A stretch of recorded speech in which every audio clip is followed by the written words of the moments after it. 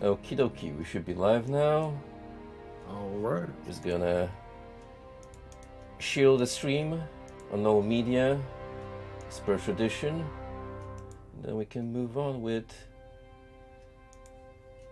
the story of this grand series, which everyone plays for. Not the fun multiplayer, oh no. We're very much invested in the lore. There were a lot of people who did play it for the story up until about Halo 4. Well, whenever it went to 343 Industries, which was Halo 4 or 5, and they dropped the ball. I used to really like the campaigns to these games. Wasn't it like with 2 when the online aspect really kicked off? Yeah, because Halo 2, I think, I'm probably wrong when I say this, but I think it was one of the first Xbox Live enabled games. But if not one of the first, it was definitely the most popular. No doubt about that. Gotcha. So, maybe I'm wrong on that. Let me see something. I know Brute Force had it too, I'm pretty sure. Which was an awesome game, and I'm sad it's just never going to get ported. Or maybe Brute Force? Yeah, okay. The Platinum Hits definitely had a live enabled on the box, which is the one I had. And I think that came out before Halo 2. Let's see, Brute Force was 2003. Oh yeah, Halo was 2004. Okay, I'm way wrong. Now let me see what the first Xbox Live game was. Xbox Live launched November 2002, which gave... Oh, Halo Combat Evolved was on Xbox. I didn't know that. Never knew that because I didn't have Xbox Live till way after that. That's crazy. Are you in the game right now? I have it booted up. I am not in your game. Because I can't see you on the menu thing. Uh-oh. Oh, it's probably because I haven't pressed. Now I should go. There we go. Oh, this is just on the menu, not the main menu, I guess. You gotta be all the way in. So we should be heading into Assault in the control room. Because that's what it's showing me that we haven't touched yet.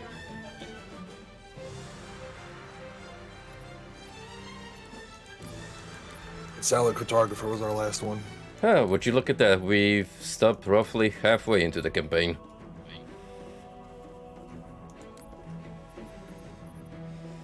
Alright, I'm just gonna put everything on how it used to be. We won't go too crazy. Just the old gold standard. And then start.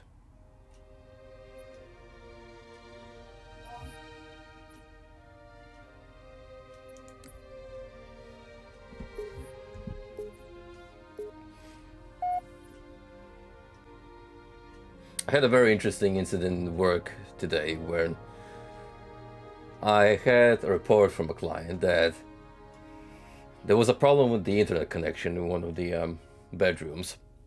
Right. And let me tell you, compared to regular electrics, network testing is a greater pain in the ass because there's many more variables that can happen. So the problem is that the guy's network speed was capping at a much lower rate compared to everywhere else in the place. All the other rooms had like the peak of the connection available, and his was like 1/5 of the available speed. Oh, so geez. I looked into the connection, and lo and behold, there was one wire loose. But here's the thing. It improved the connection on his laptop, but not on the PC rig.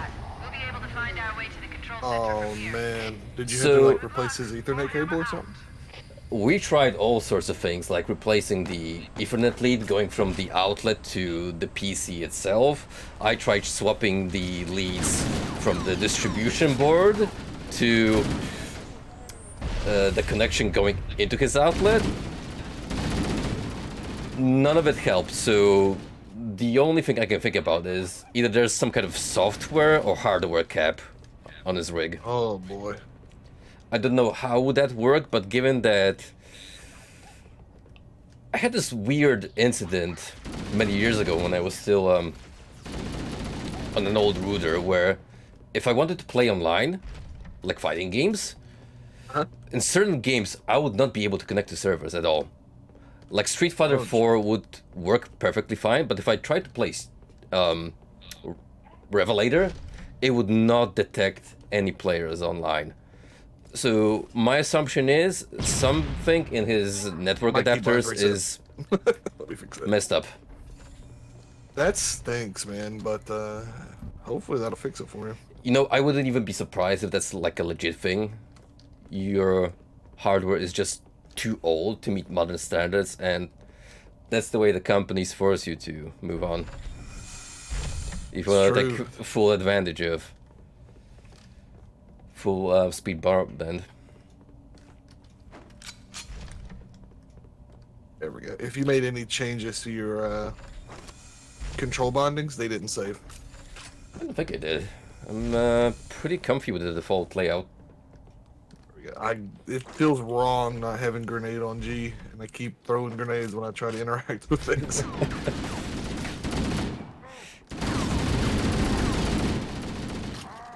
Yeah, I didn't even know you guys did internet stuff, or were you just being friendly to someone?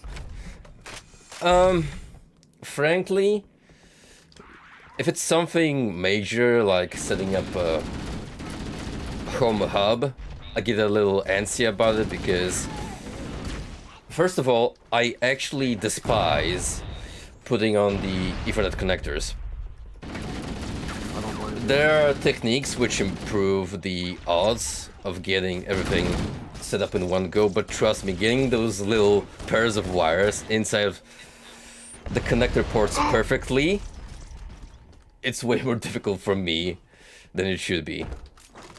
No, I So understand. usually what I just do is the shortcut where I take some gel connectors, cut off an existing lead on both ends, and then just use the gels to connect the wires, and then hook up the fabric-made plug into the port. It's the way to do it, man. Trust me, it saves up a lot of hassle. Because if I have to troubleshoot, God forbid, one potential issue is out of the way. That's the worst, man. You get everything done, you go to plug it all up, and it doesn't work. The Covenant presence here is Do you ever stronger have than them, anticipated. They seem I to have the always entire generally region try to do secured. this when techs come to my house. Do you have them breathing down your neck the whole time you're working? Oh dude, that happened yesterday. Oh. One client had some issues going on with the boiler. So he claimed that the wireless thermostat that they've been using just wasn't doing its job because of shoddy connection, which can happen. All depends when you place the device. And I just walked through a gap in the floor because I didn't notice it. Whoops. Also, you might want to check your microphone because I think I'm being picked up again. Okay, I can fix that. Discord is really bad to reset my audios a lot. Let me turn you down a bit. At least your filter didn't come on. And you don't sound like Satan incarnate. No, I made sure to make sure that was off. But Turned you down, anyway, you should be good. so we do the hardwired option, as he asked. But here's the thing. The weather patterns here seem The natural, boiler not is artificial. fucked I up wonder if the because reason environment they bought a systems are house malfunctioning, with or if the one of the designers wanted the cheapest, installation to have inclement weather. most prone to faults boiler models possible. Oh god. And we know that because we called up a plumber friend and he said that he doesn't even accept maintenance calls when that model is brought up in question. Oh wow. Oh well, if you get shot by one, you're gone. So Good I luck. know this. This game has got some good physics. It does. That's I have a friend of mine who, him and his wife just recently bought a house, and they had some trouble with their hot water tank or something. I'm back, by the way. I don't exactly remember, but they had someone come up and they're, yeah, your stuff is like so old. We can't do this. I was like, oh, that sucks. What's even worse is that the thermostat they bought was a cheap knockoff of an existing brand. And you know, because the wiring diagram that comes in was some of the most generic, blatantly, we don't give a fuck, whatever. Right. Like, you look at the chart and neither my older brother or father knew what the hell was going on. They had like 5 different wiring options listed and none of them made any sense.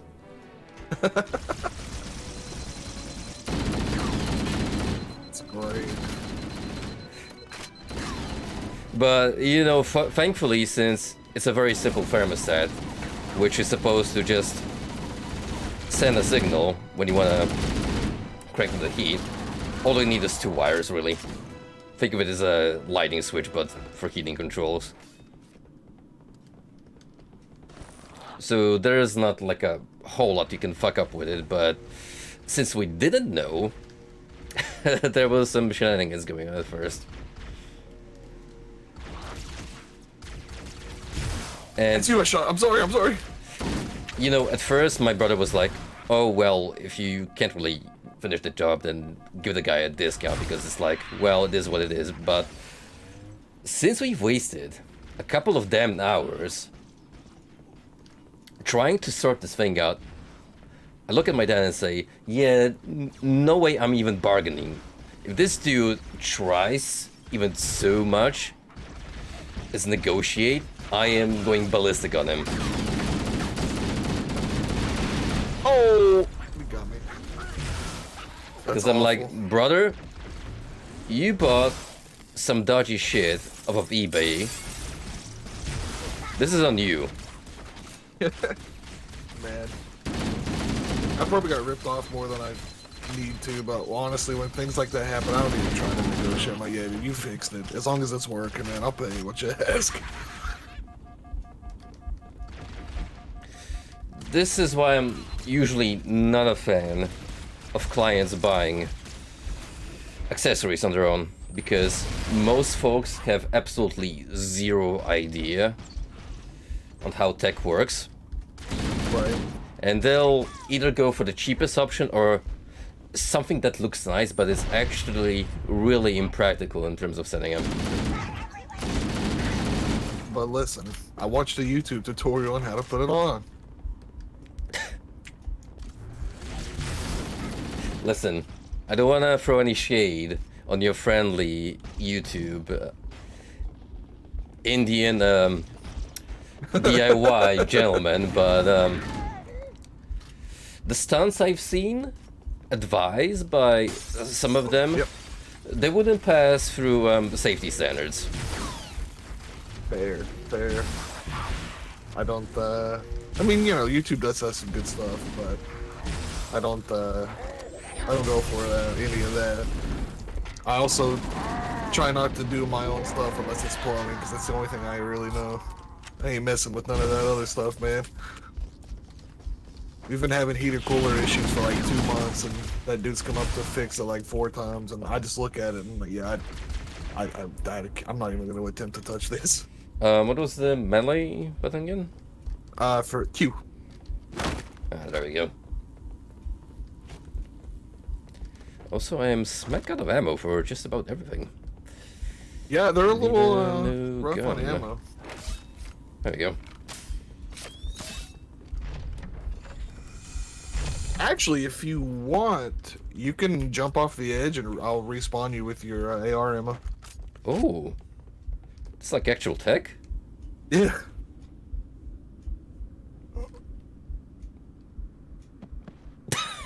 That was a cute little ragdoll as I smacked Len in the snow. The only thing that sucks is if you recoil. do that, you lose your secondary. But I only had a plasma Gotcha. pistol anyway. It's interesting how I keep the regular plasma gun, but it doesn't reset me to the Magnum. Yeah, it's What such is a it? bummer. Desert Eagle? It's Desert Eagle, I I think. call it the best pistol of all time. I really like it. Hey, what's up, Golden? Hey, what's up, man? Ooh. Oh wow! Just immediately greeted with death. So did you manage to finish that game up yesterday, or are you still I in the did midst not. of it? I got one more dungeon. One more dungeon. It ended up running a little longer than I had anticipated, which is fine. I'm having a good time with it.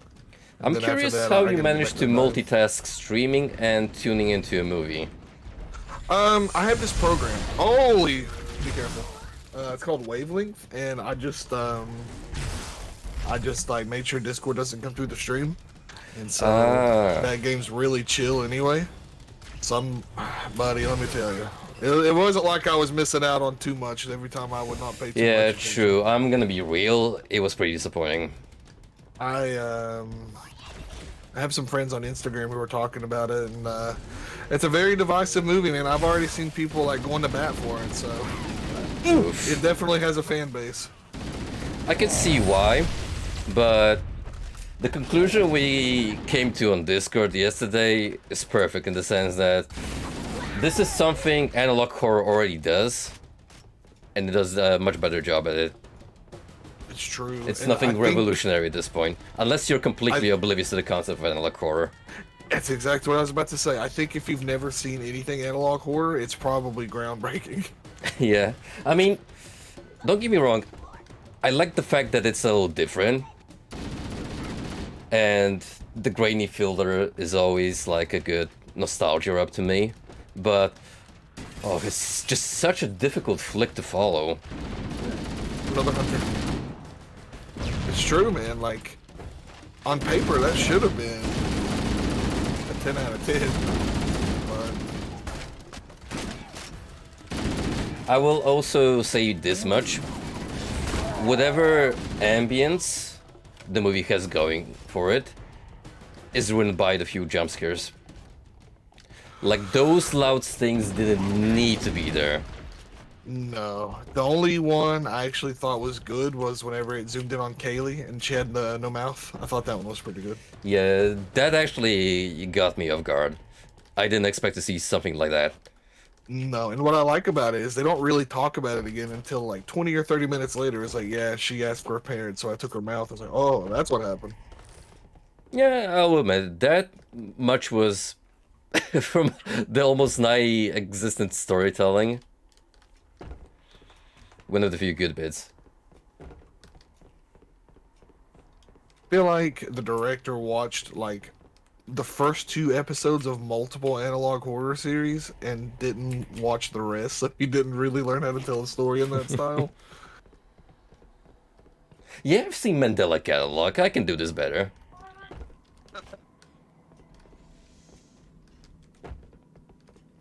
I think there is a movie out there that tries to do a similar thing with alternates. What was the name of it? They look like humans or something along those lines. Yeah, I'm unfamiliar, but I'm interested. Horror these days is just such a mixed bag. Buddy, ain't it though? We got weird experimental movies that are hit or miss, which I appreciate nonetheless. We have remakes. We have bad movies. Occasionally you'll get a Terrifier though, so I guess it's all worth it. Yeah. Maybe not so much Terrifier 2, but Yeah. we got more of Art the Clown, which is always a good thing. He shot a little above his his pay grade on that movie. Terrifier 2, I mean, like, I don't know why. I don't want to rant about it, but all I'm saying is I wasn't watching Terrifier 1 for the story, I'll tell you that.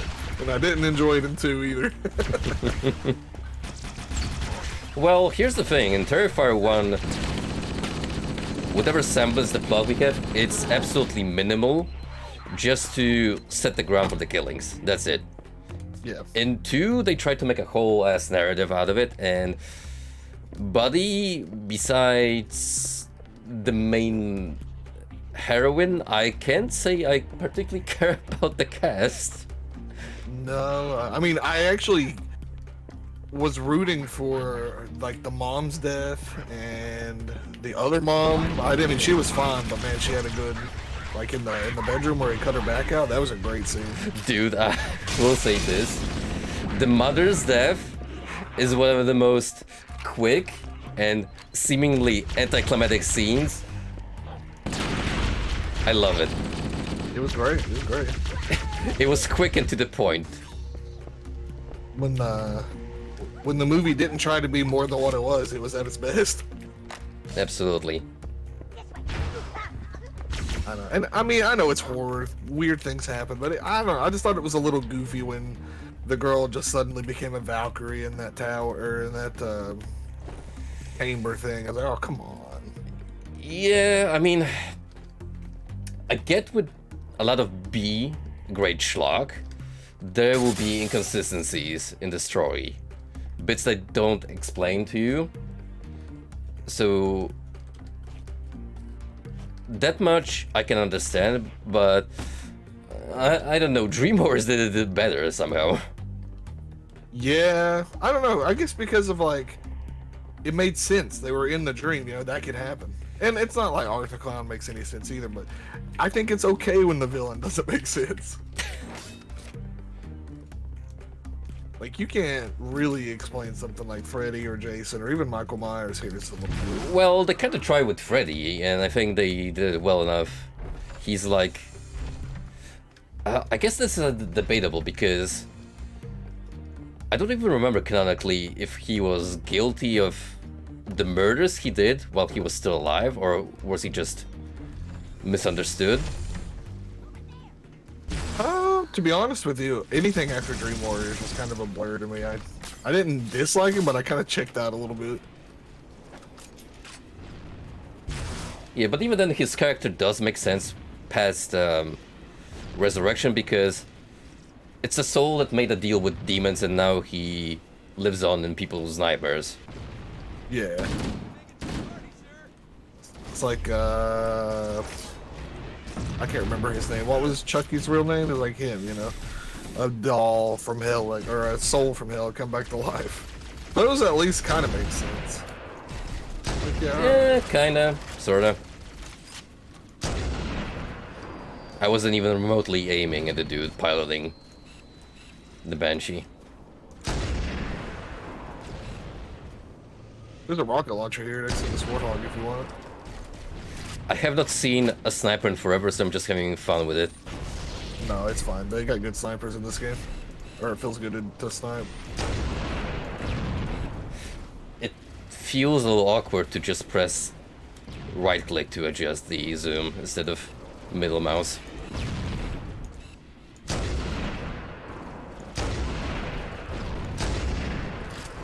Oh yeah, you gotta toggle in, and if you go too far, you gotta reset the whole thing. Frosty, I think it's time. It might be time. Giddy up, partner.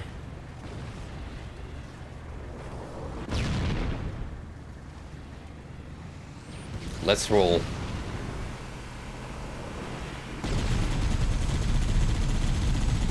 Can you actually pilot this ship? You can in 2. I don't know if you can in this game. I think they blow up whenever you get whoever's in out of it, and you can't hijack in this game yet. That was the worst thing that ever happened to multiplayer, Whoa. but also the best. We do be drifting.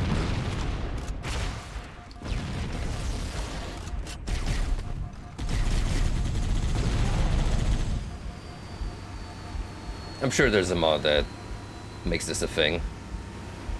Piloting the alien ships. Also, actual snow giant Yeah, it's physics. great.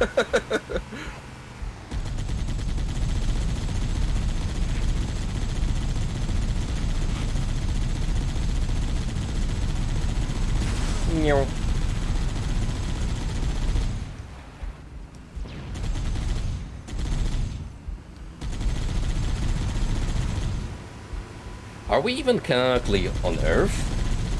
Or is this a completely different planet? Because if not, good honest, thing I don't the think ecology of this system is identical to ours.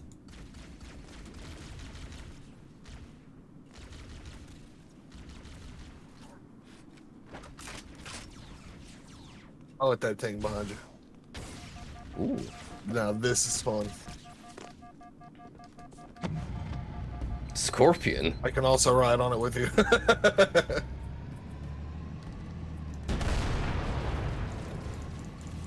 Now we're just straight up playing EDF. Except we don't have giant kaiju ants on our case. Can you hop onto that scooter? Oh, I didn't even see that. Sure can. There you go.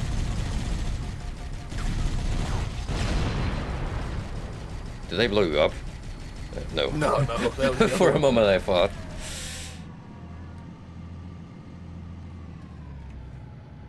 This is a cool looking tank. Reminds me of StarCraft units.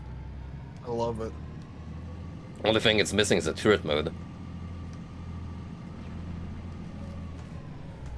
That was one of the charming points of StarCraft. Like, every race you played, their units had distinct characteristics. Which was your Place favorite? their tanks to defend the entrance to the tunnel. You say Terran. Oh, you mean the races? Yeah, yeah. Oh, you know, that's a tough call because I kind of like playing as everyone. Like, they all had their strong and weak points.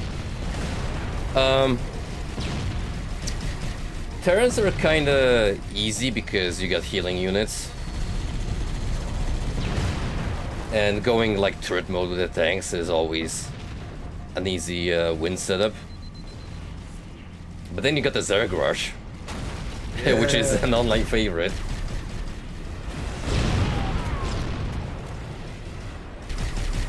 Up until...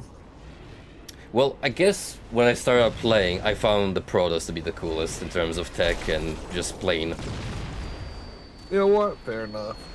I'll take it. badass.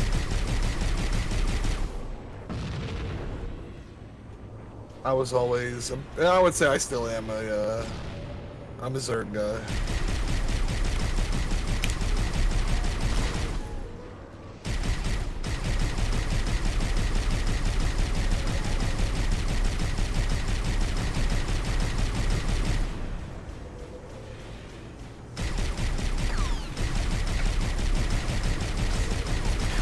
Now this is pod racing. Oh, we got a Banshee. Unfortunately, I have perished, so it's up to you, my friend. Oh, heck yeah. I'll do this the easy way. Come on, come on, come on, come on. I got 1 HP, 1 HP. Okay. EDF. EDF. Dude. I'm gonna be really with you, this is some of the worst skill cams possible because it zooms in on the player model or the vehicle you're driving in, and you can't see squat outside of it. Yeah, it's not good. It's not great. What's up, Don? Hey there, Dine. Nice to see you again, buddy.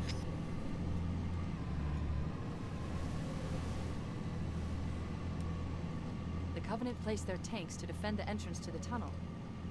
I used to use these tanks like a Tony Hawk ramp.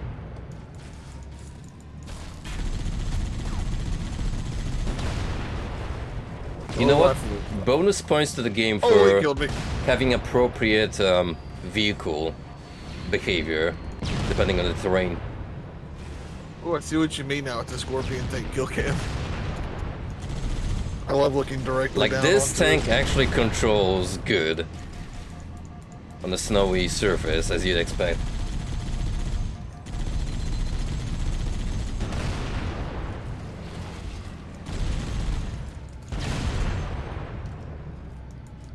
I'm back.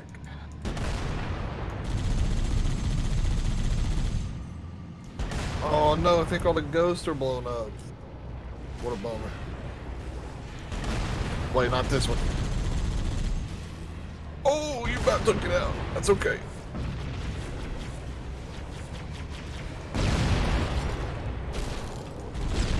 Eat it, sucker.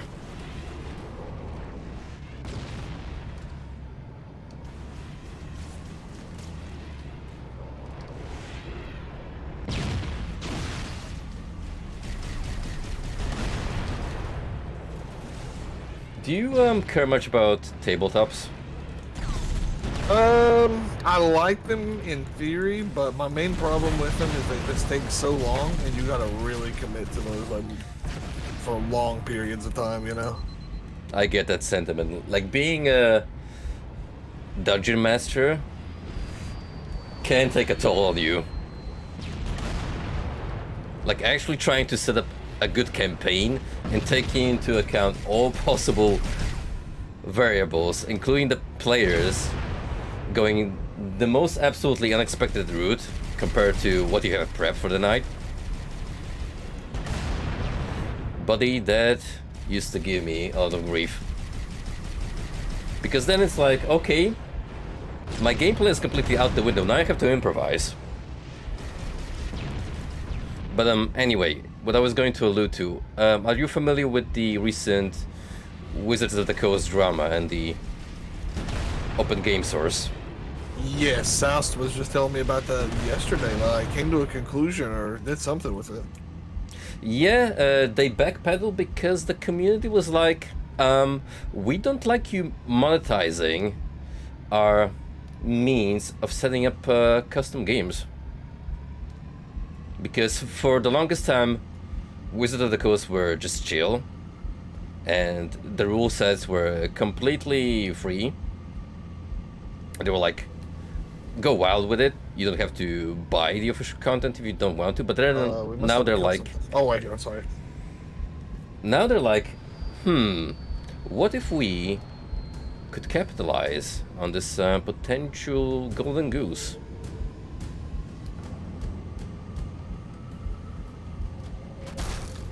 Good old Wizards, man. They're also strangling everything they can out of Magic the Gathering.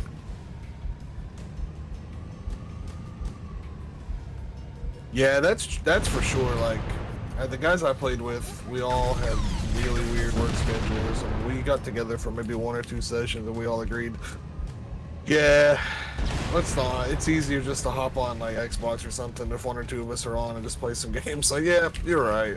And that was the end of my tabletop stint. Well, this all goes back to a core problem with humanity being no one wants to be taken accountable. Because, you know, being the head honcho responsible for organizing an event means that you get the blame if anything goes wrong. And not a lot of people want to take that risk. Not to mention the time and effort that goes into setting everything up.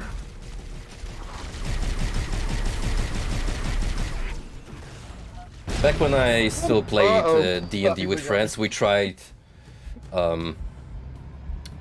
cycling who gets to be the DM for a particular campaign, and let me tell you, people went to great lengths to skip out on their duties. Being a DM doesn't sound... I mean, at least you get to interact and have fun with it versus like TOing an event where you just get to watch and make sure things go smooth, which I'm sure some people get enjoyment out of that, but I'd rather play games than, you know. Like, I think DMing, you are still part of the game and you can have a lot of fun, but I wouldn't want to run it. Not even just an FGC, I would never want to run a video game tournament. I ran a Halo 2 tournament in high school, and it was miserable because I just wanted to play. At a certain point, my D&D group was like, yeah, you know, you're one of the best candidates to be a DM because you got some of those interesting ideas for campaigns and plot lines, and I'm like, you guys are just trying to butter me up. Were they really?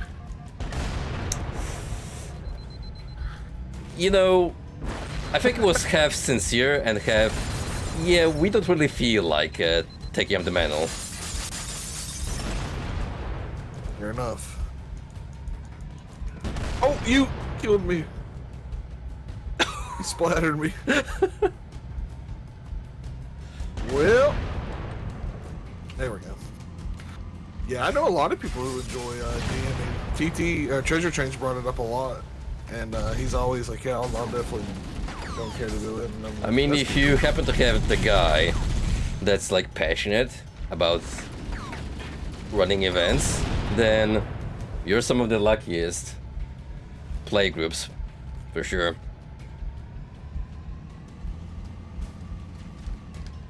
I hear somebody back here shooting we didn't kill.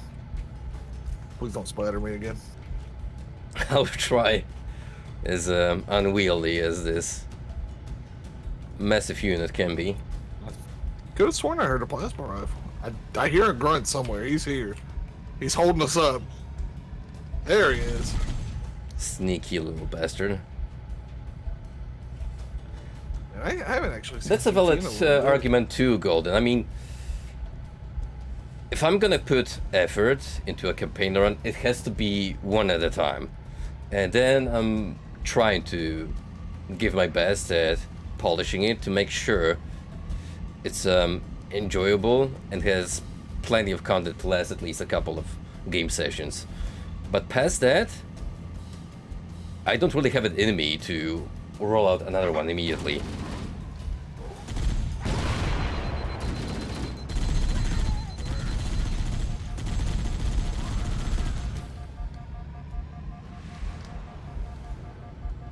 You also have to take into account that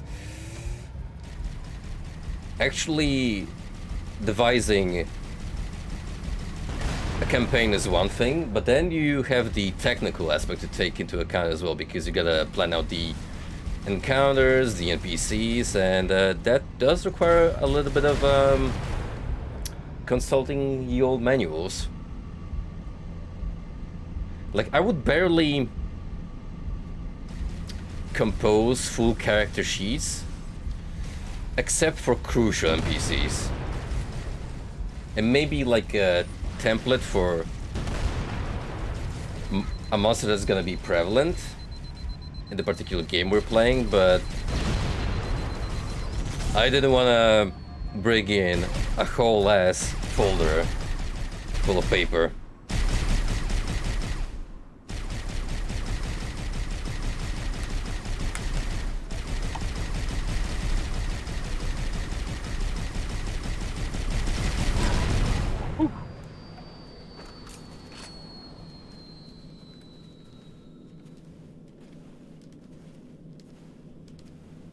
That was a sick flip, my dude. I told you, bro. I use them as a makeshift half pipe. Why play Skate-Free where you can just boot up Halo?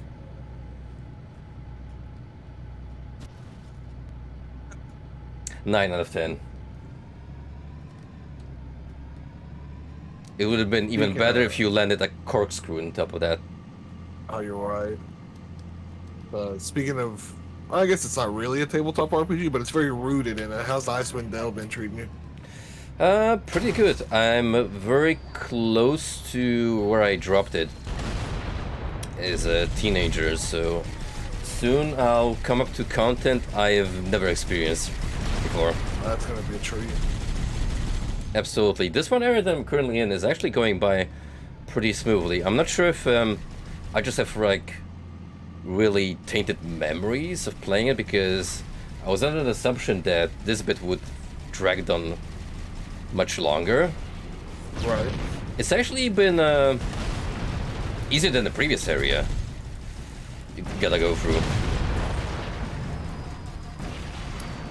And yeah, I've been thinking, am I misremembering this zone, or is it just a party composition that's blazing Right. through the encounters? Because mind you, with the enhanced edition you got more customization options. Like, I wouldn't be able to have a dual-wielding half-orc barbarian in the original Icewind Dale. It was much more bare bones. Oh. I'll forgive you for that one. Whoops. You did, however, destroy my ride, so let's ride.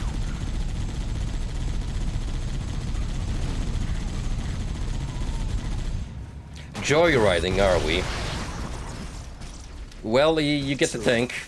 Yep. Never I mind. died. Immediately. That's fine. I But, got my ghost bag. you get your little, space scooter back.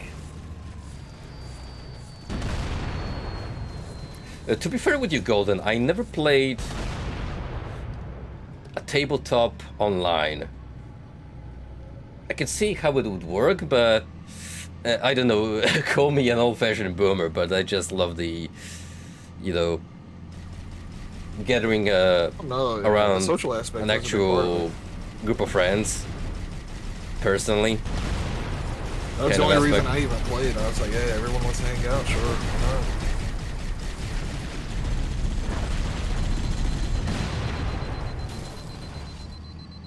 It generally used to be one of those hobbies where you didn't need a computer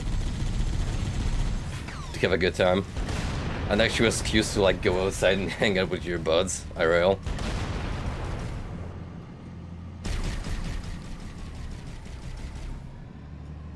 Although, I guess having it on a computer now saves your problem of I don't want to walk in with a binder full of paper. Yeah, and also I don't have any friends in person, which is a growing issue I've noticed. Yeah, that's... I mean, I'm lucky to still have a lot of friends who like video games, but they're more into, like, shooters. That's who I played like, Call of Duty and stuff with, for those dudes. Which is fine, you know, everyone likes what they like. Until they started asking me if I liked High on Life. I was like, yeah... maybe I should What game? rethink this 20-year long... High on... the Justin Roiland game, High on Life. Oh... It was at that point I started questioning this 20-year long friendship. yeah, it's become especially awkward since the allegations, huh? He ain't beating him, I bro. thought the Covenant had eliminated all the Marine forces. He kinda screwed himself over in terms of any kind of soul defense. The receipts are out there, bro. What else is there to deny? Yeah. Oh, hey. I generally thought those were enemies at first. Covenant dropship inbound. Take cover. But hey, one of them has a sniper, in case we need a free-ranged gun. Hey, wonder I if I have can now still- a full squad on board. Oh, nice. Next time they get off, I'll try and switch up weapons. I got one rock. Oh no, I died. Never mind. So if you have like a rocket launcher or something with one shot left, I know in Halo 2 anyway, if you trade it to one of your dudes, they have unlimited ammo, so they can make a lot more use out of that one rocket.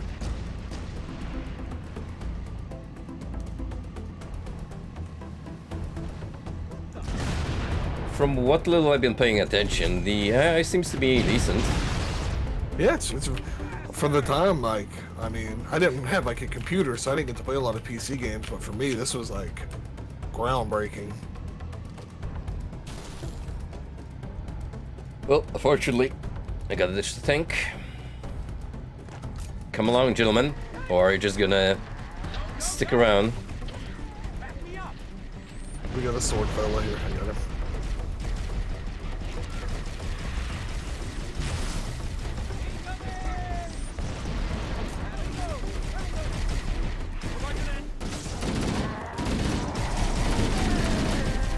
Imagine bringing a sword to a gunfight. Wouldn't be me.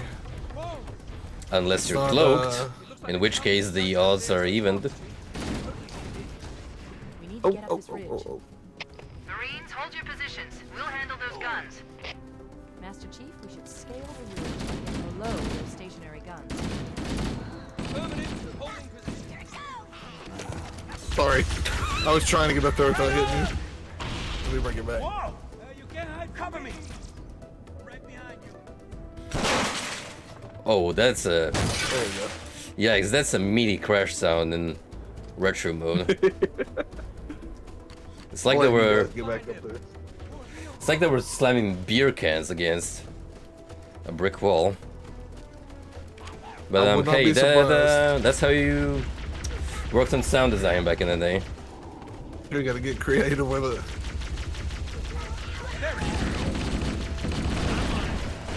No royalty-free libraries, you gotta improvise. Frag out! Cover fire!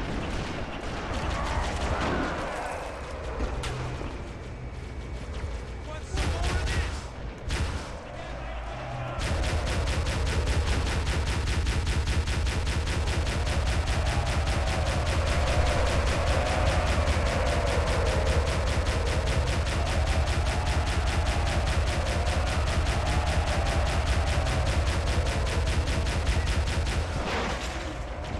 The Banshees have a pretty interesting design. It's almost like they're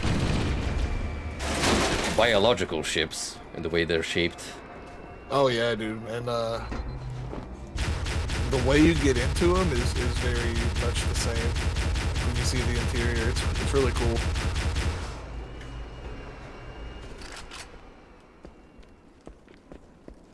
Yikes! Does this thing work? Or is it busted? Ooh. Hell yeah. It's pretty damaged, but still usable. I've sent a distress call. Tag with your current position. Hold your position and await evac. The Master Chief and I are going to continue on ahead. That's affirmative. Fire team Zulu out.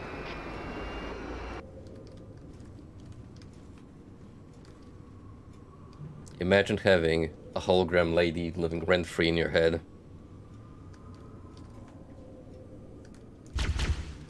Living the dream, dude.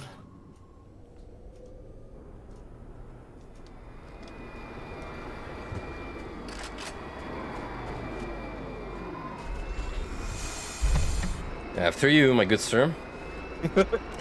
Put her in.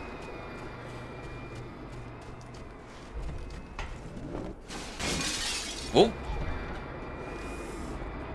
Did I kill you? No, but the skips are night jump scares.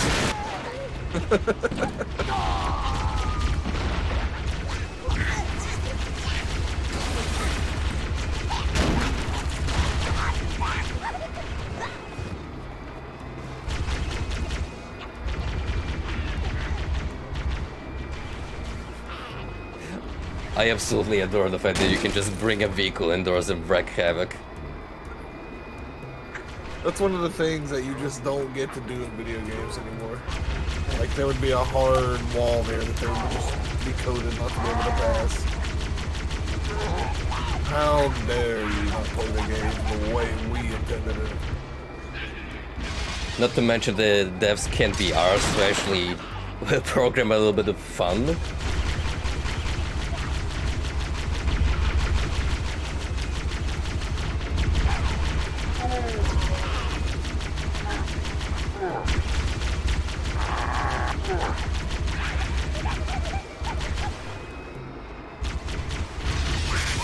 Yeah, get a good zoom in on Master Chief's crotch over there.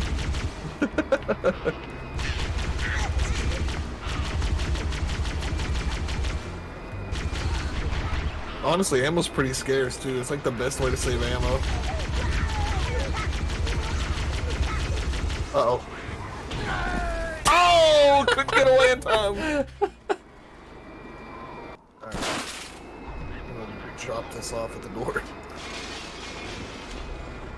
A little cramped in there. We can bring it with us. Oh, look at this little fella. He's sleeping. Wakey, wakey. It's time for school. Goofy grunts.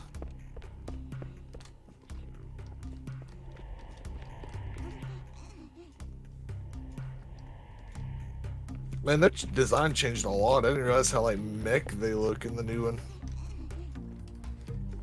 Yeah, straight up like a Mass Effect enemy.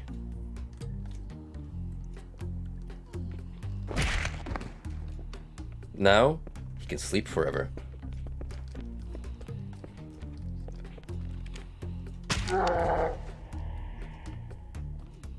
Yo, stealth we're going in my quiet. Halo? No! I mean, I appreciate the option available. But, I play my Halo just like my Deus Ex. Guns blazing. You killed me. I'm gonna pretend you didn't kill me. I'm not even gonna pretend I'm to be held accountable. You just happen to walk into my line of shot.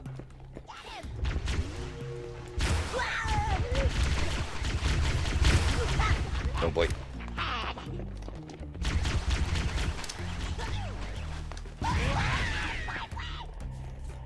This is a pretty good bop playing right now. You got some good music, man. Man, that lit me up for half my health.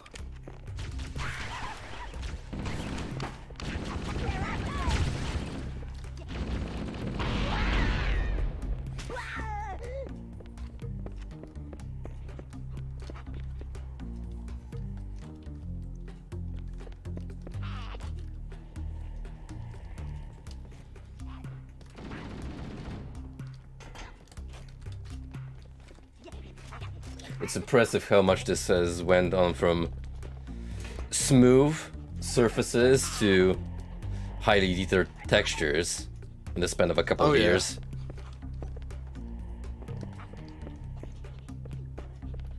I hear him running around over here, but I don't know.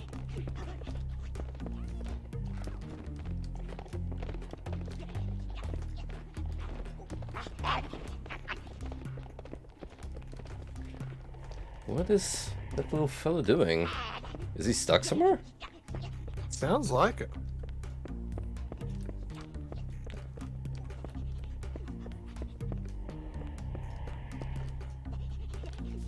Where are you?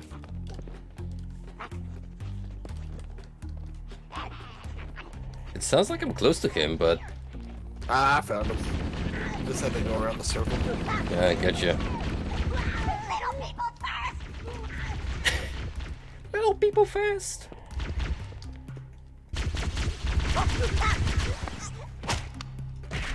Goofy grunts.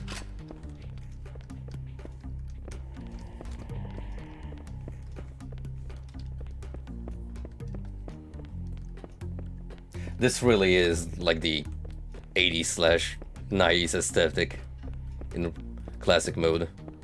Oh yeah, dude, I love it. Serious alien vibes. Excuse me.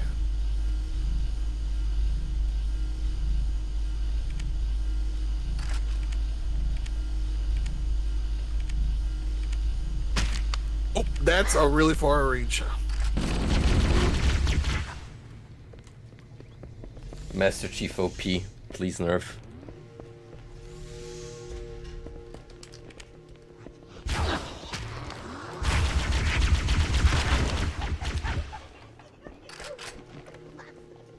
Fragmentation remains.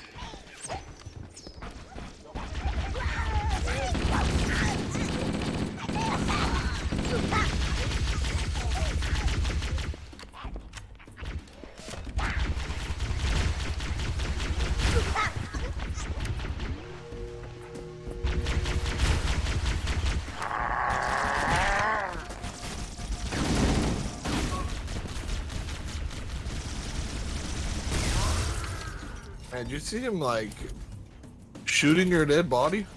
I did. That was rude and uncalled for. The disrespect. Very shiny in old school graphics.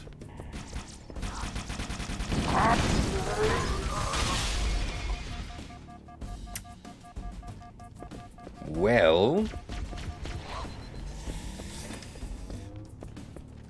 that kind of backfired on you, didn't it, pal? A little bit.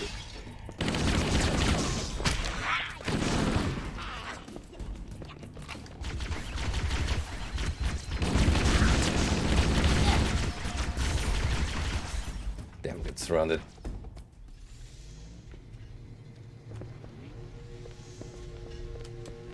We gotta redo the lift again.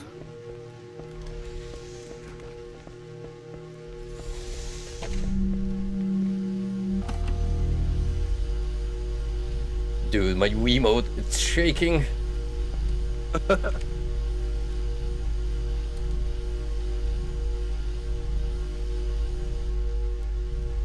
It does actually look like a cheap controller when you switch on to classic I visuals. lied. We didn't have to do that again. It's fine. It's fine.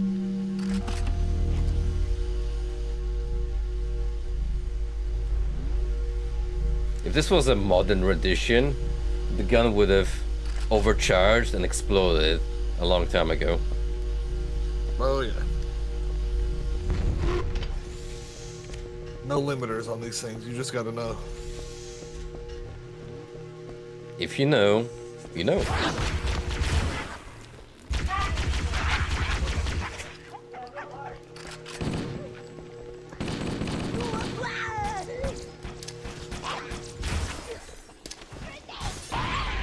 Why me?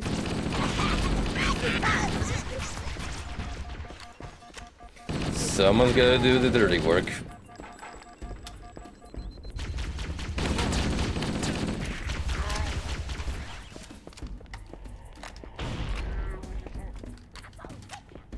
It's always the small folk at the bottom of the food chain. Short kings stay losing. Always. Man, let's when will they learn? Did you see that tweet I posted earlier where it's like, if you're a short dude, don't even bother hitting the gym. Just embrace your small height, grow a beard, get a beer belly, and become a dwarf. No, but I would totally do that. I actually think that if you have that kind of physique, it does add to your manliness. Honestly, dude, yeah, play to your strengths, you know? There's just something about smaller, stout men with long facial hair that looks absolutely badass.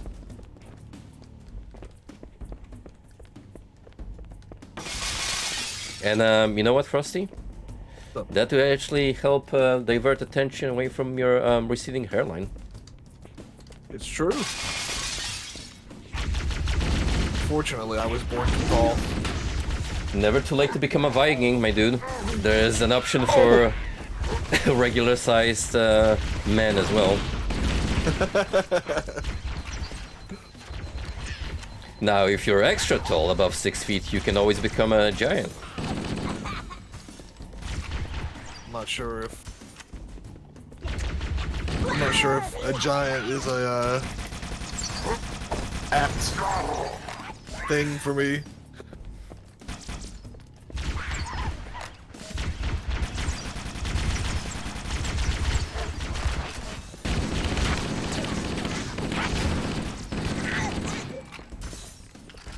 There we go.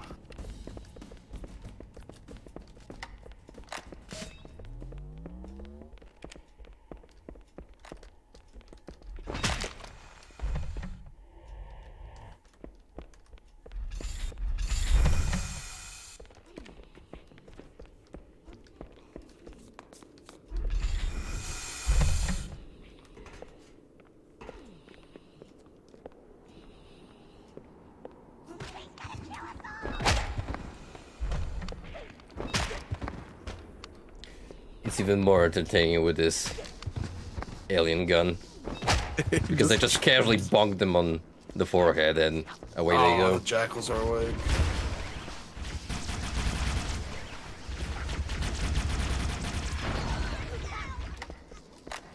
Someone had to do watch duty.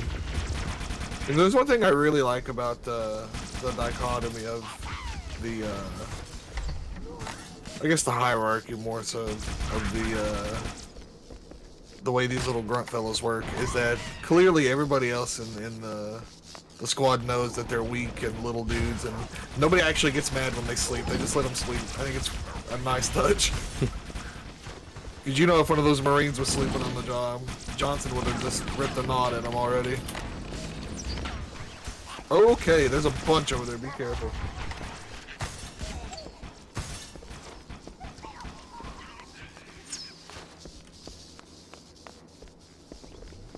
There we go. It's always interesting to see alien empires from a purely structural POV. I think my game just froze. Mine did too. Oh, Uh-oh. yikes. Well, the audio just died down. Uh-oh. Same for me. Game? Hello? Watch, we picked the one day where Bungie's like, server maintenance. See you in 2 hours.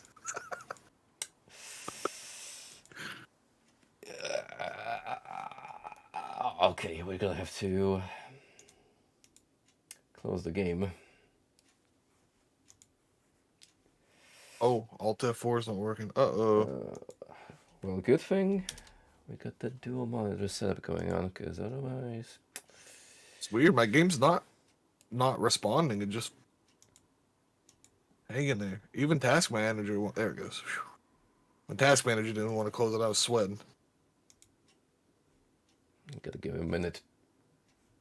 This probably means we're gonna have to start all the way from beginning. Oh, it might hold our thing. Give me 2 quick seconds. That'll be a good time for me to step out real quick. Alright, I'm gonna put the game up in the meantime.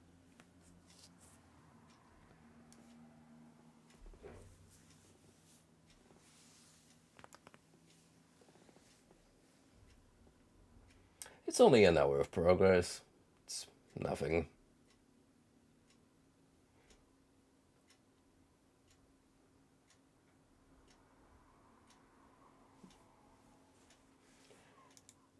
Yeah.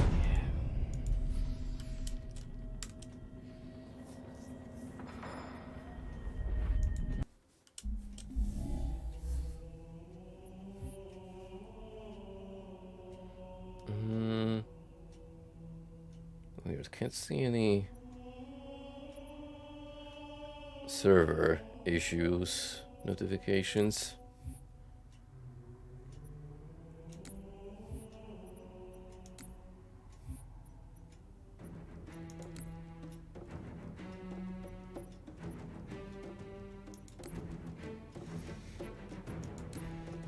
Yeah, oof, we're gonna have to rush through this bit again. Yeesh.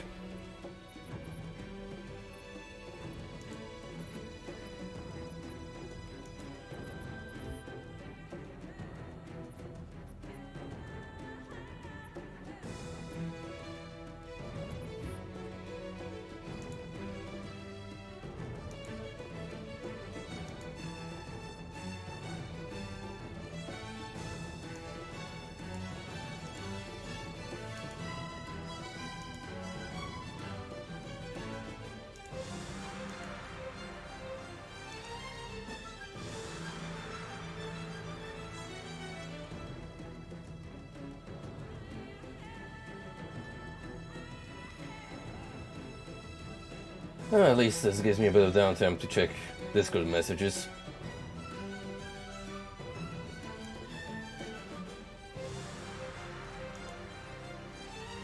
Just have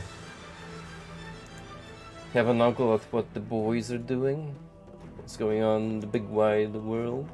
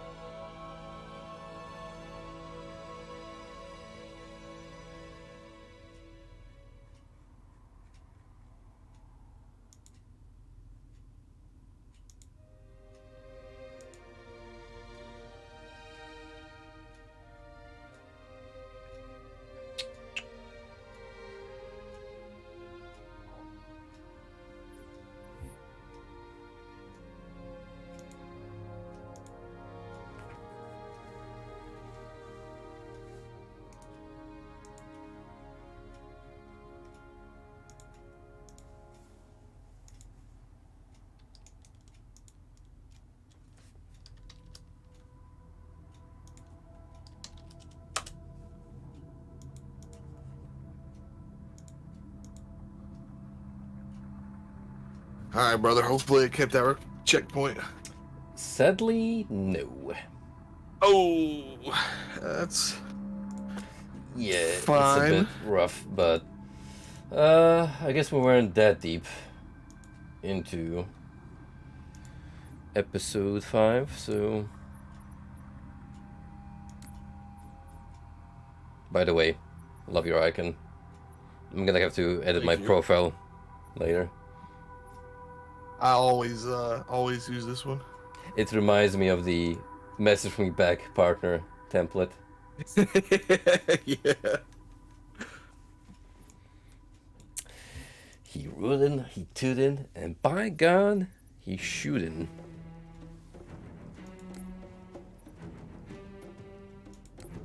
Tell me, Sean, have you remembered to ground your bed before you went to sleep? Absolutely. That's the only thing Watching keeping some more me of his alive. videos. I still can't figure out the purpose of it, dude. Well, clearly the guy does not get enough of an adrenaline kick on an everyday basis, so he just wants that extra dopamine and voltage going through his body.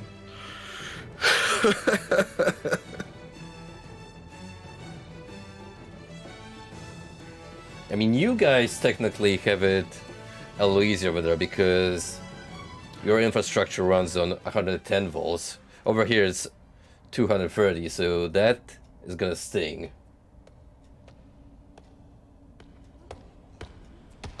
Not that getting zapped is beneficial in any sense. This is as far as I can go. Roger that. We'll be able to find our way to the control center from here. I was watching some of his other videos. I don't fully understand, but I think he's actually in Japan. Is he? He was making videos about working in like their forest industry. Well, that's a bit of out of line compared to the rest of his content then. It's such a weird guy, but he makes good videos outside of that one, so I'll give him a pass. That's not even bad. It's just something I simply don't understand yet. He's gonna be ahead of the curve in 5 years. You know what? I'm gonna give him the becomes the benefit of the standard. doubt and just rule it out as a performance stunt. It's possible. Like, no way you can be that oblivious, can you? Can you? I hope not. But I mean, you never really know either.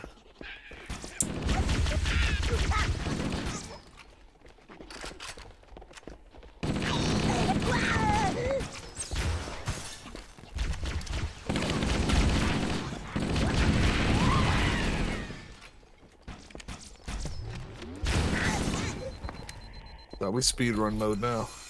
Look at that. We've already made more progress than we did in 10 minutes last time. Well, we know what's coming up. We got places to be, aliens to kill.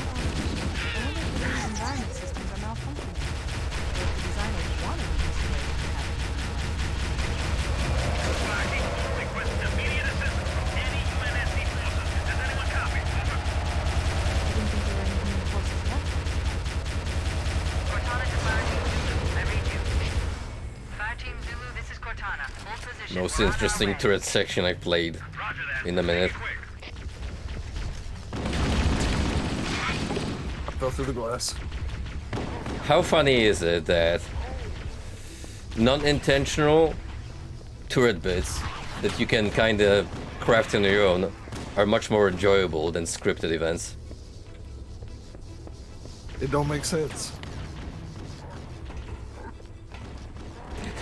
Probably because when they try to hard code it into the game, they forget about the fun part of it. Yeah, that's true too. And having like the option to not do it if you don't want to makes the turrets a lot more fun than you have to do it this way. Or at the very least, please forget about overcharging mechanics and just give me unlimited ammo. If you're gonna throw Yeah. a billion of mobs left and right.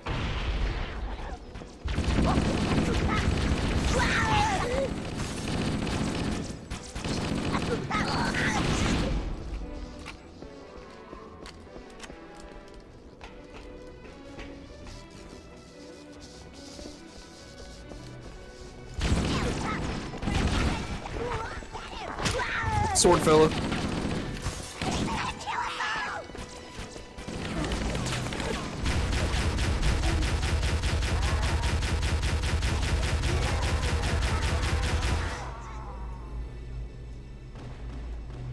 Are they gone? Yeah, I got it.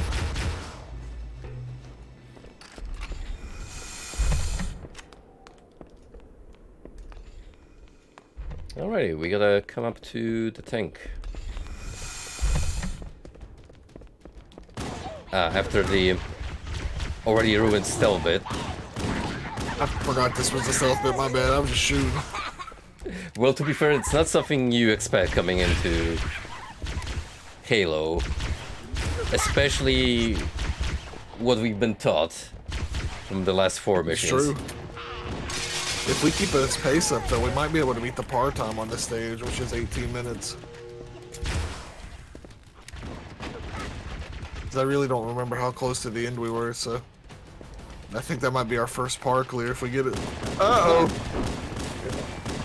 There we go.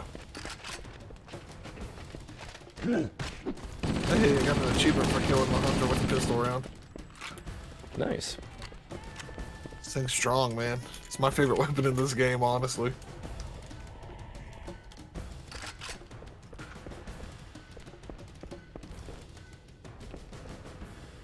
But it's so disappointing that when you die, you don't respawn with it. Yeah, kind of weird that the default pistol is a rare commodity. You find the assault rifle on an almost constant basis. That almost looks like you're pointing the barrel to yourself. Unironically. It's that one Doom mod. You know the one. I know. I think everyone does at this point because it's just such a staple. Did that grunt talk for you too, even though he was clearly asleep? It's fine. He was just sleep talking. Yeah, it's fine. The most lucid nightmare from which he ain't waking up. And I was having some weird dreams last night. I could not remember them when I woke up to write them down though. I just know it was weird. That's the one thing that pisses me off. When I have particularly vibrant dreams, but even then they just kind of fade away during the day. Yeah. And already like 5 minutes into consciousness, you already forget about 50% of the details. And it's like, what happened after this? Who was I talking to? God damn it. My usual tech is like, I have my phone with me as soon as I wake up and like, I'm jotting down everything I can while I let the shower warm up or something.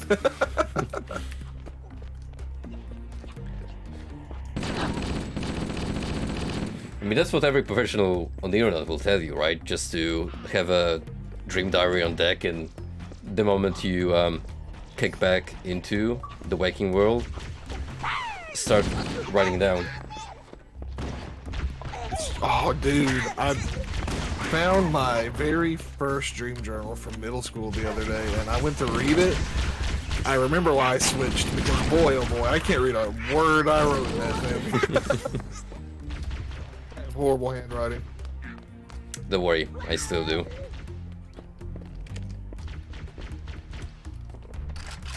Sure was fun to see it, though. Went through some other notebooks. I'll have to post a picture of it. It was around the time, I can't draw, by the way. I have no artistic ability. And it was around the time the first Binding of Isaac came out. I drew this really ugly picture of Isaac, and I was like, man, I really thought I was on something. I thought I was cooking. I have to tell you, if you messed up Isaac that bad, which is already a simple character by design, then, hate to say this, bud, but you ain't becoming a world-renowned artist anytime soon. Oh, I got splattered. The problem was less Isaac itself and more me trying to put my... That's just bad. It's bad. Because, you know, I was young at the time, so, and, you know... I was trying to make it a little overtly edgy with the stuff. It was funny, though.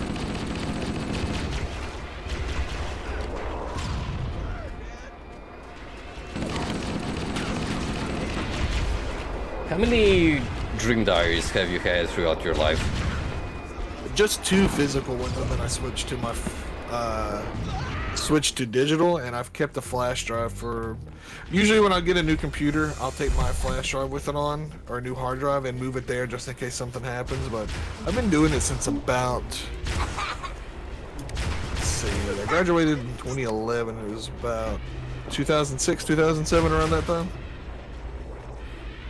Nice. And how much would you say that the intensity of your dreams has improved because of actually putting in the effort? I don't know. Oh my god, he got me again. I don't know if it was because of the effort or it just happened to, but it's definitely helped a lot. But honestly, I was always really interested in it, and I always had vivid dreams since I was like a little kid. I still remember a handful of dreams I had when I was like really, really young. I don't know, I just always thought it was cool. It's a shame that there's not really any money in that field, or I would have definitely had my future planned out as a kid. Yeah, it's always gonna be a passion project like that one guy that used to post on YouTube, but has moved on to Patreon now. Yeah. What it seems. What was his handle? Lucid Aesthetic? Reese Jones. Yeah. Great fella too. He's Yeah. I think it was the first person on the internet I ever gave my address to because he wanted to send me some stuff, and I was sweating bullets the entire time, and that was pretty cool. He just seems interesting as a character to me. Oh, absolutely, man. I've talked to him. Assuming his life stories are believable, which, I mean, he gives off the vibes of a dude that doesn't really have any underlying agenda.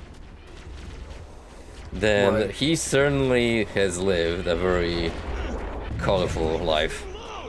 Oh, no doubt, man. Whenever he was moving from Britain to, I think he was in Arkansas for that at the time. I was like, man, this guy's my age and been through 3 times the life experiences I have. I don't know if that's a bad thing or a good thing.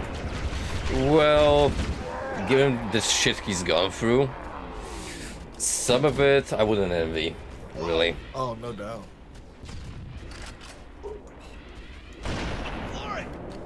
Oh, I had to Did see you some- know that he's a firm believer in semen retention? Really? I didn't know that. I know he was doing it for a while. I didn't know if... I know he had a huge bout with alcoholism, so I wasn't sure if he was just trying to completely cleanse himself of like porn whenever he was doing that too, because I guess that also goes hand in hand. I didn't know he actually believed in the benefits and stuff to it. I haven't really looked into it, so I don't want to say it's completely wrong, but I'm going to say it's probably not entirely true. I want to say the supposed benefits are definitely exaggerated. I mean, listen. I'm not gonna be You are on stream. Be careful. I'm not gonna be a revolutionary by stating that masturbation excess is obviously not good for you. So a bit of self-restraint will not only improve the quality of your life, but definitely your mood set as well. Yeah. See, for like the longest time, I thought the semen retention group was like, you know, struggling porn addicts, so they just completely refrain from it. I'm like, yeah, that makes sense, you know. No need to indulge in something that's becoming that big of a problem. And then I looked a little deeper into it. And oh, wait a minute. No, it actually borderlines on a whole ass philosophy with some people. Which Fair enough, but you know, I It's mean, kinda- at least it's wild to think about, but there you go. at least it's harmless. Unlike the have you seen the new? Well, I guess it's not new. The people who do that carnivore diet where they just eat butter and meats. Oh god. Yeah, I watched this girl. Her name is. What is her name? I think it's just called Steak and Butter Gal, and she eats a whole stick of butter every day, Jesus. and like ribeyes and steaks and stuff. I'm pretty sure LA Beast did a stunt like that in one of his earlier videos where he ate a whole stick of butter, and even then he put a disclaimer stating that the amount of cholesterol and calories alone in one stick of butter is enough to kill you. Oh yeah. So It's he just insane. straight up vomited it all up immediately. I'll have to send you the video after you're done streaming. It's really interesting. She took, I don't know why, but she took like a cholesterol test before and after because she used to be a vegan. And it's just worse across the board. I'm like, how do you look at that and still think it's fine? Like, I'm glad you're eating meat. You need meat to live, but I don't think the butter's a good idea. This is what really pisses me off about the age we live in now. It's all about extremes. There is no sense of moderation. It's Oh, like, no, not at all. with dieting, humans are omnivores. We can eat both meat-based products and vegetables and acquire the benefits of both worlds. So why limit yourself to one particular kind of diet unless you've got allergies or some sort of disease preventing you to say from eating red meat? Yeah.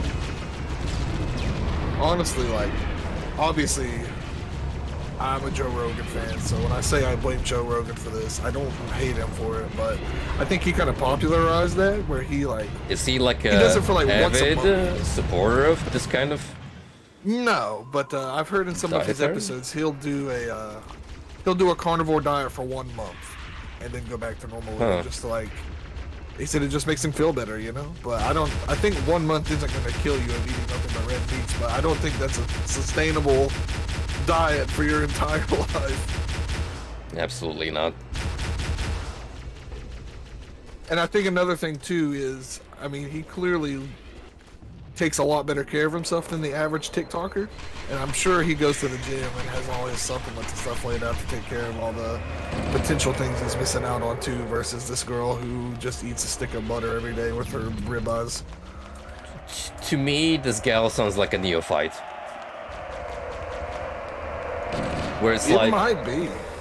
she's converted from essentially one religion to another because you kind of need to fill a void in your life once you move out from one aspect that has taken up so much of your attention.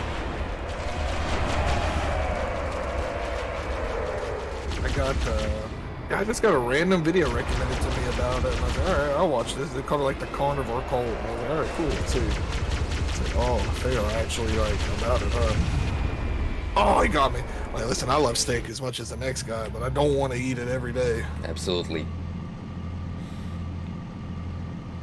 And I'm not a big fan of butter. I like to cook with it, but I don't know if it's something I would want to eat raw. It doesn't particularly taste good.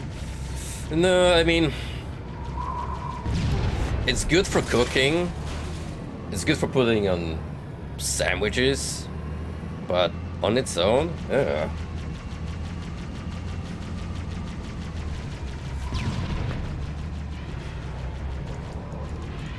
I will say though, the whole thing is pretty interesting to see what.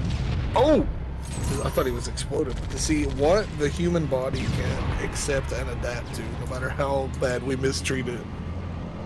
Well, there was that one lady who lived on nothing but cup noodles for most of her life.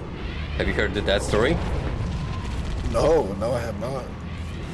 I believe it was a student who ate nothing but cup noodles for a good couple of years, and when they gave her a 4 exam, she was severely malnourished. She Man, basically had the BMI of a 70-year-old grandmother. Now, was this person eating these because they wanted to, or because it was a financial? Intentional. Oh, see, I mean, I wouldn't have been any better if it was a financial issue, but at least then I would understand, you know? 'Cause, like, it's expensive, man. World's expensive. Cup noodles are cheap. My guy, I know people who have lived the student life, and let me tell you, you just learn to get creative with prep meals. Man, I was You, always lucky. even in that regard. if you can't really afford much, you'll just get the cheapest shit off the shelf and make bootleg, not good-looking meals, but at the very least nutritious in some capacity. Oh yeah, dude. Spam's cheap, man. It may not be the best meats for you, but it's better than eating cup noodles every day. I'm not big on Oh, it's- spam, but it can be I hate it. neat. I think it's horrible. Is Occasionally. this gun spinning for you here, by the way? Yes, it is. I've never It's seen also that. making a cool sound. Oh yeah, it is. There, Yeah, we have saved it from the infinity cycle. I hate spam. I'm with you on that. I think it's horrible.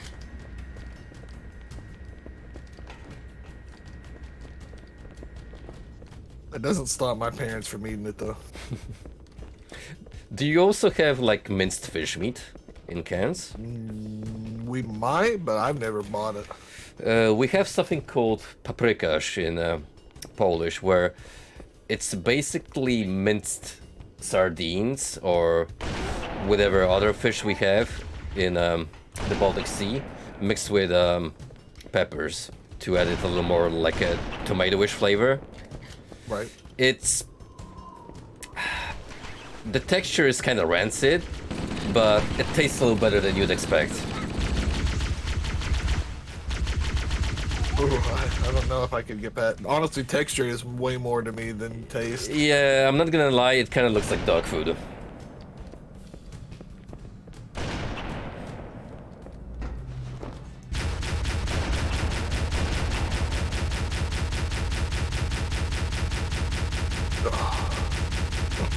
I'd probably still try it if I didn't know what it was. I am willing to try out of cuisine. I'm not usually inclined to, unless it involves insects.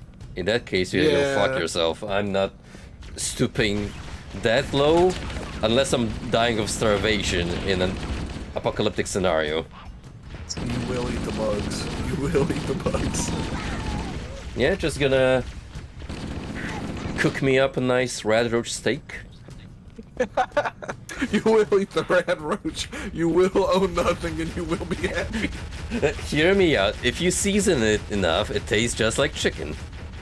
Oh, I think Dude, I'd rather just what a grab it horrible right from the ground. reality that would be. You don't think about it much, but a lot of dishes in the Fallout universe are pretty damn nasty. A whole ass iguana on a stick. I guess desperate times, man. I'd get over it, but in this timeline, I ain't touching it.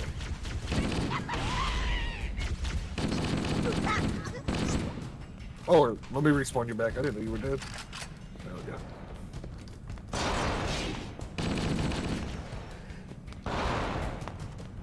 We have two-headed cows, but what if instead we decided to cook up this overgrown fly? Can't waste anything, man.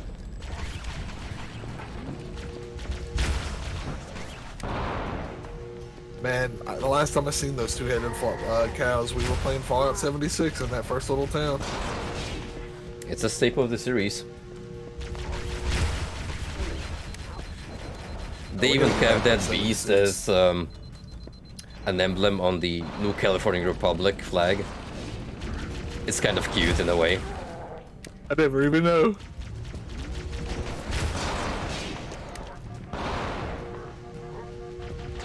Oh god, the hunter got me. He's right on my dead body. I'm back. When are we hopping back on 76?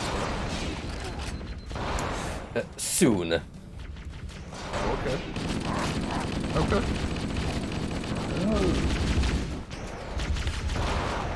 Soon as in soon, I'm going to flip my shit the more we mention Fallout 76. We'll have to come back to it eventually. Give it like 10 more years and maybe, just maybe, it'll be a good game. Maybe 10 weeks we'll be there.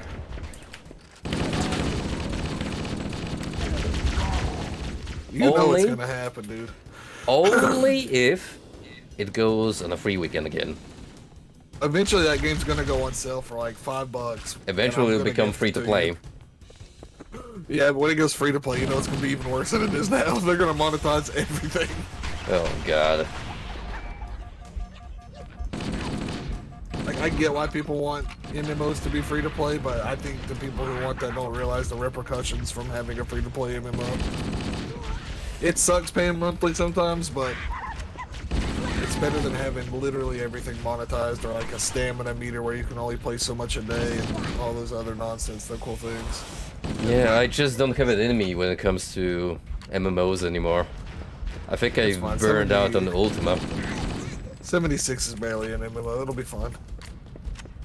I mean, it's more of a pick up and play kind of title, isn't it? It doesn't feel like an MMO at all, honestly. Which might actually be to its advantage. It's more close to what we're playing right now, but with open world and Yeah. quest lines.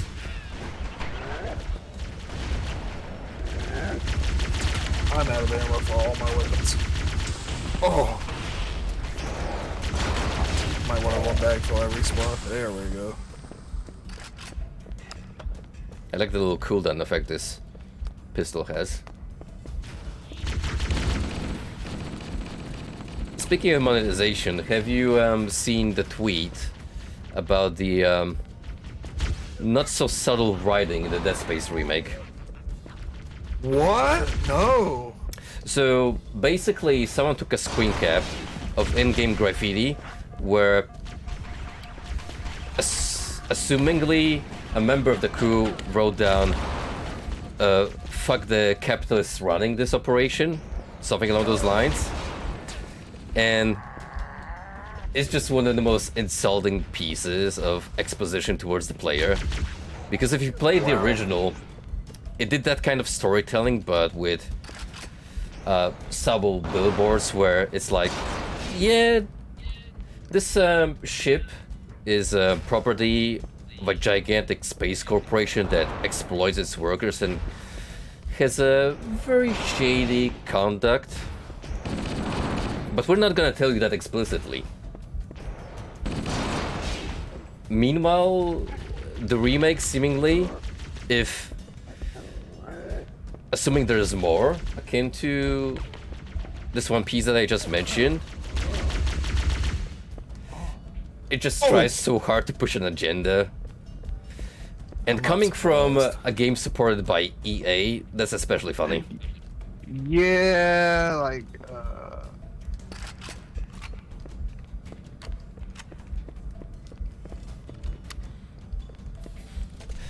Because here's the thing, it was actually praised by, you know, Twitter commies. And a lot of people rightfully pointed out in the comments, you guys are basically clapping to peak display of capitalism from EA.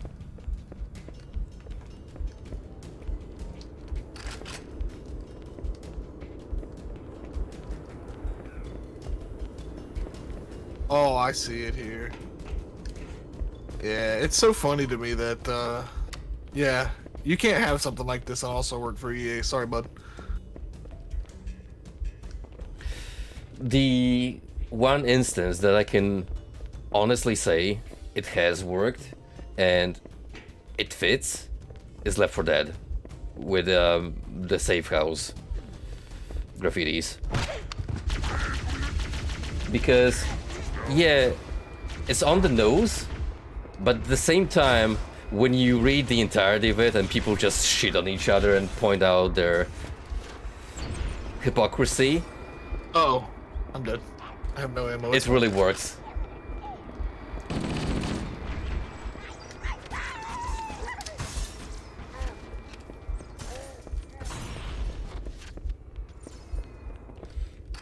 There we go. Like that game does the whole environmental message thing in a ironic sense, and it just fits as a parody. Yeah. I don't know. I'd be upset about the Dead Space remake thing 'cause it's pretty lame, but I have no interest in that remake anyway. I'm not giving EA money.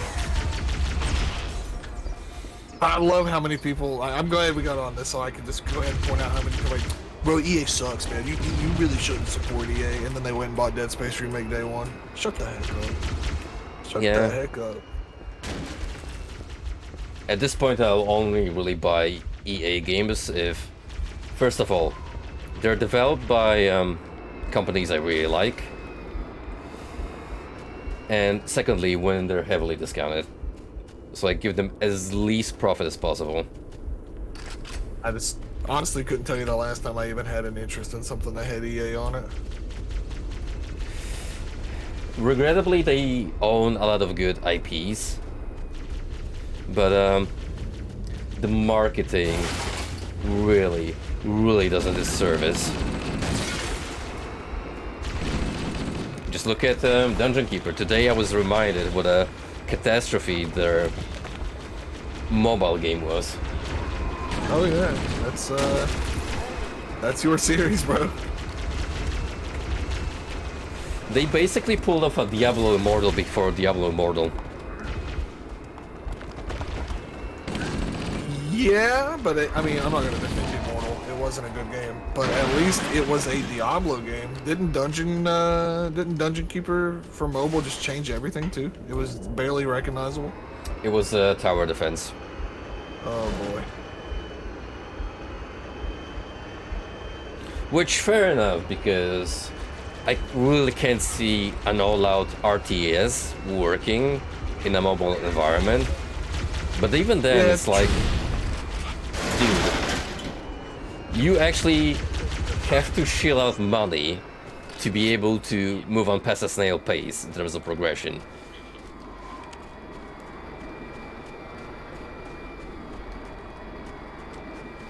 I'm not even opposed to microtransactions if it's like optional content, or if you like really want to take advantage of in-game boons, fine.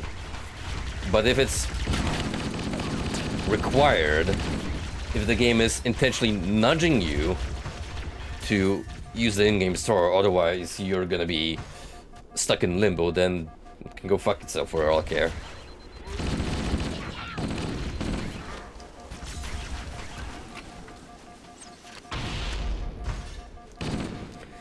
We could have had a Dungeon Keeper free, dude. I'm surprised nobody's took up the mantle and like made not Dungeon Keeper 3, you know? Yeah, I'm not entirely sure on the history of development, because 2 did come with a trailer for free, which basically is the cutscene that plays on the outro, but extended to where the Horn Reaper, like the mascot, comes out of the surface, and it's alluded that shit's about to go down in the human realm. But just nothing came out of it. But Dungeon Keeper 2 was pretty late into Bullfrog's history, so I wouldn't be surprised if the studio just kicked the bucket within the next couple of years. Dude, whenever I see Peter Molyneux credited on these old Bullfrog games, I can't help but shake my head and think to myself, where has he gone wrong? Wait.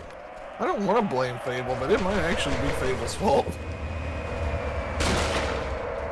Did he work on Fable? Oh yeah. Oh wow, I wasn't actually aware. I know he did Black and White, and what else did he pick up? Ah. I don't really remember. Yeah, he was the he was the designer and I think lead programmer of Fable. Was Fable made by Lionhead Studios?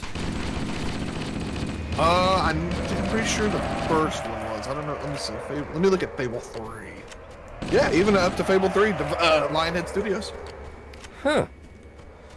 It's probably pretty solid Okay. games. I stand corrected. Maybe it's just the recent ventures that have been questionable.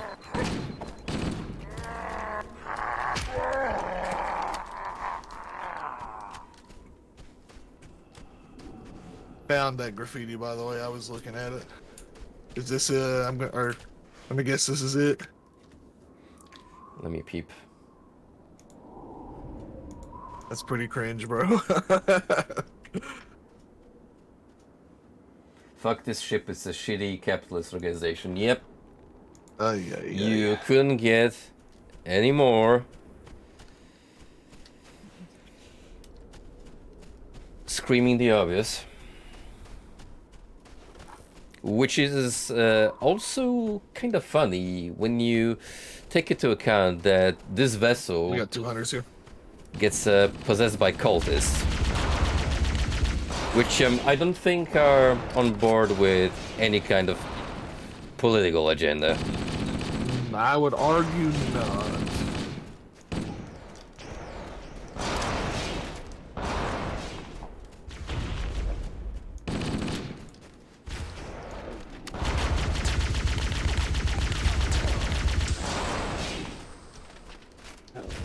I'm dead. Oh! Oh no, good save. Good I save. have no ammo except for this plastic pistol.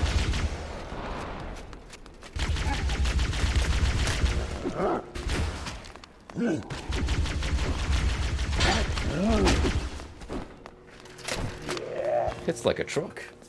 It's fine, gentlemen.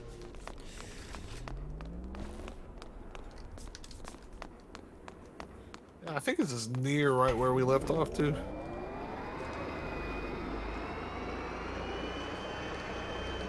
Praying for the game's stability. I know, dude. If it crashes again in the same spot, I'll be sweating.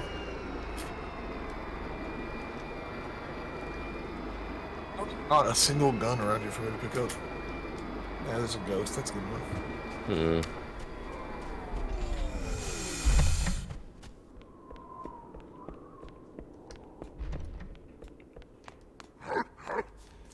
Oh boy. Oh, but this Scared waltzing me. over to this ghost. Hey. Camouflage. Which looks a little cooler in the modern edition. It's got that transparent predator feel. Right.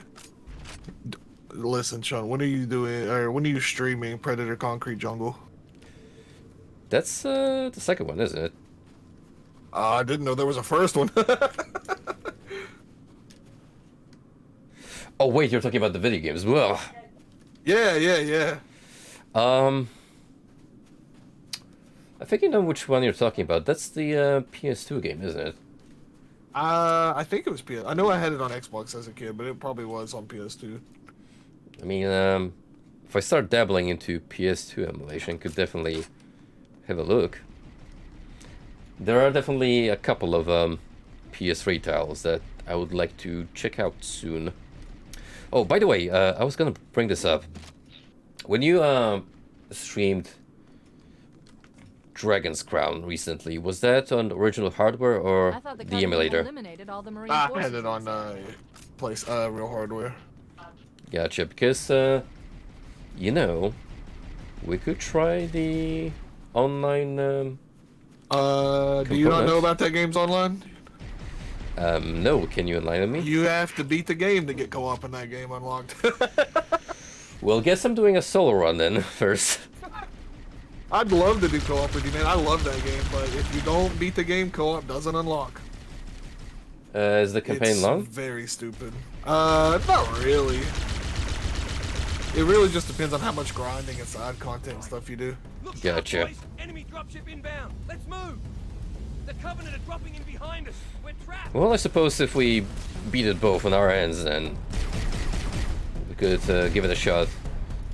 Oh, that's actually a good Yeah. question. Do you need to have it unlocked in both ends? I think so because I never played the PS3 version, so it might be different. But the option isn't even unlocked. Like you don't even see it in the menu until it's cleared. It's the stupidest thing of all time, honestly.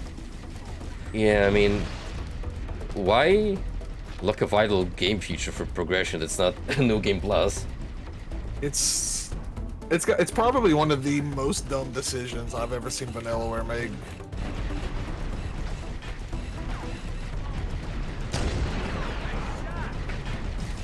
Yeah, I'll definitely download it. I don't know if the netplay works with that game, but we can try. Uh-oh.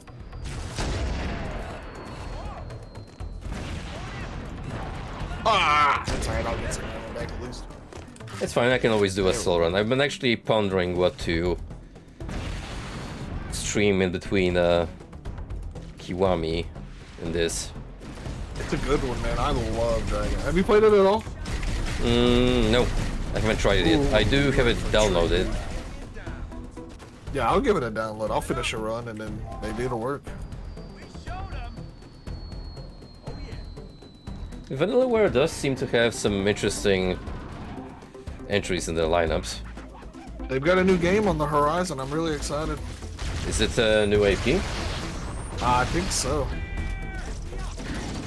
I would personally be more excited to see Dragon's Crown just come to PC, but hey, you know, something new could be cool too. And I know they want to port Muramaza since that's stuck on the Vita right now. Well, there's the Wii version, but it's like objectively worse than the Vita port. We need to get up this ridge. Odin Sphere looks pretty neat Hold your from positions. We'll handle those guns. an aesthetic standpoint. It's fun. I think you'll really like Gwendolyn the cat. That's how you do it, amigo. Long game though. I never actually beat it. I might should do that. That'd give me an excuse to bust that game back up. I'll never forget. I bought the special edition that came with the remake, and it came with a really cool T-shirt. And I don't know who they think they're selling to, but the shirts were a size small. I haven't worn a size small since I couldn't tell you when. So, well, that stayed in the box.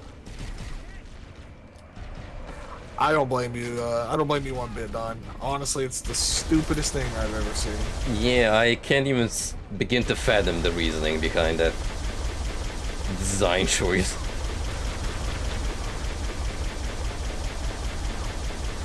I mean, I don't mind running the game solo, just to get a feel for it first, but if you've already done it before, then why should you be soft-locked Yeah, out of a crucial feature? Co-op is like what makes a lot of those beat 'em ups. Absolutely, all of those retro games that you could kick up to 4 players on an arcade cabinet, those were the days. Yeah, like I loved playing Streets of Rage 4 solo and TMNT, but it was so much more fun in co-op. Yeah, even if you had just 2 people on Team NT, it was already quite a different experience. There we go. Got that Banshee.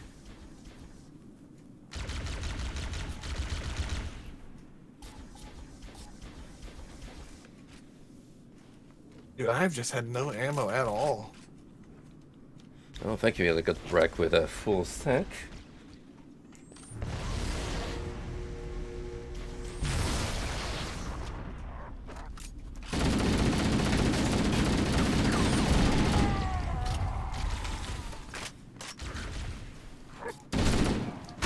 I think this is where we left off.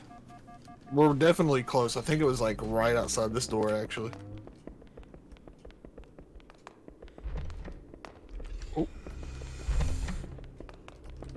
Yeah, I remember this part.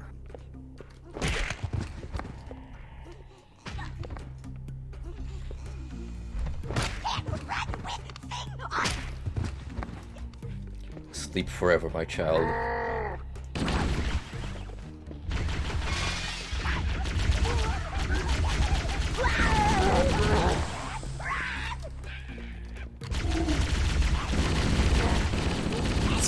Oh, he got me. There's one behind the stairs, yeah. It's such a small detail, but I really appreciate how when you're using the plasma rifle and it overheats, like he shakes his hands off like it's actually burning him.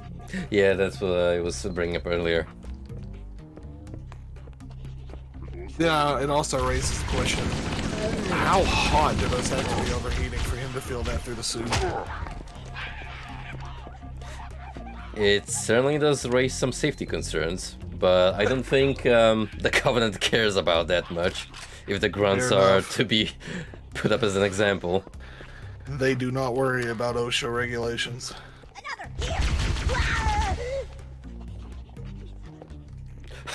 What is this little grunt doing? I wish I could see, but the stupid camera, man. Hang on, maybe I can get close enough to him. Oh yeah, I see him now. He's just like air swimming, dude. Look at him go. Keep going, little fella. Eventually you will reach shore.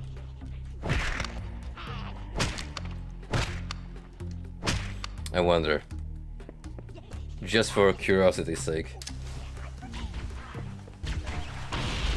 Nope. Forever trapped in purgatory.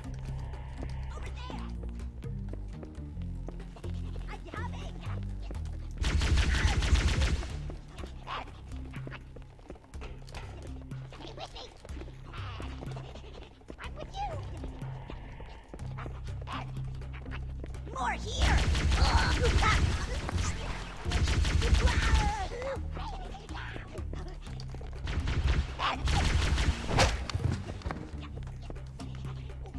So are they actually speaking human language, or does Master Chief have like a translation suit? I mean, module. That's a good question. I never even thought about it, to be honest with you. I just assumed they spoke English. They just happen to know common speak. Which the humans of the Covenant have agreed unanimously that we need a common ground to be able to shit talk each other.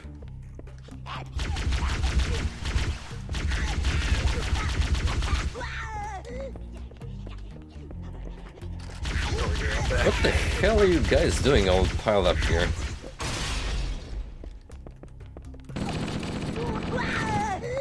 Making it easier for us to kill him.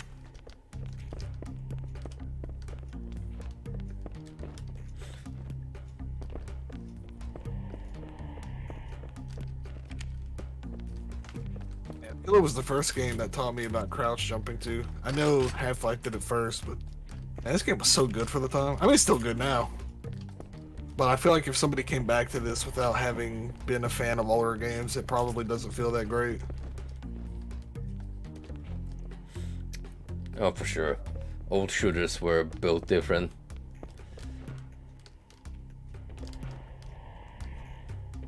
It's a different experience catered to a different crowd. Absolutely.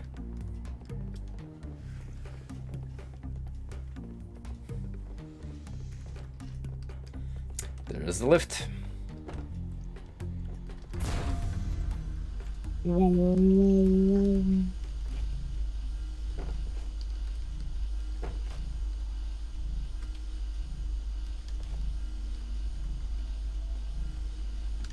Interesting how the moment I crouch on you, is where I slide off.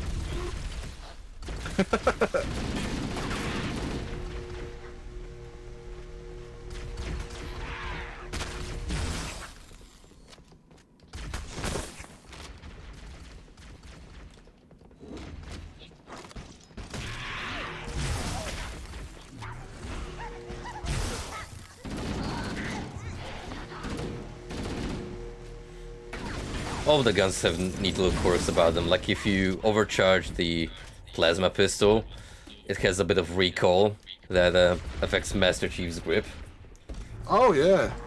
Uh-oh. I missed my sticky. I missed my other one. Oh boy. I didn't miss that one. Oh.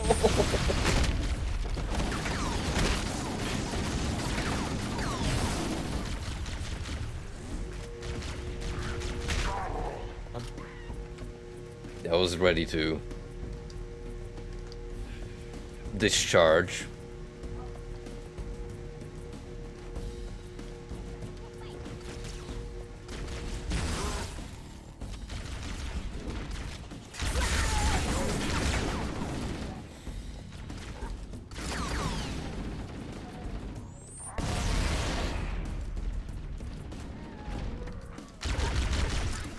Ooh, there's a lot of hostiles here.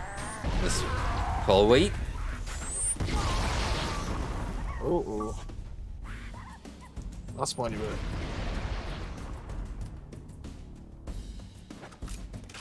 Thank you. No problem.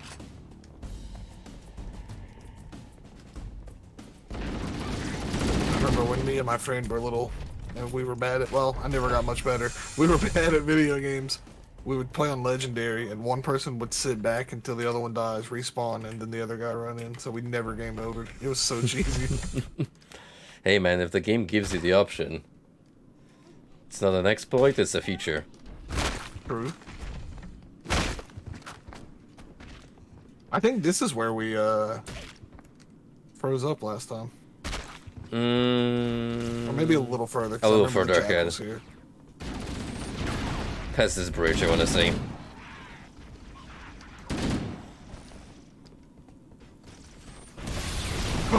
Oh, you got me. Goodbye, Frosty.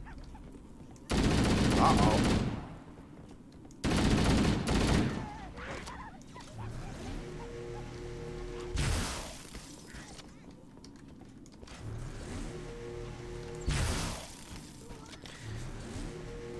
Even when playing through Icewind Dale recently,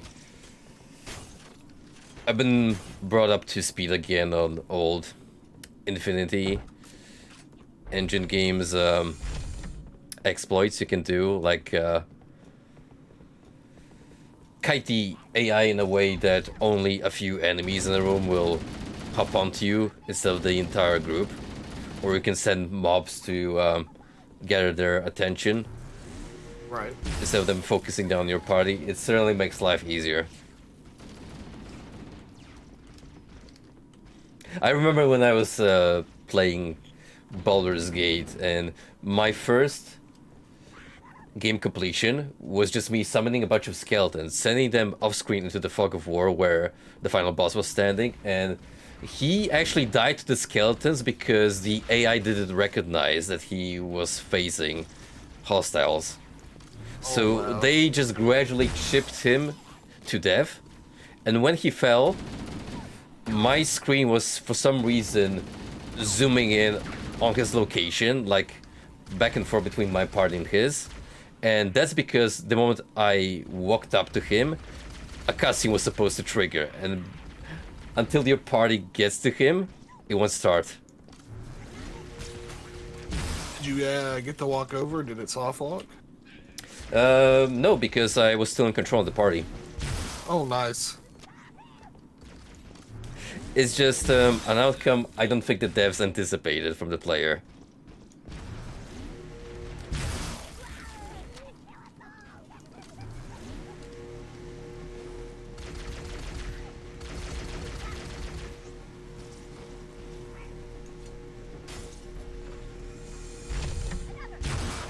Oh, gosh.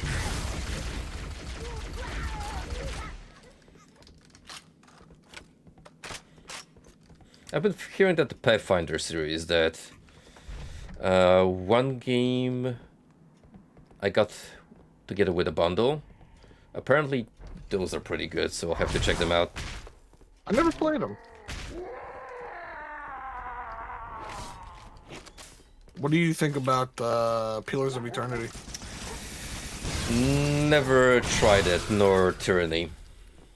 Apparently they're pretty good. Like, you can tell that Obsidian was trying their earnest to recreate that old school touch. Just never got around to actually grabbing a copy and trying it out on my own. Too distracted by other video games. Fair enough.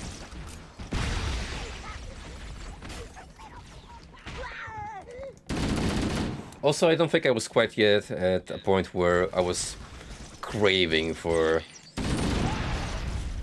returning to my fond childhood memories and getting more games in a similar vein. Right.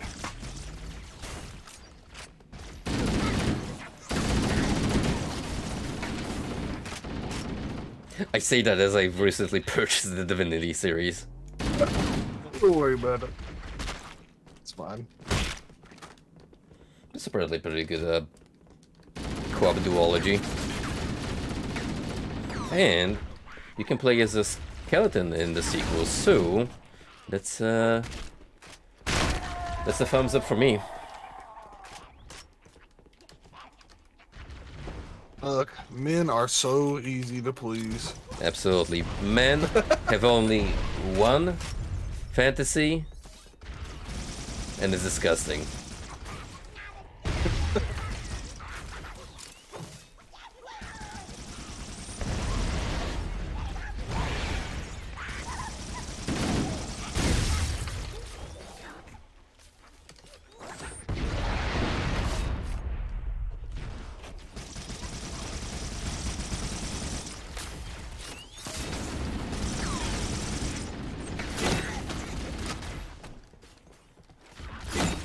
I would say this one has my favorite melee attack so far. Oh, I love You just the way bash it like, it's straight with the forward.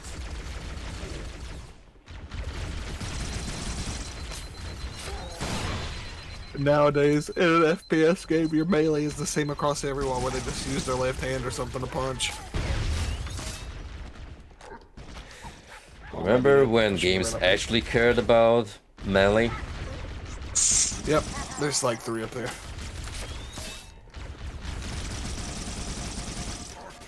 Remember when each FPS had their own unique melee weapon? That was kind of like the staple. Like, you would have Caleb with the pitchfork.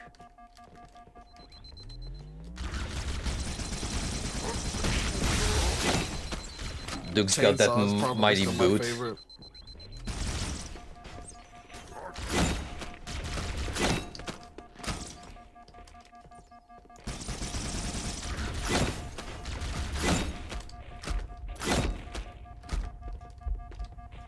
Come here, buddy. I was trying so hard to get him with the melee. Oh, wait a minute. Wait a sec.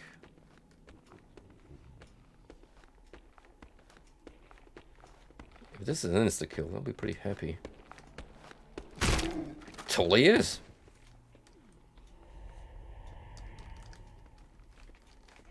Now that is good game design. Oh yeah.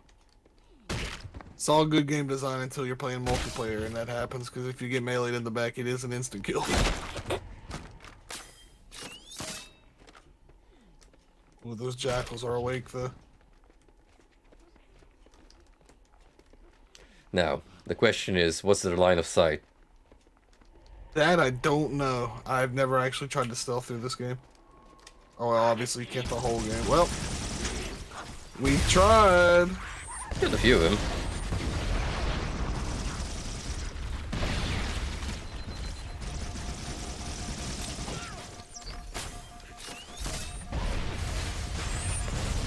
Oof. I got you.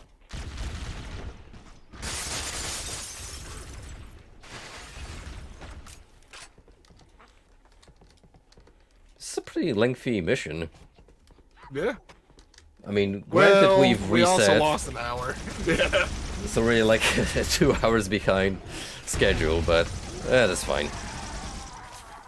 No rush. So long as we actually make it out this time.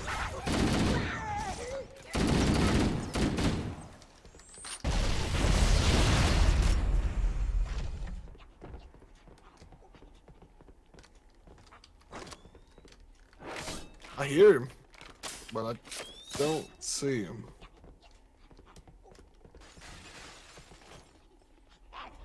He might be on top of that. Oh, there's a couple of them here.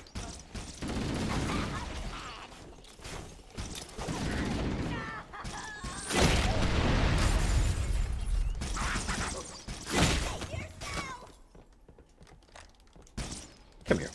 The guy. We got him.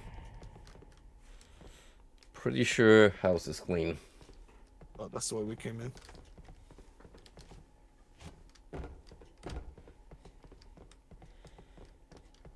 I started watching that YouTuber we came across a couple of days ago that made the interesting Sims related content. Oh yeah. And she's pretty good. Quite enjoyable watches those videos are. She goes pretty like in depth into the game development history and all sorts of wacky glitches. Yeah, whenever I seen the video and I seen she was talking about The Sims, I was like, I already knew. Any woman I've ever met that was into video games was really good at The Sims for some reason. I shit you not, the majority of mod makers in the community are women. I don't doubt that for even a second. I don't know what it is about The This Sims, man. It's just in is their blood. totally a girl's hobby. And I don't mean that in a derogatory way. Oh no, for sure. Because the content that these gals pull out is top notch in many cases. we men are too or too Cro-Magnon to properly be Sims mod makers. No, we were too busy hard coding different body types for Skyrim.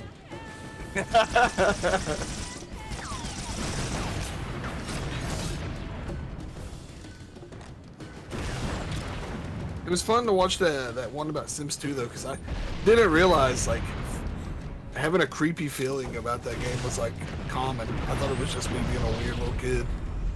Yeah, she definitely made me realize that compared to the rest of the series, Sims 1 was actually pretty unsettling at times. Like that sting you hear just from the burglar coming around, it's Oh yeah, a it is sensation that creepy. was never replicated in further entries.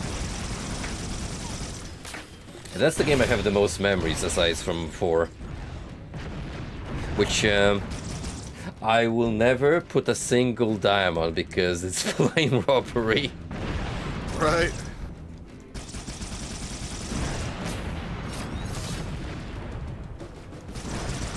Also, they just outright put furry bait into the latest expansions, so I'm like, Oh yeah, I'm not a fan of how the new vampires and werewolves look. Dude, I've only played vanilla Sims 1, so I wasn't familiar with the expansion packs.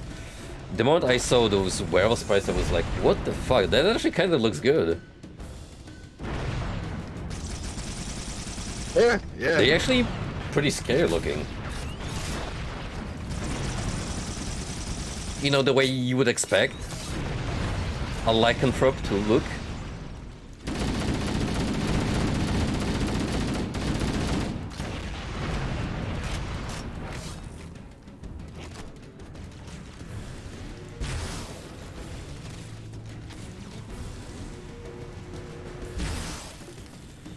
You know, some people like to spend their time on the internet in a more creative way, like, you know, pursuing their hobbies, getting better at their job.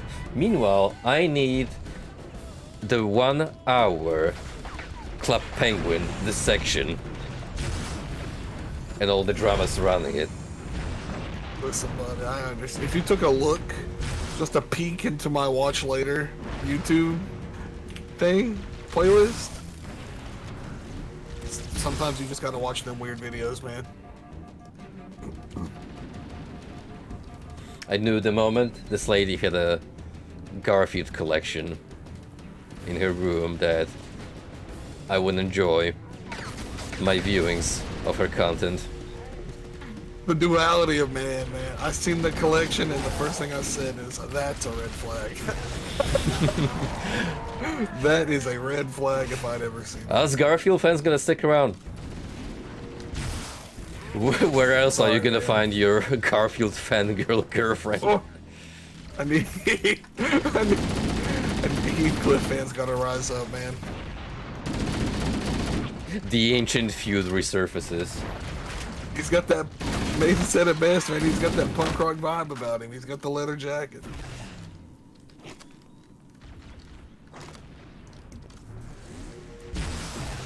Yeah, but does Heathcliff have a kart racing It's just series you, of by the way, I'm dead. quality? I don't think so.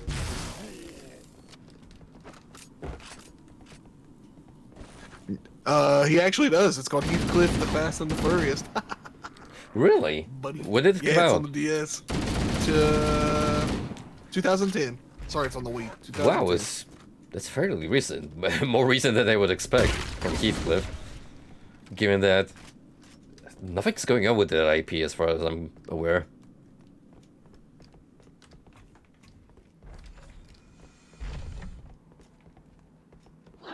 Oh.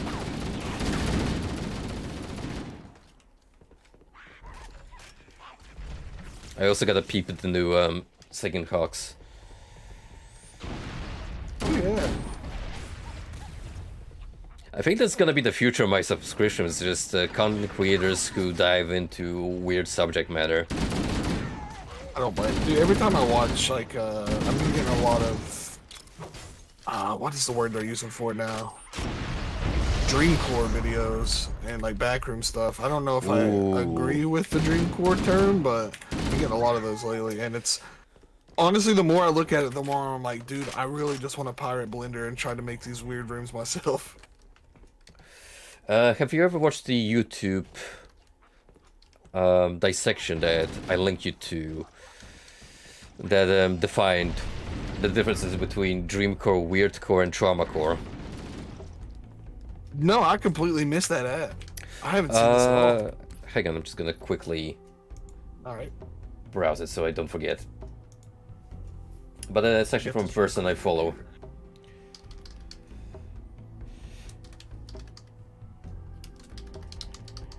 It's not until actually this person that I got familiarized with different genres. There we go, Nightshade. That's the guy who also occasionally makes some of his own playlists. Wholehearted recommendation on this channel, by the way. Oh man, that Kero Kero song. I'm gonna have to watch this after we're done. I really like that song.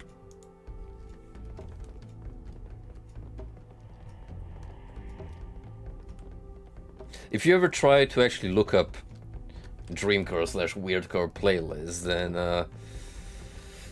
your mileage may vary because from what I've noticed, a lot of them tend to be repeats of the same songs. Yeah. I mostly get them on Instagram when I do their videos there. I get a lot of those. Which is fun. I enjoy them. No complaints. I will say this, however, the art collage they can even find on Pinterest is certainly peculiar.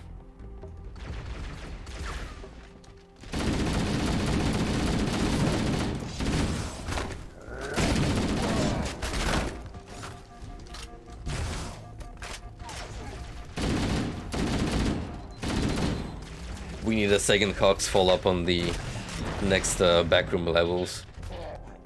There's more?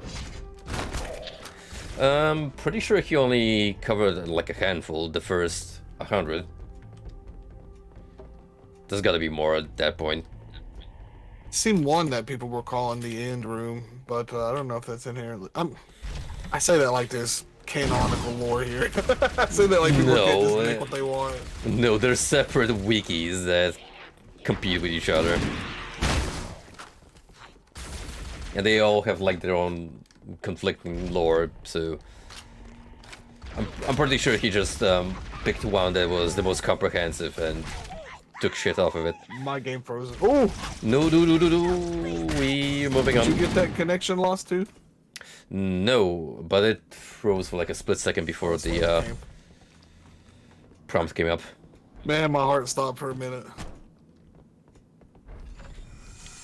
Analyzing. Control room. Subtle. The entrance to the control center is at the top of that pyramid structure. Bring me up there and I should be able to get us inside.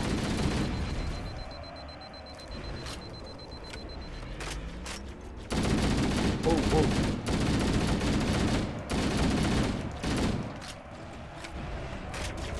I did mention this They got me. last time I was streaming, but Do you like Dan Bell's content? Yeah, Dan Bell's great. He put out a new video not long ago. Yeah, make sure you're subscribed to his Filma channel, because that's where he plans to upload new content from now on. Does he talk about it in the new video, like why he's making the change? Not really, but I know that for the longest time he struggled with bipolar disorder, which is why he went on a massive hiatus. Right. There was a video he uploaded well, probably like a year ago from now at this point, but he really went on in detail on how he was just struggling with depression, and it prevented him from actually straight up enjoying life and Oh yeah. going through daily routine without feeling just straight up anguish. And let me tell you, he did not look good in that video. Looking a little rough. Yeah, definitely someone who just had a lot on his mind. Oh! I was straight up tired with life. But yeah, now he definitely seems to be out of the dark, so good for him. Oh yeah. Would be a shame because I really love his exploration videos.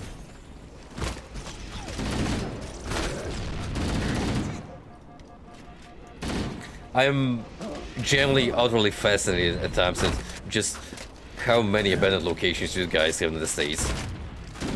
Oh yeah, dude. Oh man, I should have sent you this one I seen just recently of a. It wasn't abandoned, but it was a recently closed Walmart that wasn't too far away from me. It was really interesting just to look at the state of it. I kind of want to go because it's not that far away. See, this kind of shit would not fly in London. For one, because, you know, it's a city.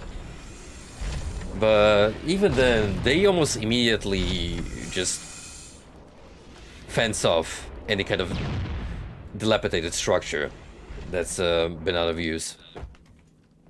They'll usually try to here, but it doesn't stop people. They're just gonna go over it. Yeah, I mean, anything that could be a potential crack then is an intriguing prospect. I'm guilty of it too. I mean, sometimes you just want to look at things. We have a really cool, well, you might not know about it because it's mostly like a Southern American thing. Have you ever heard about the Hatfield McCoy feud and stuff? No, if you could bring me up to speed, I'd appreciate it. Really not too much to it. It was just two big families that got into a feud. It wasn't like a Civil War feud, but just two long-standing... It's like something out of a movie, man. Just two long-standing families who hate each other and fought each other.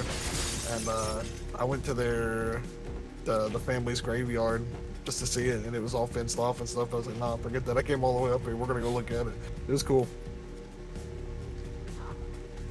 If I remember correctly, it all started over a pig. Really? Believe it or not. Yeah. I got a really cool picture book on it. I forget that a lot of this probably doesn't travel outside of West Virginia and Kentucky. Is that like a regional legend? Or is it fairly known in the States? I don't actually know, to be honest with you, because I've never even brought it up. I know Draper knows about it, but you know how he is. He's a history kind of guy, so it probably is well known. So, around. how long have the families squared off with each other? Is it like still everything's going good on? now. No. I can tell you exactly when it stopped. When did the peace talks initiate?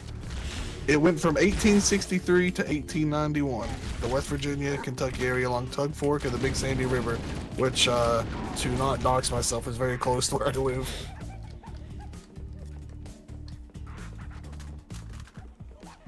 Okay, so how did this feud commence? Like, did they actually just straight up poison each other's livestock and shit like that? Honestly, that's what it was. They would, you know, it started out kind of, well, I guess killing livestock's not petty. That's actually pretty bad. But it went from that, and then eventually they started fighting with one another.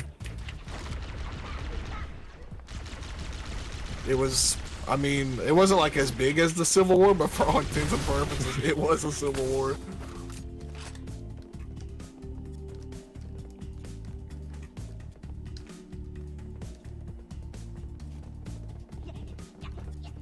Yeah, I was like looking at the wiki. I was right. It was over a hog. They said that was their hog, but it was actually the McCoys. That's great. I wonder if they all added after they bought them a hog. You know, that may have solved a lot of the problem, but they're very well, not so much now. They were very expensive animals, but they're paying for themselves, you know. This went over for like 30 years. Whoa. You're saying? Yeah, it was a long one. Started in '63 and ended in '91. 1863, I should say, not 19.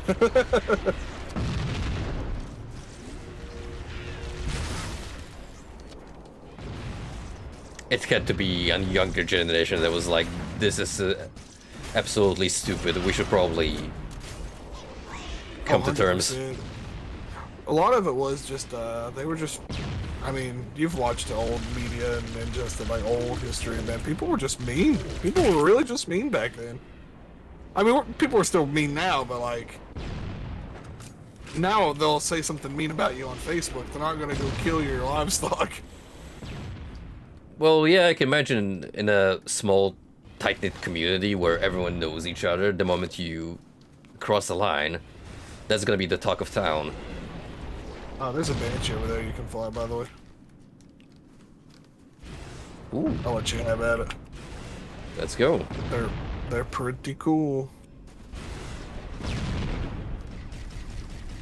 I can't get into it. Uh-oh, think- I got squished. It's gotta be blown up or something. Oh, it might be.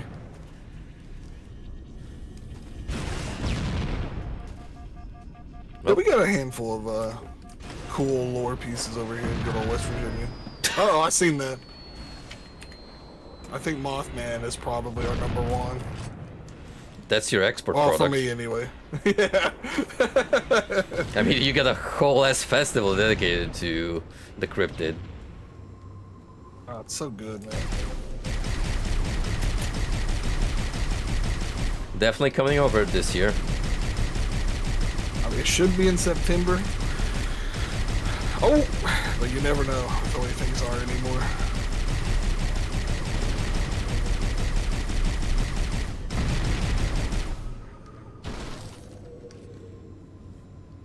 Ain't nothing like hunting for potentially hostile entities at 3 AM in a dark forest.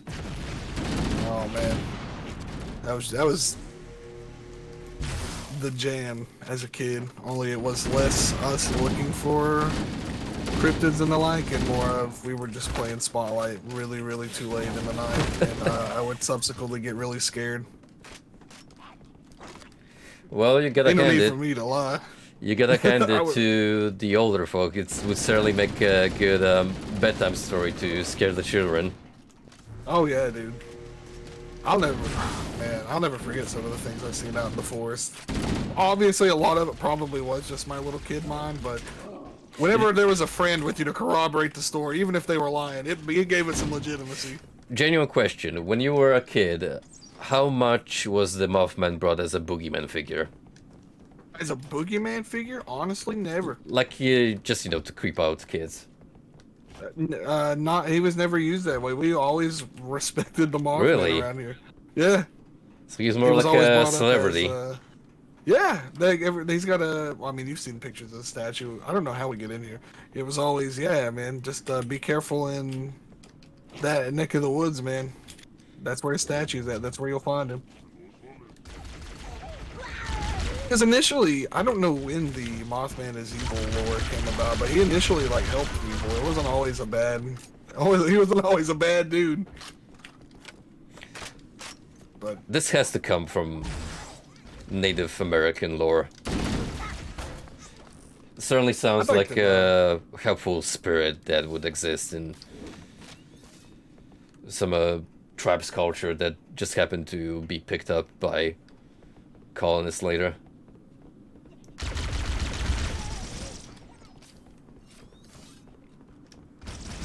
remember the best time, the first time I ever got to see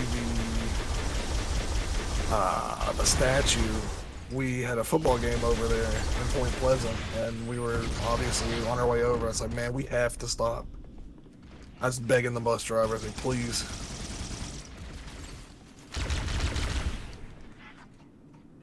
Gotta pay Good respects.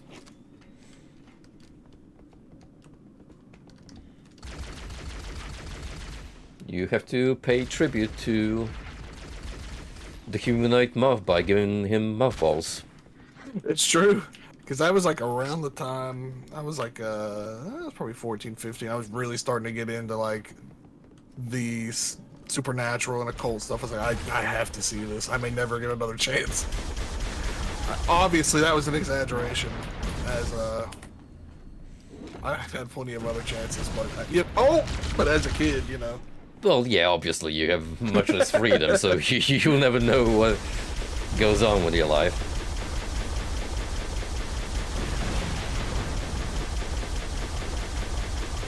I can imagine your reaction to learning. There's a whole festival to this entity? Oh, dude, I was hyped. I got so hyped whenever I first played Nocturne and seen Mothman. Was like, are you kidding me? There's no way people know this thing outside of here. It can't be. So, well, I guess I found out. That was kind of how I found out Mothman was actually really popular outside of here. I will give Atlas credit in that regard. They really do a good job at incorporating various kinds of worldwide lore into their games. It's great. I'm out of ammo, by the way. This is all you. I'll try and kite him around. Well, I got blown up. Uh-oh. But yeah, even in SMT5 they put in that vampire based off Filipino mythology. Oh, the fall damage! Yeah, she was great too. Really liked her design. I think I told you the tale from my first ex, how a part of her distant family believed they had ties into the Aswangs, which are Filipino vampires. Oh yeah, man, I forgot about that. And you know, she was my ex talking about this so casually while I was giving her the stare. It was like, yeah, you kind of forget that in different parts of the world, modern society intertwines with traditional folklore so tightly that you can't really separate them from one another. Yeah. I think it's great though, at least. Can't let the old traditions always die. Yeah, Especially if they're even if ultimately they harmless. tell about spooky vampires that sound like nightmare fuel. Heck yeah, that's especially the ones I want to keep around. Yeah, I will give them credit, they certainly have unique designs. Oh gosh. Especially the vampires that can detach themselves from their body.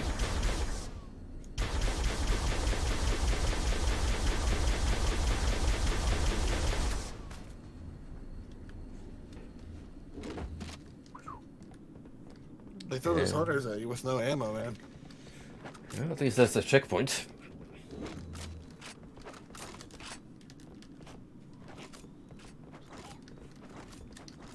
Guessing we gotta climb this tower all the way to the top.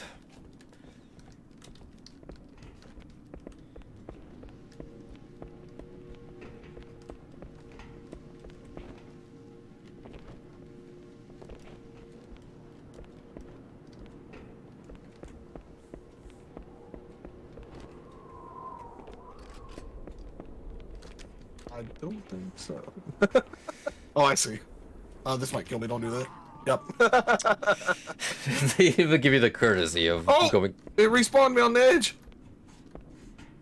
Where are you at? There we go. I'm here now. That was bizarre. Yeah, it worked out though. I got an extra 120 rounds in my AR. Oh gosh. Ooh, Nelly.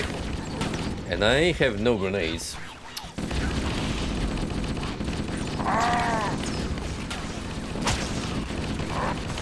Whoa. Oh, this could work.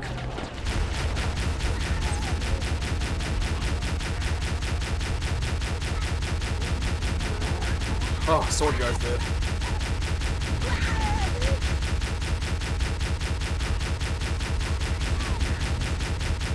Just spray and pray.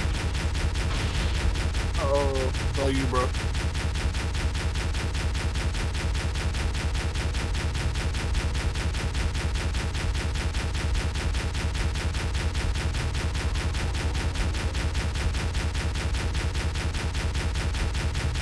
I'm just taking pictures of this one dude hiding behind the containers.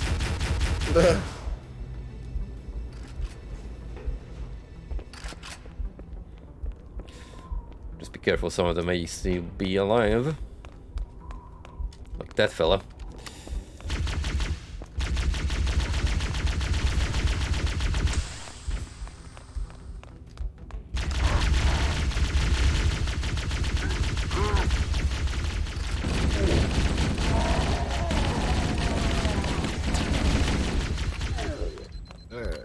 No, not even full. This would be the perfect hallway to lead tank through. Covenant forces in the vicinity have been Be the eliminated. perfect hallway for what? Let's move on to Halo's A tank to control roll through. Oh yeah. Any kind of vehicle, really. Not that we have one available, but I'm just bringing this up.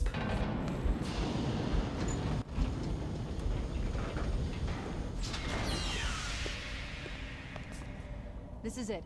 Halo's control center.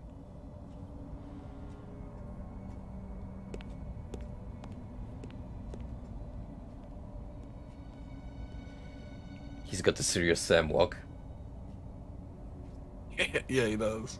It actually does look like a cutscene from the newer games.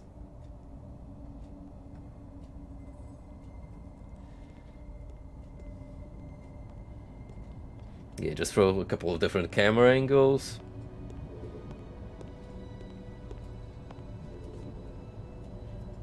That terminal, try there.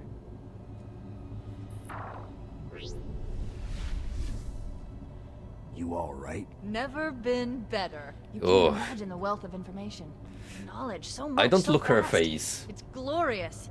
So, in the older rendition. what sort of weapon? She's giving me Oh, show you're that watching the old vibes. version? Yeah, Let's stay focused. Yeah, she was definitely a lot We'll use it less against the appealing. modern. Yeah. A cudgel, you barbarian. It's something else.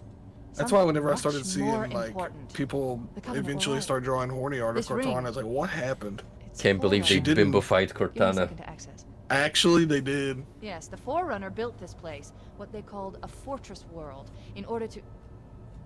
Wait. No, that can't be. Oh, those Covenant fools. They must have known. There must have been signs. Slow down. You're losing me. The Covenant found something. Buried in this ring. Something horrible. And now, they're afraid. Something buried. Where? The captain. We've got to stop the captain. Keys? What The are weapons cache he's looking for. It's not really... We can't let him get inside. I don't understand. There's no time. Get out of here, find keys, stop him. Before it's too late!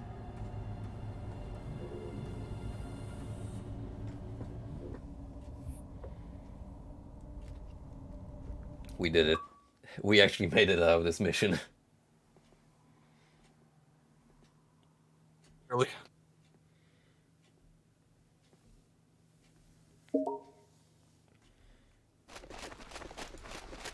Look at them go.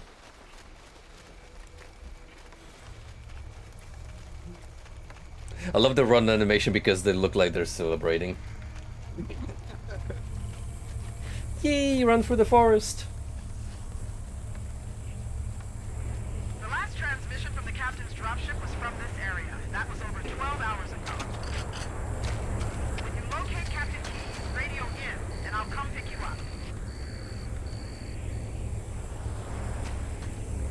Oh boy. Now, I want to say this starting location is like the perfect comparison graphics-wise between retro and modern visuals. Whoa, yeah. Dude, look at that fog of war in the classic rendition. And all the extra foliage that got added in. Soul versus no soul? I want to Nah, the new game's say fine. New Timey is just crisis mode. Yeah, you're kind of right.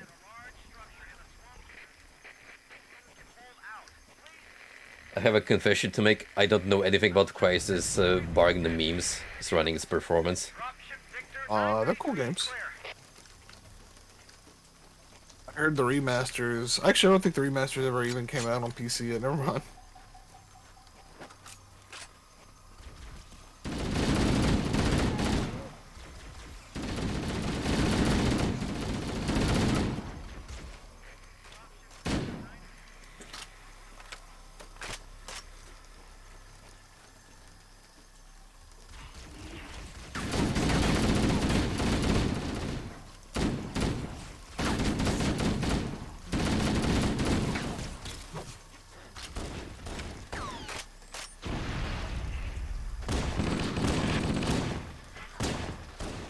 Yeah, I'm kinda iffy on playing this like it's Turok. Oh, yeah? You can't see shit. I mean, it's definitely a different atmosphere.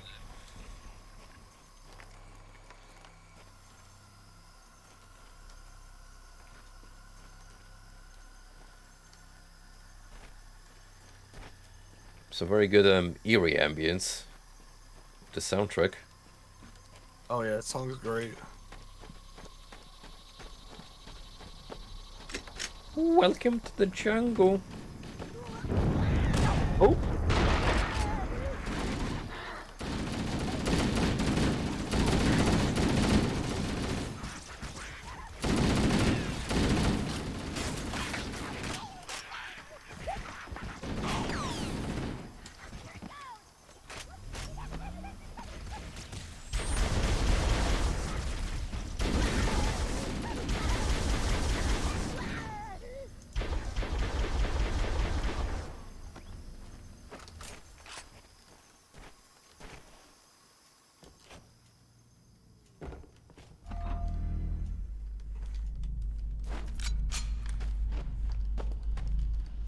Alright, singer.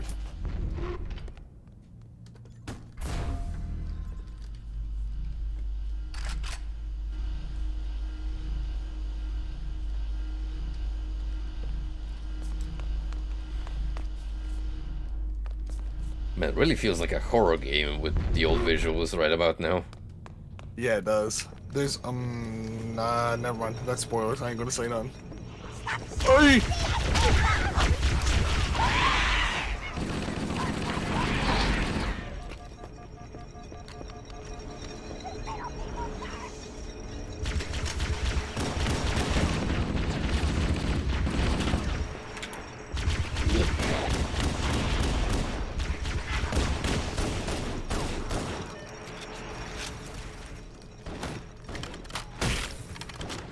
Yo, the gun tool he does with the pistol.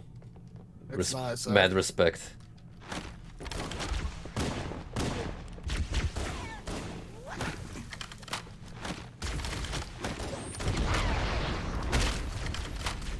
I'm going to yee your ha.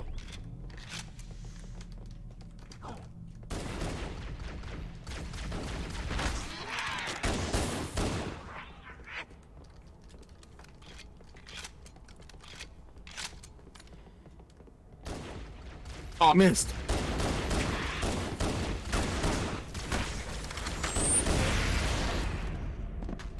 I got Well. you, bro. You sure got him.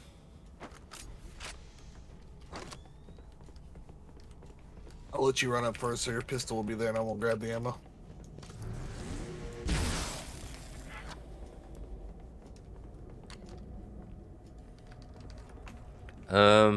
Oh, there it is.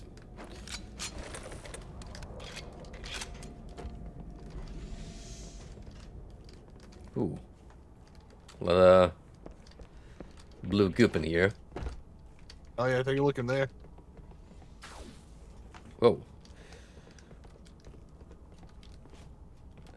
Huh. And they really toned it down in the modern one.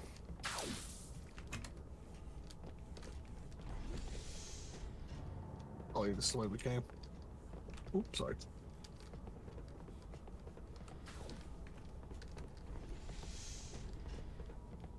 Or was this the way we came? Oh, no, I this don't remember definitely these turrets. Yeah, I don't either.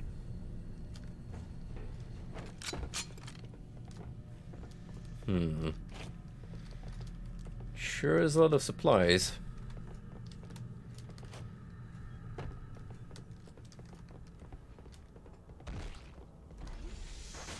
Hey. Stay back! Stay back! You're not turning me into one of those things! Hey. That one's on him. He pulled the No. trigger first. They took out all the blood on the ceiling and then the modern one. What the heck? Oh yeah, right. Weird changes, man. I mean, it's got some classic Doom green. Yeah, The oh, modern yeah. edition.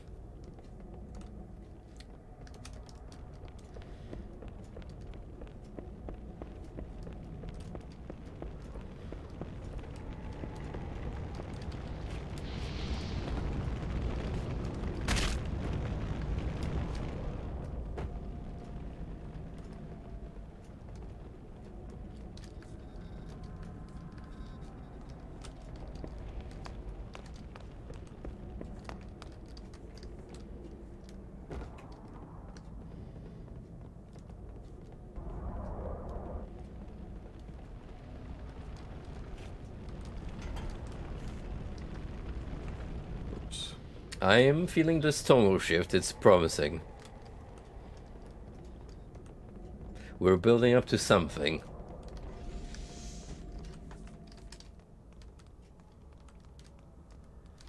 Oh yeah. One of my personal favorite missions. Did we just look back? Yeah, we're up on the higher floor now. Ah, okay.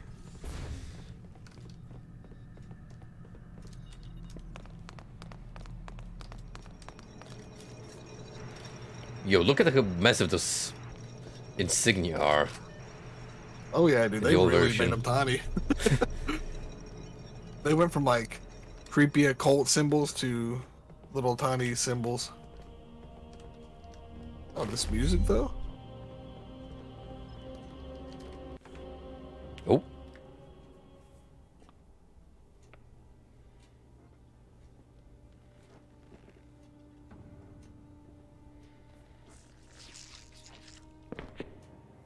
Squelch, squelch.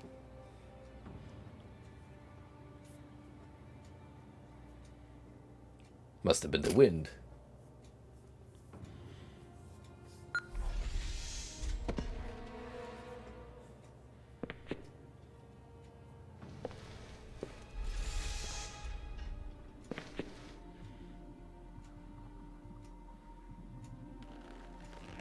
Such a small thing, but I always appreciated how he actually cared to put him down, even though he was I'm pretty clearly sure dead. that body blinked for a moment. I swear to God, I saw those eyes.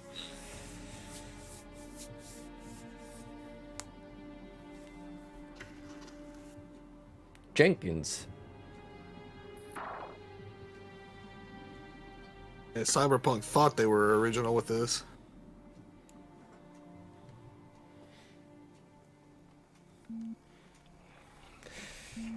Yeah, and the fact that you Why do we have a always have to person listen to this old living stuff, inside your Sarge? head. Watch your mouth, son.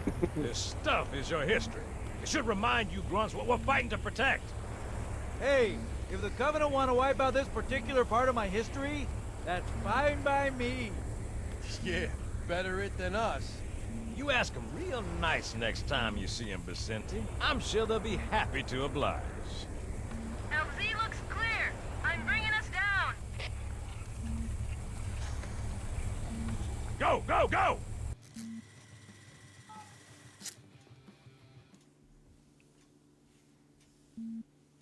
We had a whole 5 seconds of rock music. Stay close, Jenkins. Yeah, you know, they got speakers in the back of the Pelican. Mendoza, move it up! No, it's actually all Wait here they for the could fit in captain and his because of squad, then get your ass licensing. inside. Sir! Yeah. Okay, let's move! Imagine if someone submitted this short clip to Wang, and it's like, "Hey, we got a case of lost media here. What's the song?" Which is weird, right? I mean, look at it. Something scrambled the insides. Something. Plasma Not scoring? human. Yeah, I don't know. Maybe there was an accident, you know, friendly fire or something? What do we have, Sergeant? Looks like a This just screams alien slash predator right now. KIA. Real pretty. Friend of yours? Nah, we just met. It's something, man. That's one of the core parts of the game.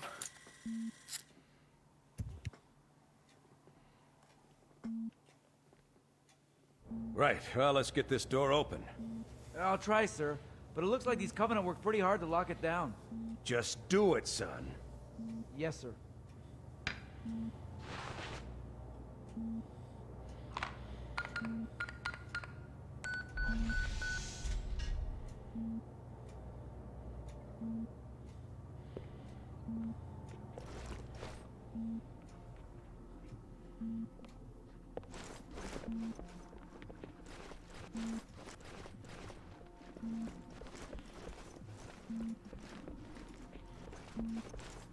I got a bad feeling about this. Boy, you always got a bad feeling about something. Sarge, can you hear me? What's going on, soldier? We've got contact. Lots of them. Someone needs to turn the CRT filter on so we can see better. What the? Oh no! Corporal, do you copy? Over. Mendoza, get your ass back up to second squad's position and find out what the hell is going on. But- I don't have time for your lip, soldier. I gave you an order. Sarge! Listen! What is that? Where's that coming from, Everywhere. Mendoza? I don't... There! Mira!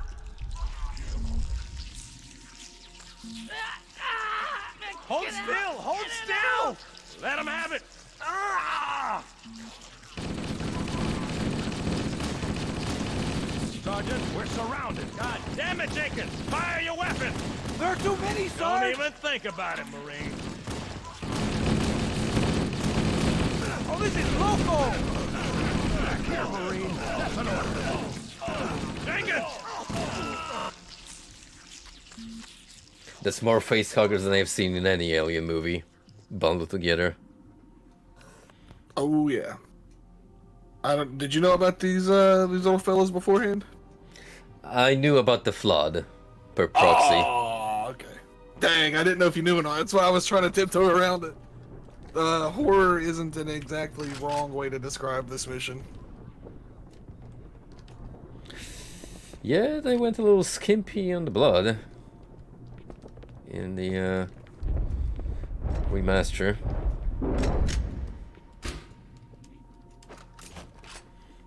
Oh wow, those are some good gives.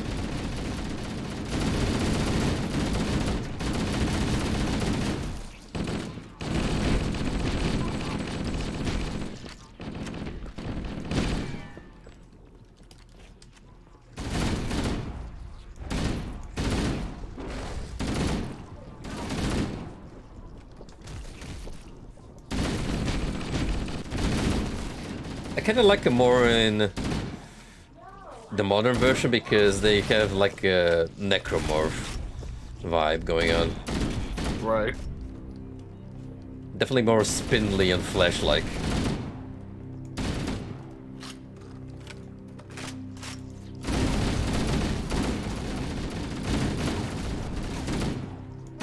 Gee, I wonder why they called him the Flood.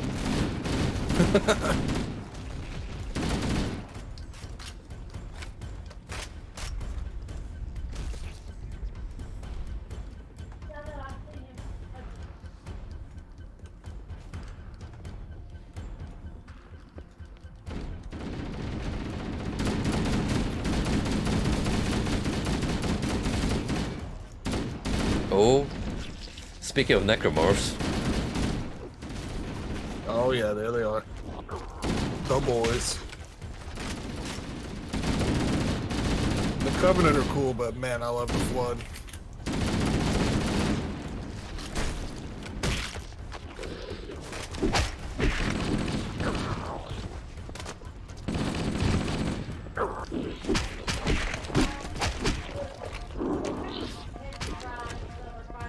These dudes I prefer looking at in classic vision because it brings me Half-Life zombie memories. Oh yeah, I can see that for sure.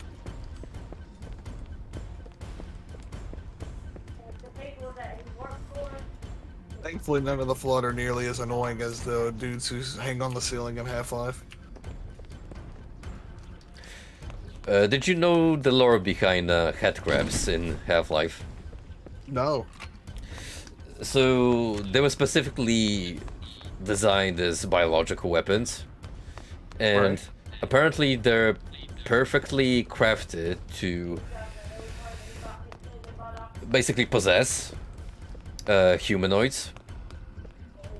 And the thing is, they have some kind of tendril or appendage inside their mouths that makes them naturally agitated and aggressive because it just hurts them. So if you surgically remove that little portion of them, it makes the headcrab docile. What the heck? They feel no temptation to attach to your head and possess you. So if they connect to you, does that like quell the pain or something, or are they just so mad, literally fueled by rage? I think it's a bit of both.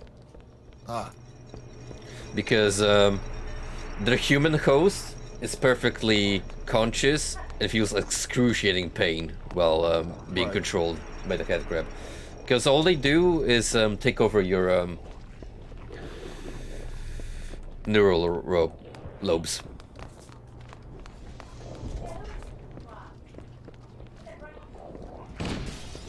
did you play Black Mesa? No, just the classic Half-Lives. Man, let me tell you, Half-Life 1 is one of my favorite games. Yeah, I played Black Mesa. Did not enjoy it. More importantly, have you played the best Half-Life entry, Hunt Down the Freeman? No, but I watched Timmy's video on it. It sure is something, huh? It exists. It's a video game. What's that one? Whoa! They completely took out the drips in Modern. What the heck? Yeah, But, just put a lot of green in here. Oh wait, it's still dribbling, but very slightly.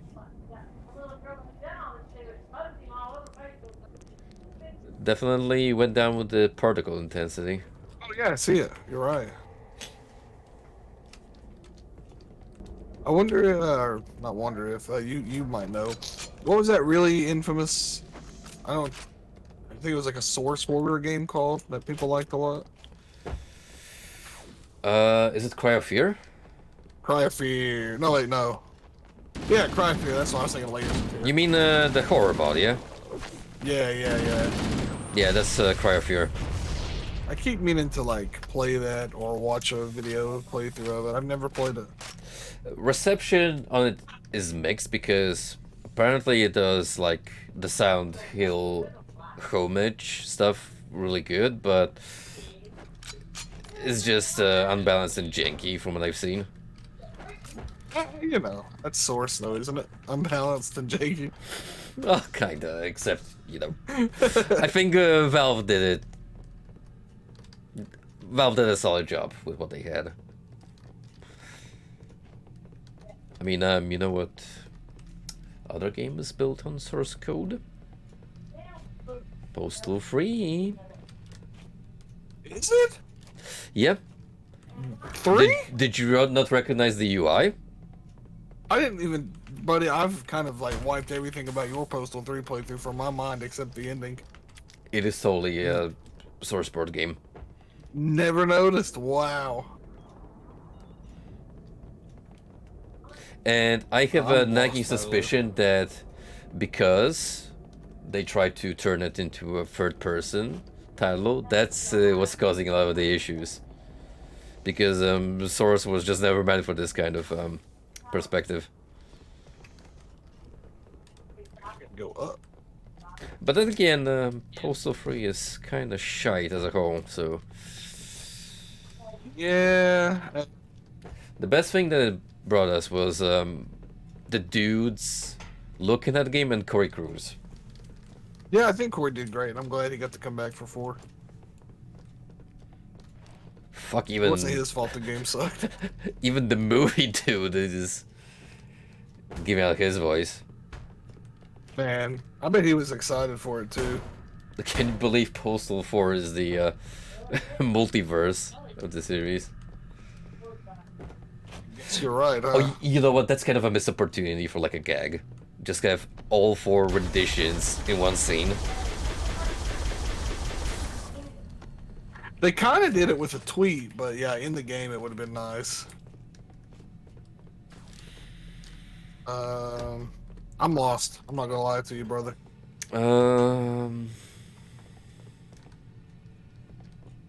It's not that we have a marker indicating where we should be going, unless Oh, the objective is to unless escape. Cortana gets angry with us at a certain point. Is like, hey, Dumbo, this way. Speaking of Cortana, she's been oddly silent this entire mission. Maybe she has. It's the way we came in, right? Yeah, it could Yes. have a body pile, so...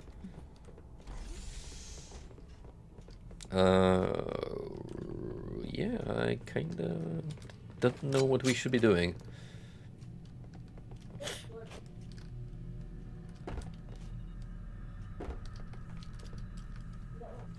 I don't know, maybe we backtrack? So, Wouldn't be the first time the game nudged us to retrace our steps. We'll know it as could soon completely as be this door I overlooked. enemies come by. There we go.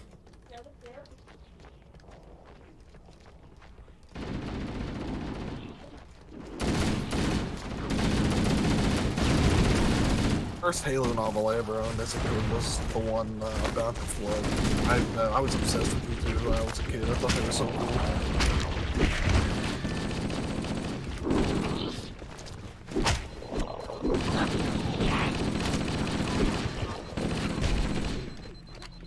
I can't think of an instance of any parasitic alien race that's not been badass in some fashion.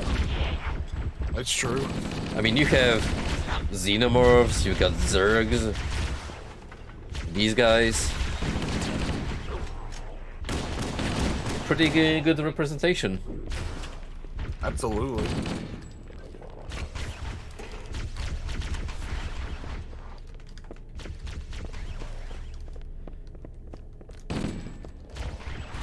Well, I guess xenomorphs aren't like parasitic by nature per se, but they don't really give off anything. They're kind of like the wasps of nature, just take over territory and give nothing in return. They exist solely to be a menace. Exactly.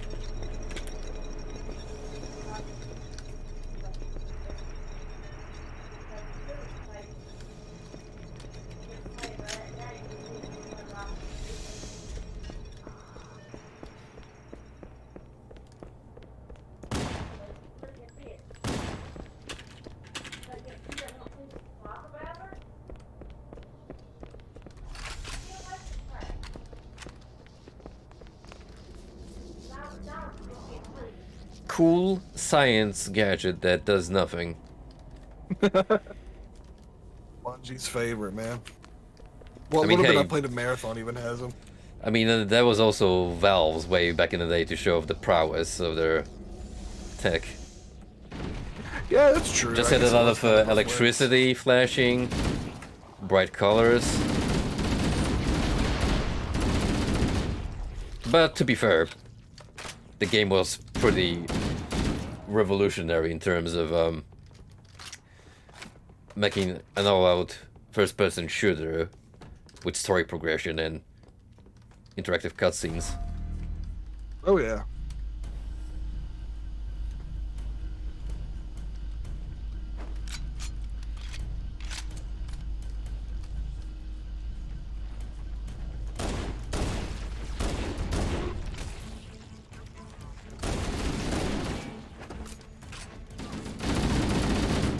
Yo, guns? We got those?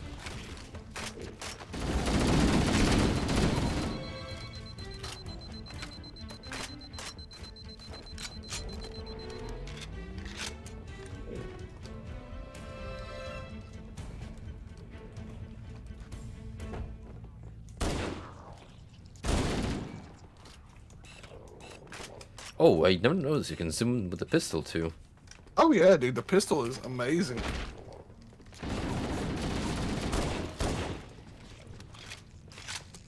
It feels so weird to have a scope on a handgun that's not like an attachment. Right. By all means, you should really not be able to zoom in with that thing. Yeah, because what's giving you that enhanced vision? Oh, I fell. It's fine. The bridge isn't operating correctly. You can probably make through it.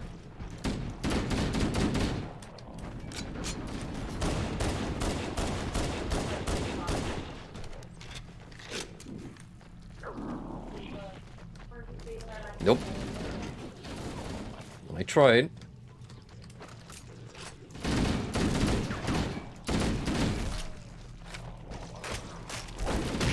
I was gonna say, you know what would be cool? A shotgun. Finally found the shotgun. Nice. Now we can properly judge the game. Using the old, well-established and 100% correct all the time benchmark. If the game has a good shotgun, most likely it is great overall. Now, are you of the camp that if the shotgun is bad, therefore game is bad? No, but it definitely detracts points. Fair enough.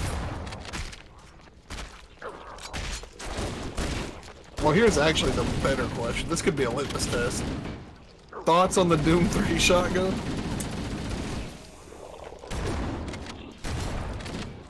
Honestly, it feels like a pea shooter.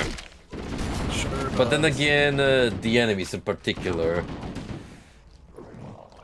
are weird in the way they take damage, and there's no feedback. So it's like... it probably feels underpowered compared to what it should do.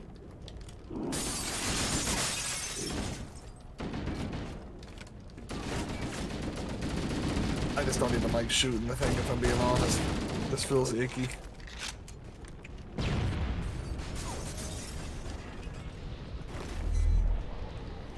You know, it would be really great if you could dual-wield pistols. Master Chief goes akimbo. That will be a defining feature of Halo 2 that has a really cool feature that I wish more games would use. In that any one-handed weapon you can dual wield in any combination you wanted. For real? Already looking forward to it. Is it just Halo 2 or Halo 2 onwards?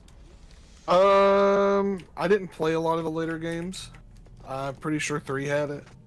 And then after 3, I unfortunately grew to dislike Halo. But I'm sure they probably kept it. Surely they wouldn't take features away, right? No, this is developer. Right? No. No way. Yeah, With their- I was right, okay. With their spotless track record. Halo 4 is when 343 stepped in, so I wouldn't be surprised if they did take it away.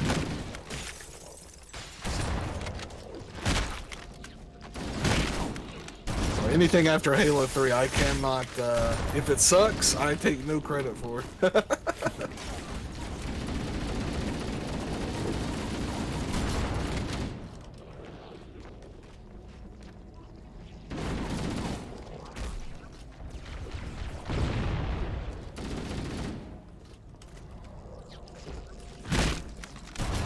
know what's a good combo? Melee into shoot.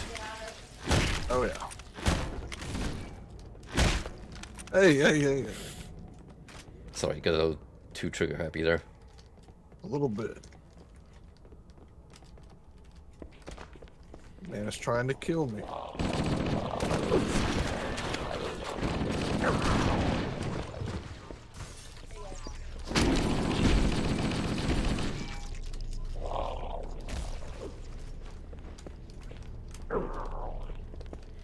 The vintage design is certainly more simplistic. Oh yeah. A lot of gray textures.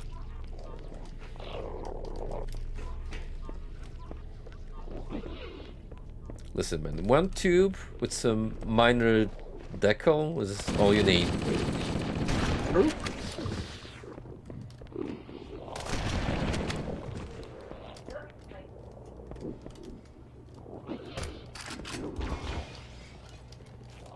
Oh gosh. Okay.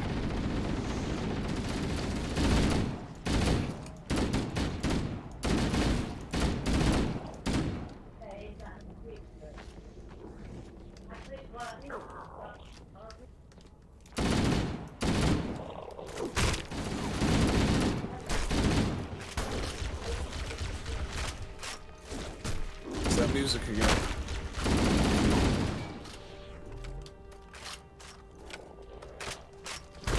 Hey.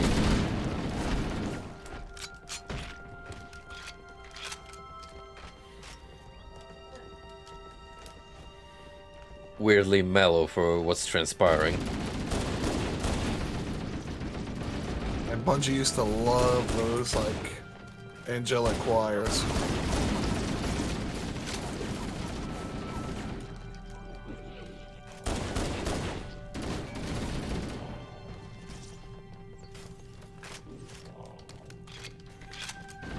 What's Bungie up to these days? Destiny? Is that That's their Destiny. IP? I want to say I'm a little upset, but dude, somehow that game has so many players and makes them so much money, so at least they're still making money, I guess. Can't blame him. Oh, absolutely not. What caused them And- to lose the IP? I think Microsoft just replaced them with 343, and it was really stupid. So, Bungie stated they wanted to move on to greater ambitions. I'm sorry, I guess it wasn't Halo's fault. Huh. Or Microsoft's fault. I'm sure there was a lot going on behind the scenes, but apparently Microsoft wanted more Halo games. Bungie thought it was good, and honestly, it should have ended with 3. But I mean, what would a big company be if they didn't want to run a great IP into the ground? Yeah. This is the way we came, isn't it? Pretty sure it is. Yeah. So where are we moving on?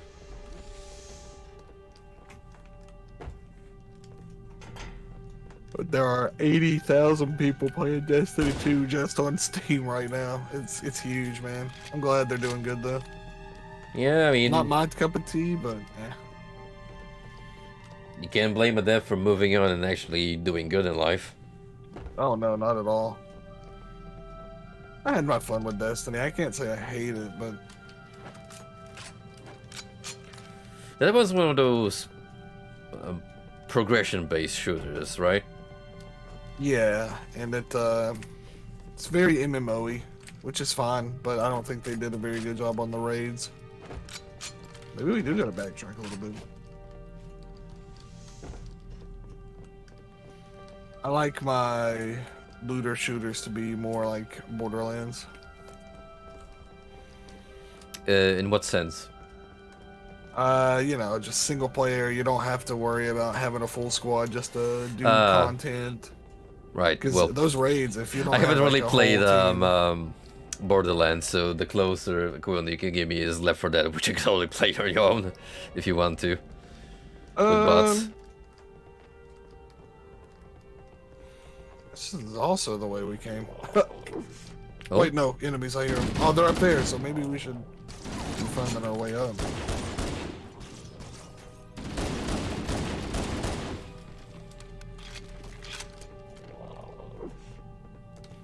Well,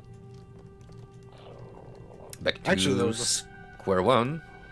there was a stint in Borderlands 2's lifetime, thanks Randy, where he wanted it to pretty much be an MMO in the sense that there were bosses that I paid for, the DLC expansions, which is fine, that were on a weekly cooldown. You could only kill the boss once a week. I'm like, bro.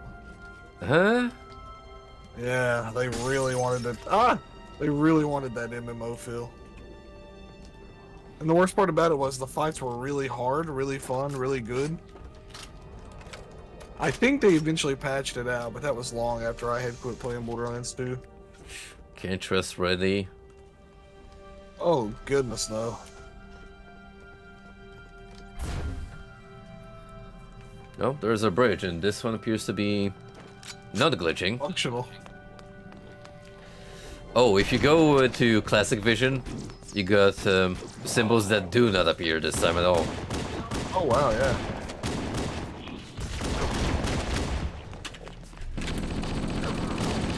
Just a smidge of environmental storytelling. A little bit.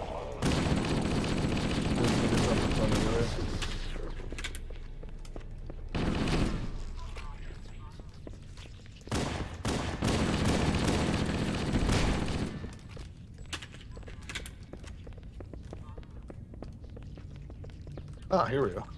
We finally made it back.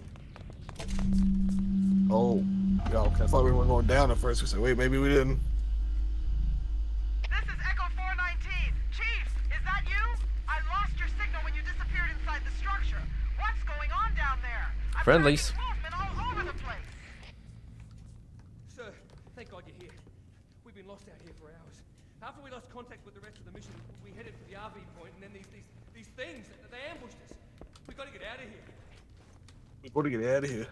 There's a large tower a few hundred meters from your current position.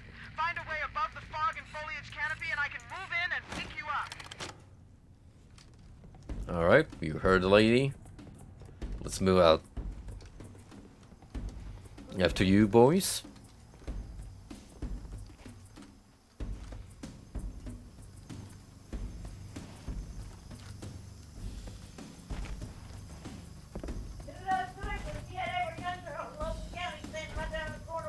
There's one.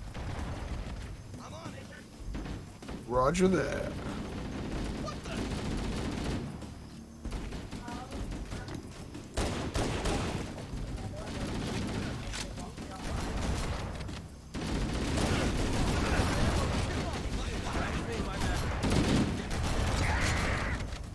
What were you thinking?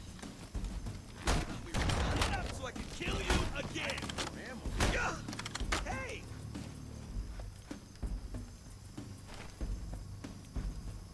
Totally not trying to murder one of these Marines to steal their I shotgun. know, man. That's what I'm trying to stand for. Oh, you're actually trying to. No good. No good. I give him like 3 love taps with the pistol melee, and he survived, so I'm like, I respect that. He ain't going down easy. He deserves to have that shotty. Oh! Well, my shotgun's around there somewhere if you want it out.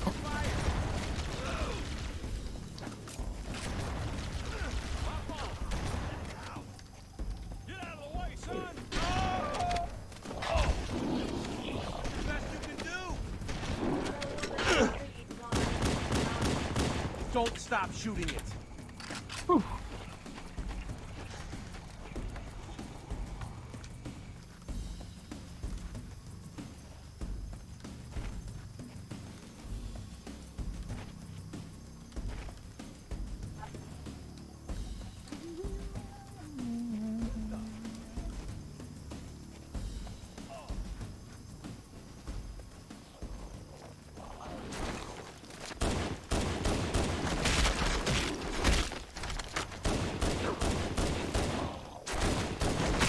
Be careful.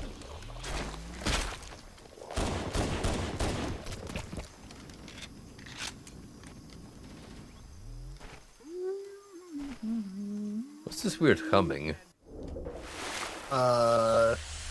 Guilty Spark. Greetings. I This guy. Oh. Installation 04. I am It's one of the portal orbs. Yeah. Someone has released the flood. My function is to prevent it from leaving this installation, but I require your assistance. Come, this way. Can't even say no. Chief, I've lost your signal. Where'd you go? Chief! Chief!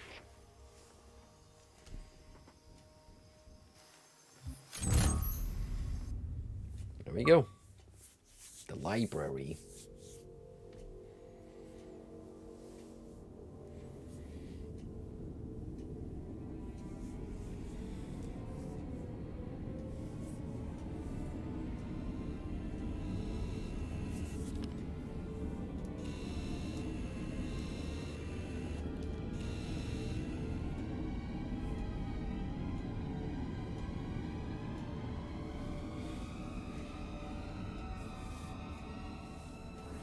We must collect the index before we can activate the installation.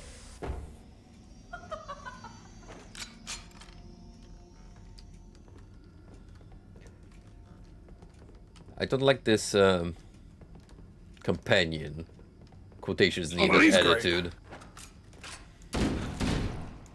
Guilty Spark's great.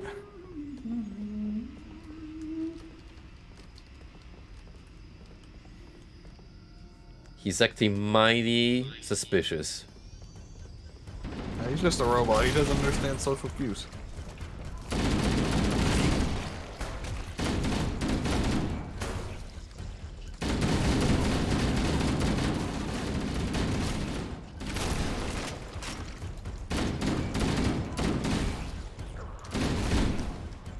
So now we get mobile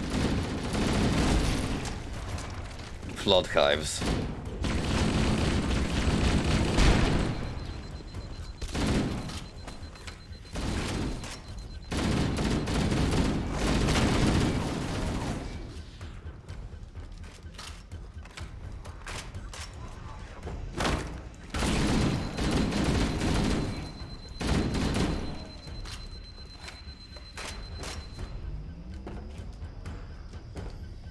We are near the index chamber. Follow me.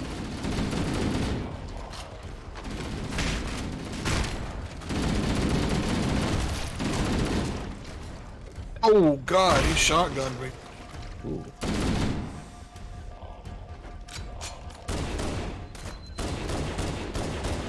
That's a lot of broods coming in.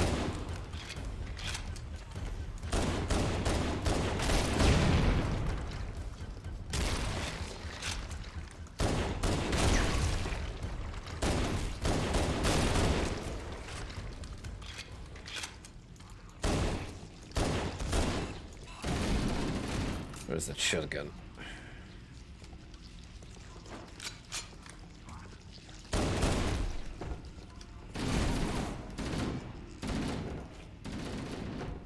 Oh, really? Did you not drop it?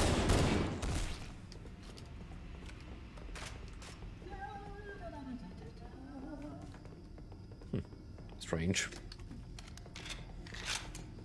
Oh, there we go.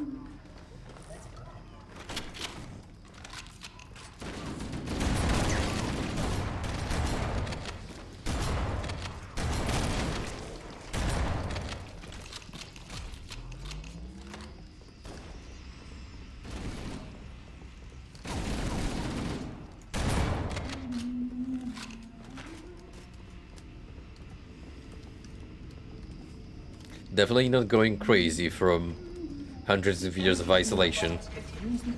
No.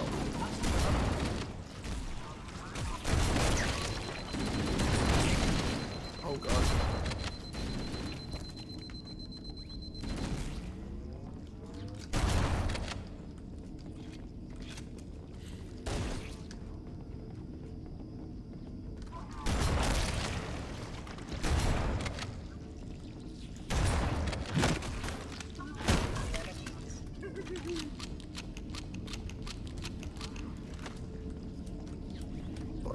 Is that the thing?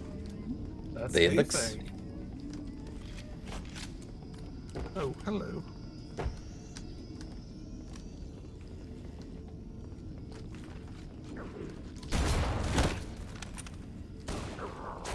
Oh, whoa, whoa, whoa. Slow down there.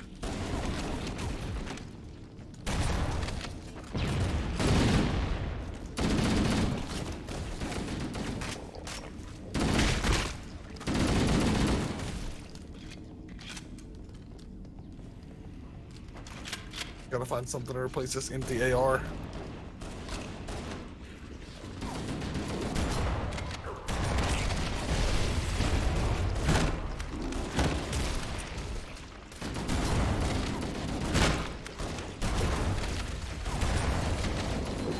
Grenade! I got you, bro. Way too late. Way too late on the call. As soon as you come back, we'll get your shotgun back too. I'm not gonna take it. No reason to. There's plenty of There we go. flood spawning you with shotguns equipped. Like this guy. I am there.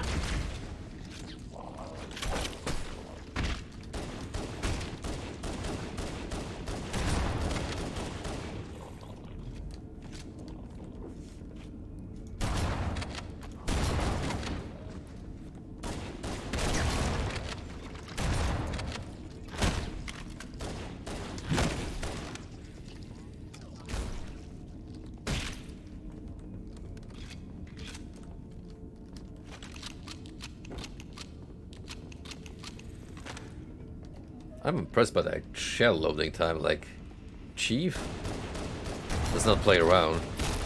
No, he knows. You gotta reload, get back in the game.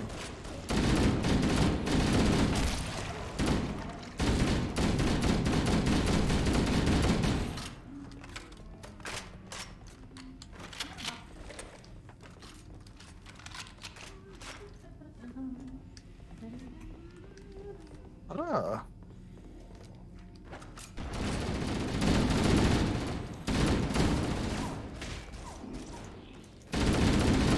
How do you stand on one of the most canon-related questions possible in Halo lore? On the what? How do you stand on one of the most important lore-related questions in Halo canon? Oh, is it gonna be how he uses the bathroom? Do you think the Zeus jacks him off? Oh, it has to, man. Well, actually, I think it's just Cortana even. I've heard that's like in the novels, but I have only read one of them, so I don't actually know how true that is. And the Totally way they not designed made her in up these by later the author of that games- novel. The way they started designing her in these later games, I'm inclined to believe it.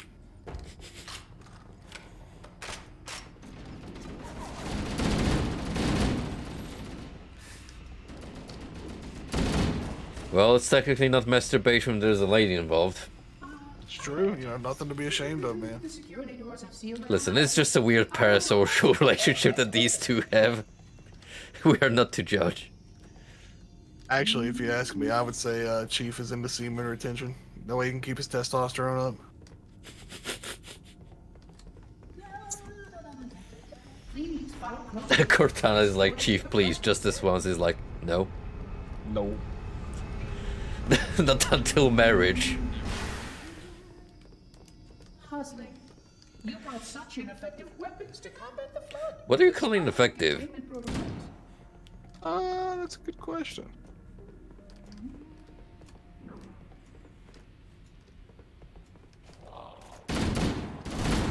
These guys have been doing a splendid job at cleaning up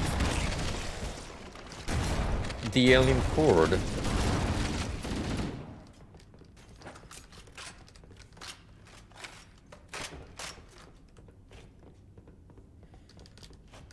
Who needs lasers and plasma balls when you can just spray bullets? Must not escape the installation.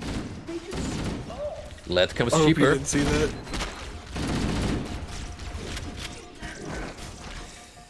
Did you just die a clumsy death? I was looking down at the floor because there are flood that come up and like tap on the glass, and I meleeed the glass not thinking it would break, and it broke. hustling. You brought mistakes were made.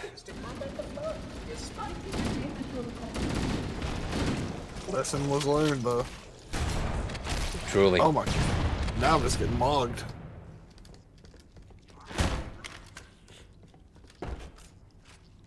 Alright. That glasses in particular is what I was looking at. Since you could see him down there, I thought, oh, it must be. I didn't shoot that. Nope, I had to try it on my own. Okay.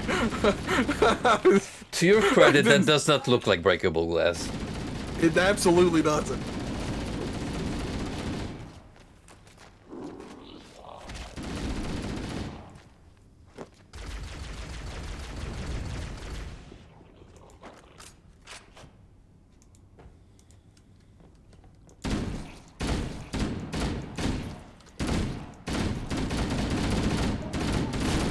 You could use the tab key like a flashlight in this area.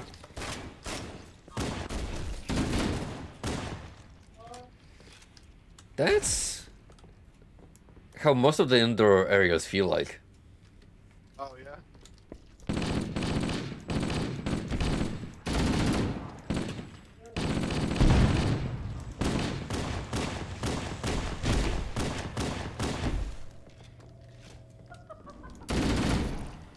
It tends to escape me that they remastered more than the visuals.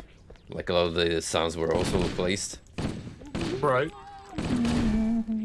Some of them I'm not a huge fan of the change. The classic assault rifle spray sounds way better in my opinion. It does. There's an oomph to it. I thought it was just me being nostalgia at first, but the more I listen to the new one, the more I definitely just don't like it. Soulless. Actually kind of soulless. Well, I walked into a pane of glass that was not there. I got you, bro.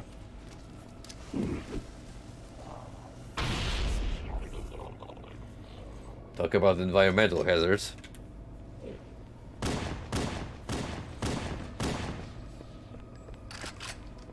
Hey, and we hit the checkpoint.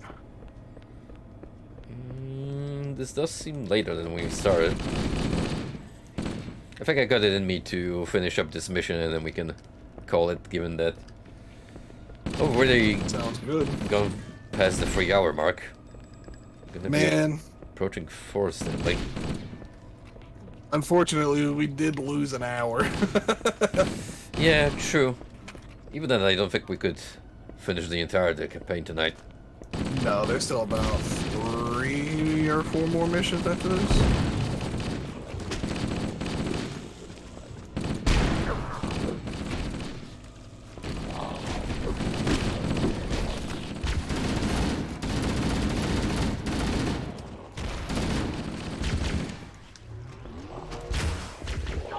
Oh, they got me. I needed a weapon and I'm trying to grab it.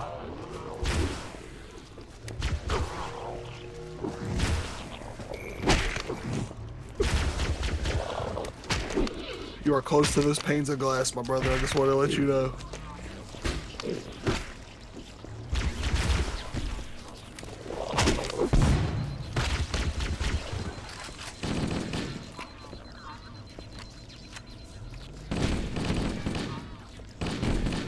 Circle strafe never fails. There we go. Never. Never once in my life have I doubted this tactic.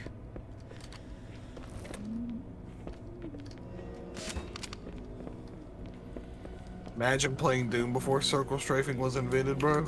Crazy. So in an alternate timeline. You hear that? Oh, it's a rifle or a plasma pistol in there. Oh yeah, I can see it. That's twice. And it sounds different depending on what mode you're playing in. That's great. You can make your own sweet remix. I just realized the HD version HUD does not look as clean either.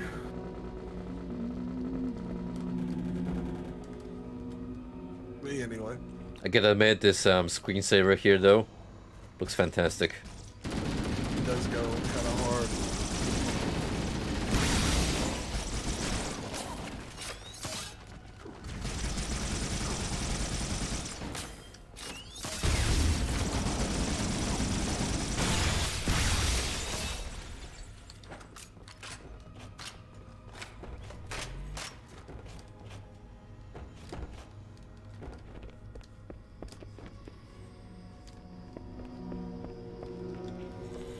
The grandiose of this chamber just screams Blade Runner.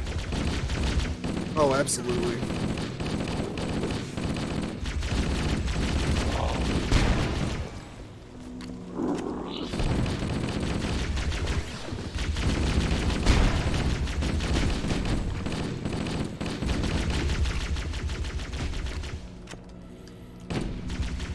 Never get tired of those massive, gray, blocky areas from classic sci-fi. Soul, some would say. I would say.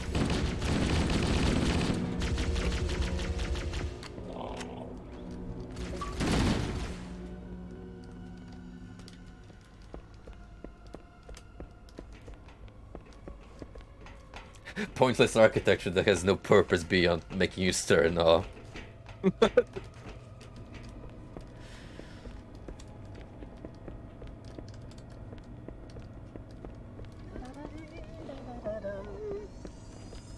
There you are. We must continue.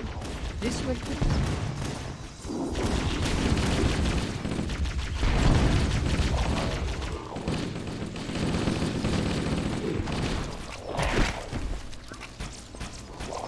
Oh God. Whew.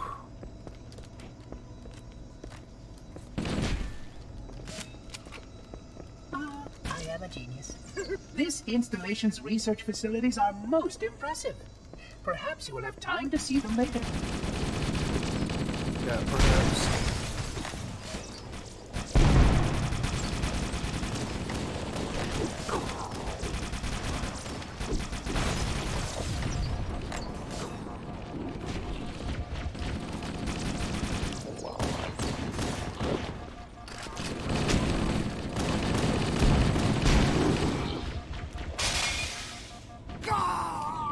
Well, I did it again.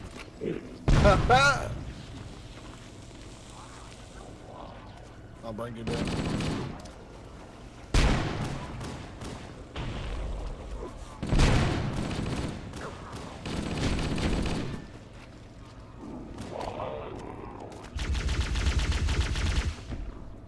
Ah! Oh, I thought I fell and died. Oh, jeez, I thought I spawned mid-air. What the hell? That actually scared me. Oh, God.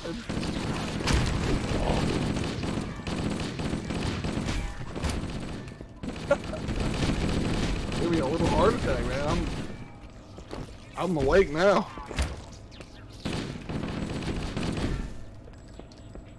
When that game does not even try to be a horror game.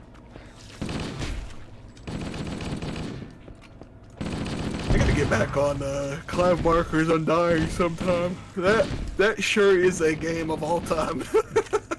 How far did you get into it?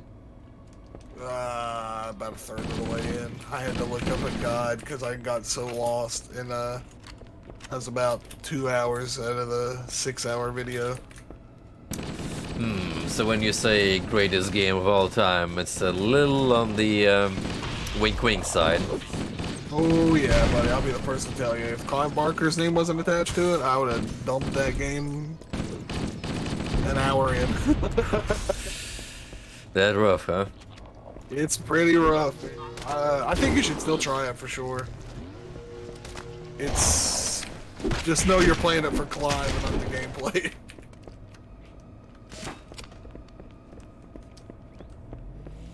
I mean, let's be reasonable, that was most likely the main selling point.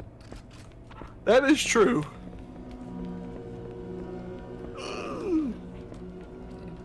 Wasn't even the first video game he... or like more like the only game he pitched an idea towards. think it's on PC. You might be able to emulate it on the PS3 emulator. Have you played Jericho? Jericho also has a PC port, doesn't it? Does it? I didn't know if it did or not. I have it on Xbox. Let me double check, because otherwise I might just get Jericho on PS3.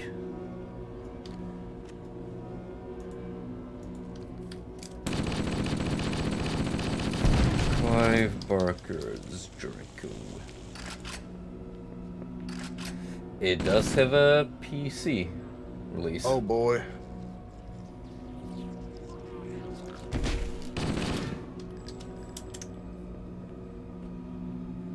It is in fact on Steam. Wow. Color me surprised.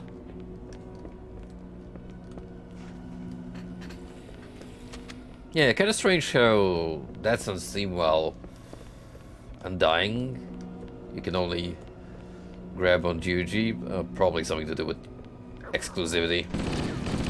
It's possible. These sentinels will supplement your combat systems, but I suggest you upgrade to at least a Class 12 combat skill. Your current model only scans as a Class 2, which is, if you pardon me, a plasma conduit breach in Section 5524 has disrupted power flow to a gravitic radius.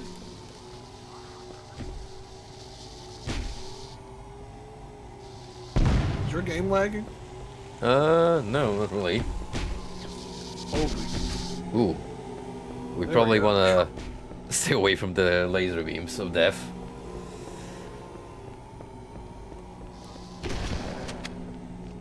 The heck? Oh, my internet's not trying to die.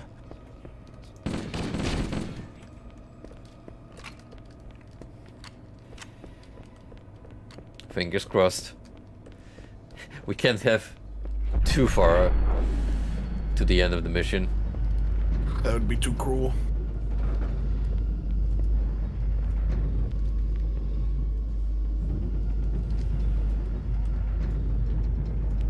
Wait, it gets worse.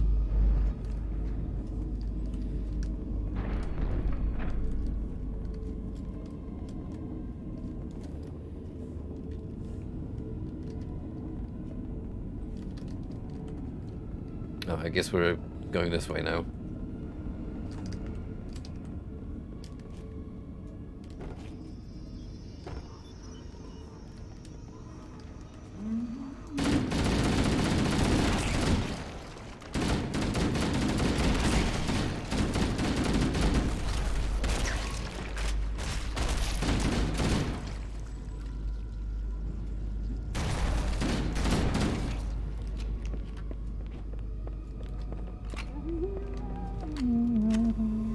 One thing I hate about this mission is how samey everything looks. If it weren't for that fact that it's just interconnected corridors, you'd get lost easily. Failure in a drone control subsystem. Oh yeah. I must reset the backup unit. Please continue on. I will rejoin you when I've completed my task.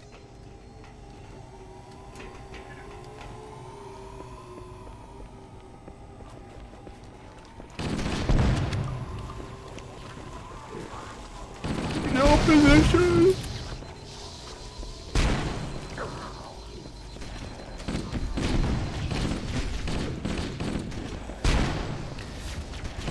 Stick close to the hovering turrets, I say.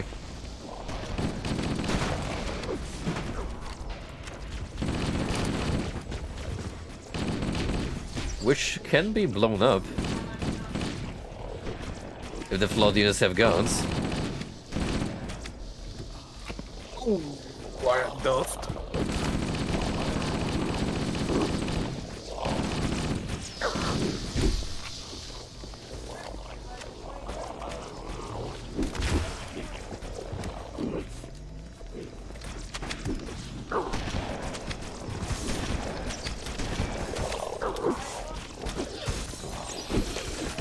Shit. They got me.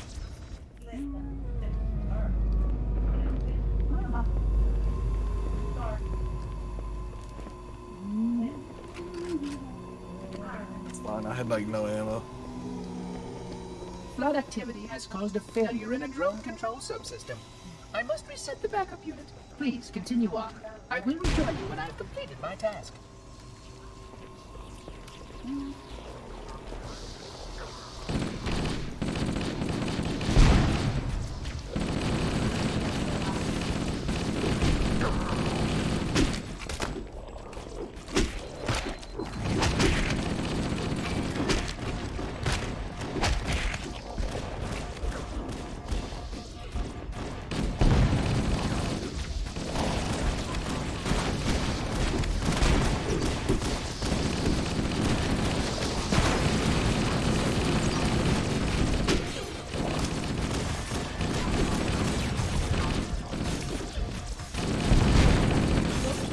Ooh, what killed me?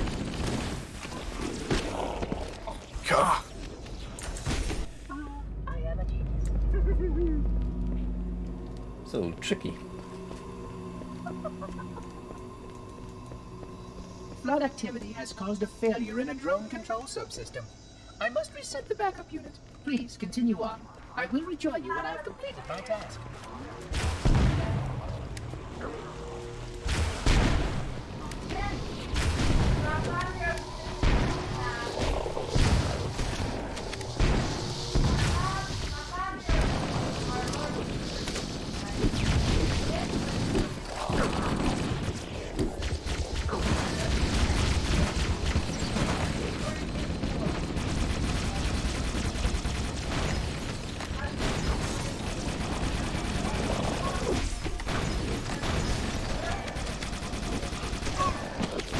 What the hell? Like one shotgun blast just instantly mauls me. Gosh. How unfortunate.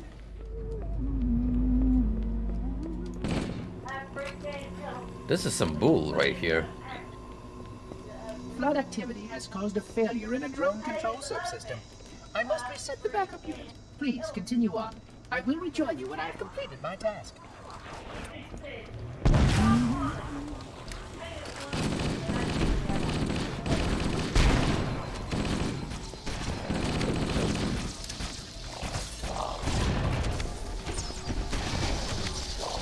And again! This freaking shotgunner just instantly destroys you. It's insane, dude.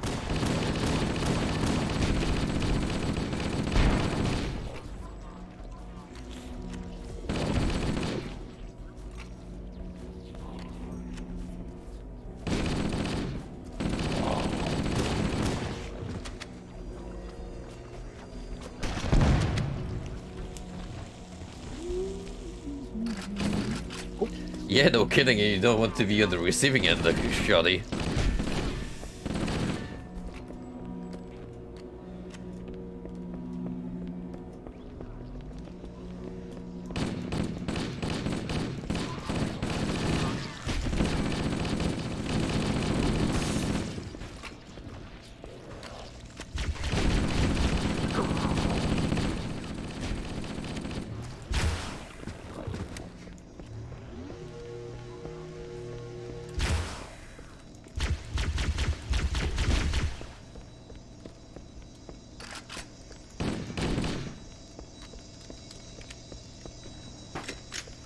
Hey, we got doors open.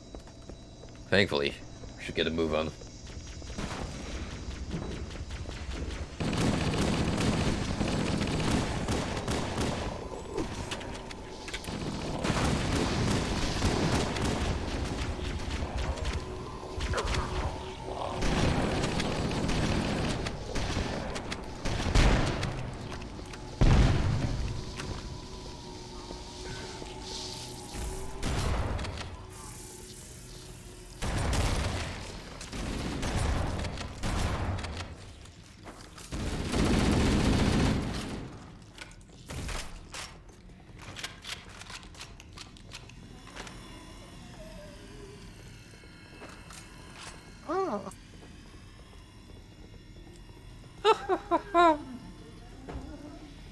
The Sentinels can use their weapons to manage the flood only for a short time. Speed is of the essence.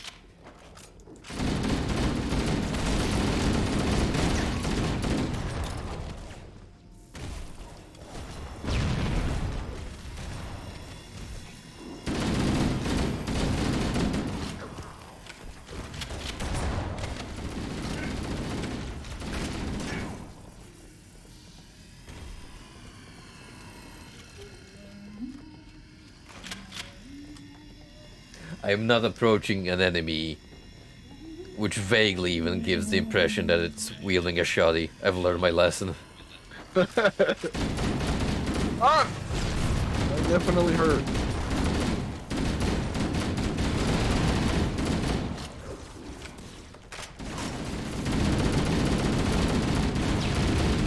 They got rockets now. Oh, brother.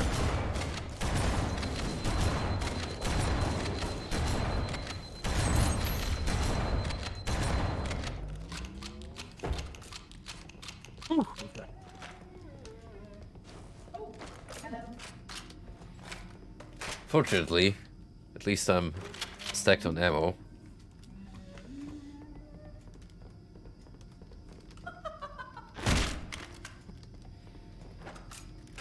Please stop firing your weapon. That's a nice touch. I am a genius. He do be quirky.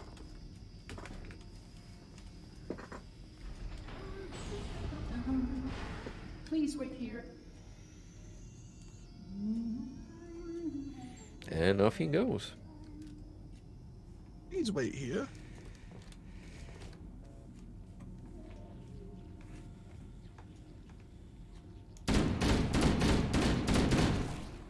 They are rapidly approaching from behind.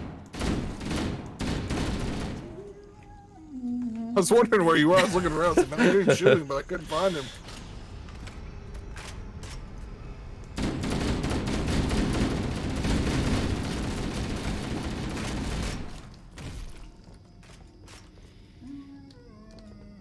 They give him an anti-gravitational field.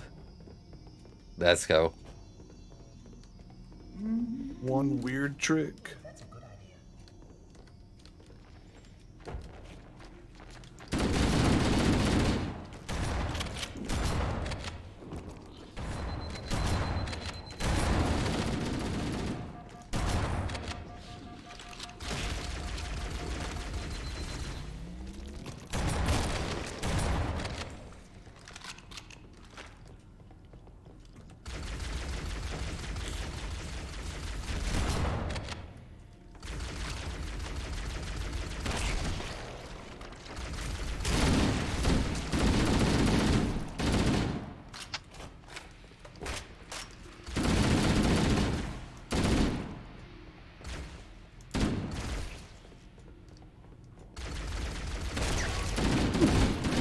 Those exploding ones suck, man.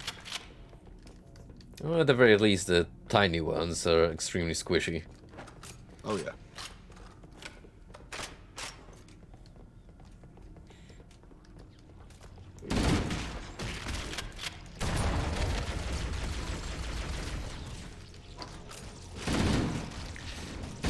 Oh god, oh god, oh god.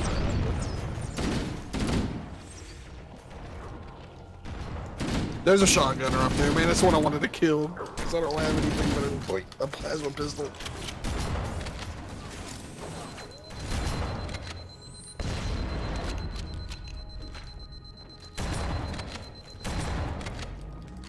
We're good. Thank you.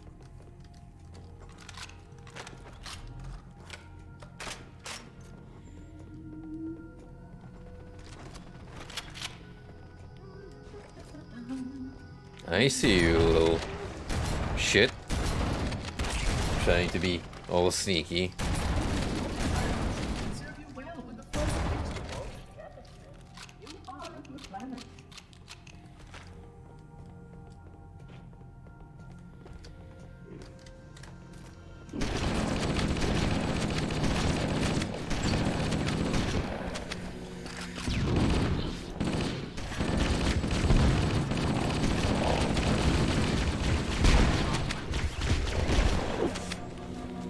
They really look at this layout and were like, yeah, copy paste a dozen of times.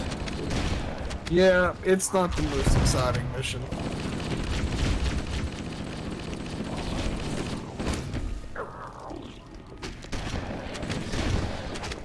Halo 2 definitely has much better mission variety and like locales.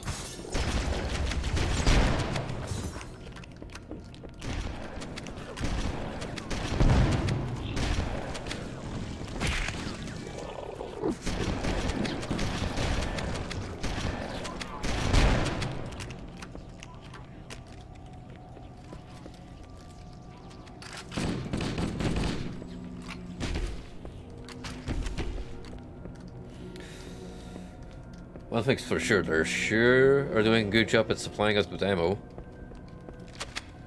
Absolutely stocked on assault rifle rounds. Ooh, rocket up there. Oh my god.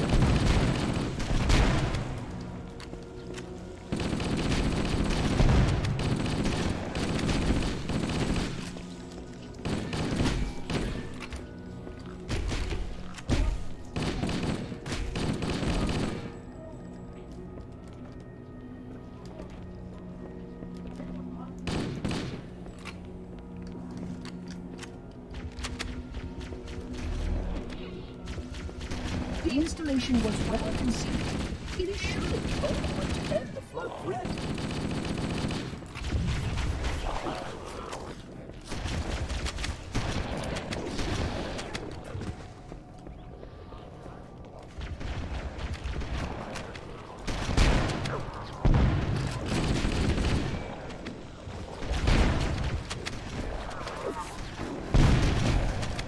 Hey, why are they still coming?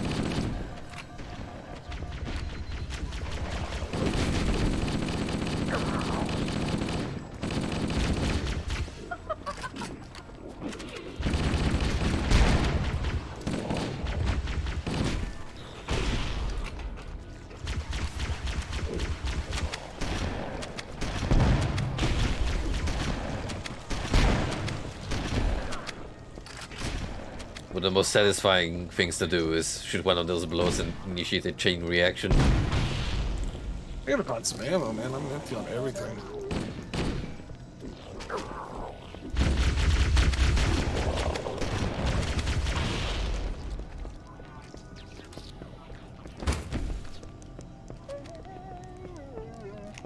Oh, hello.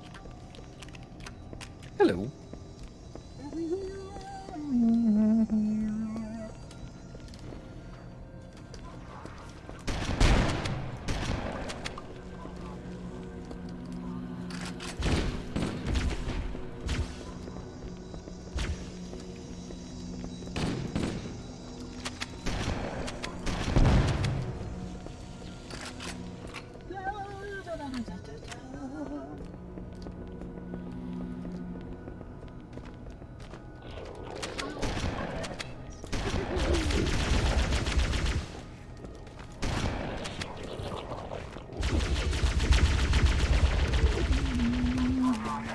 Oh, this is different. Oh, God damn it. gosh.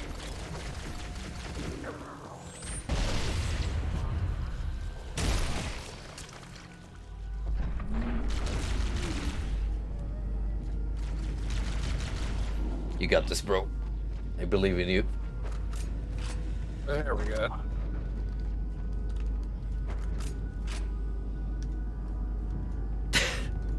Nice. No choice. Maybe if they provide us with some quality elevator music, I'd consider it. But that's a strong maybe.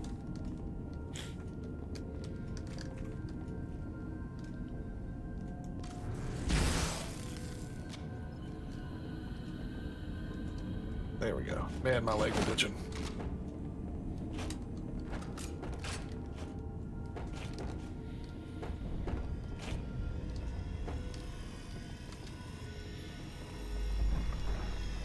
I would conjecture that the other species currently on the installation is responsible for releasing the flood. They seem most persistent in their attempts to exit.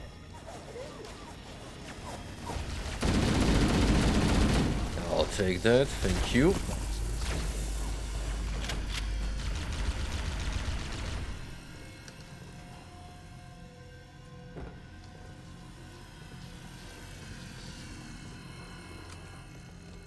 We gotta go under.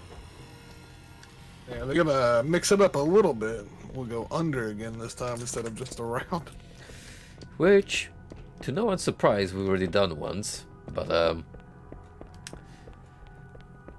they didn't expect most players to know this, right? Right.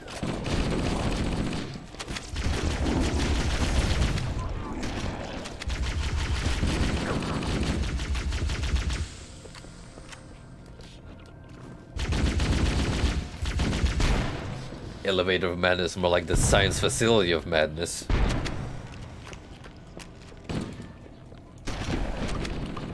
An elevator is the only sense of like freedom we get here.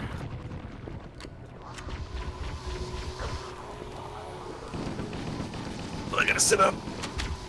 Don't kill me.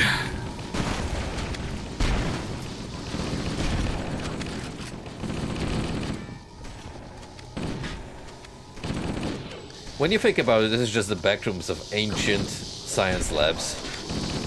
Yeah.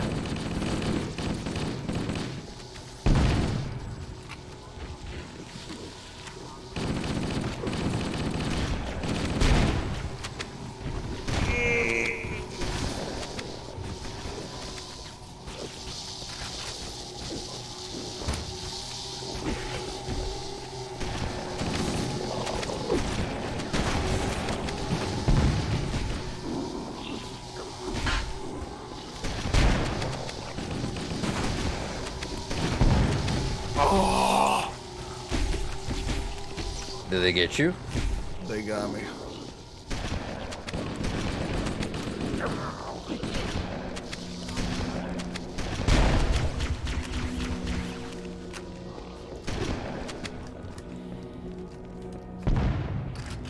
There we go.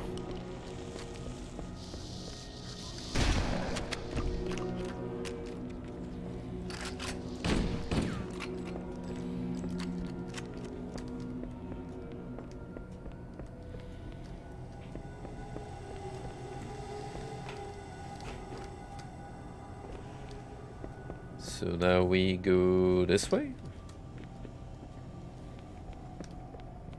Oh, yeah.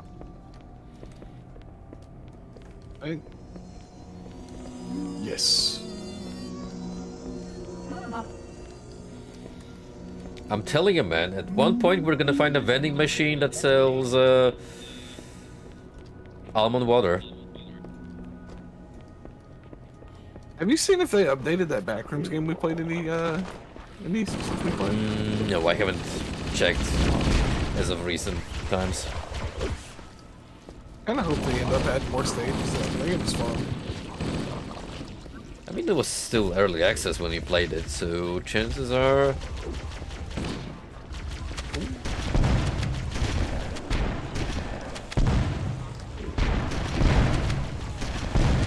Definitely gonna rework that pool rooms area.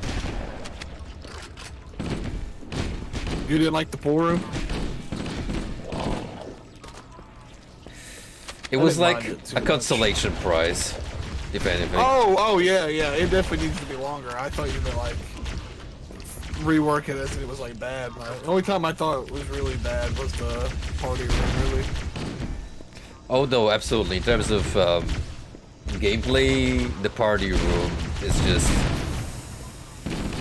Phew, boy. It was a slog. Too dangerous to release, and mass sterilization protocols may again need to be enacted. Of course, samples were emptier after the last catastrophic outbreak. Was that?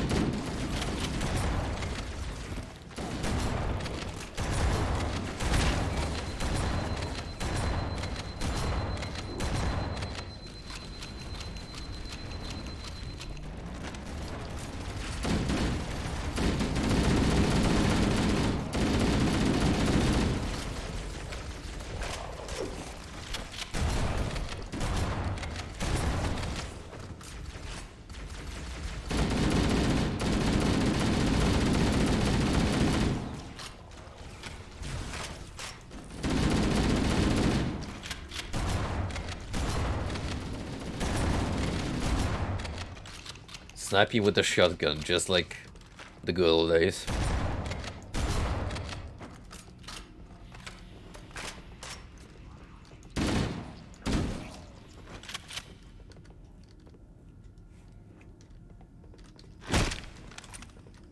Hey, whoa, buddy. You saw nothing. Taking in the view.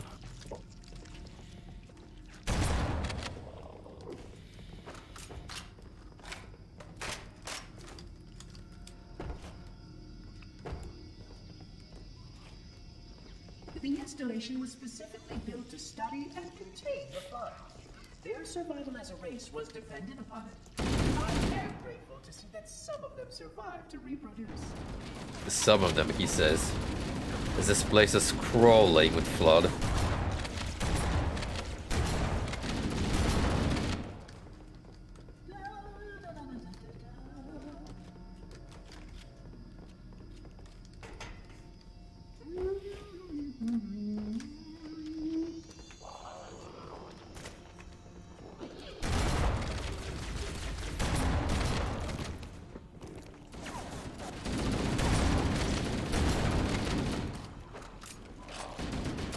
Watch out, grenade.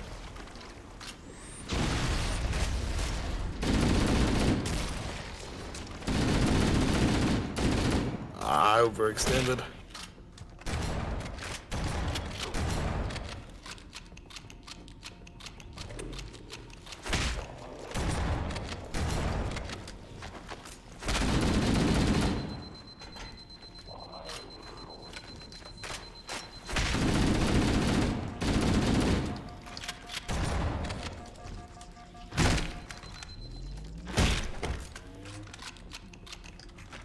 All clear. Chief.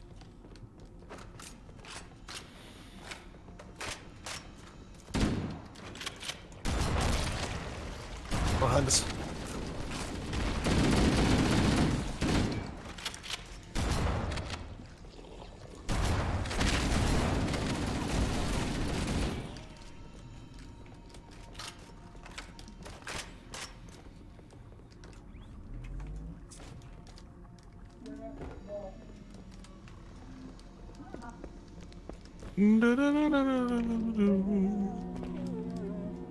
Oh, hello.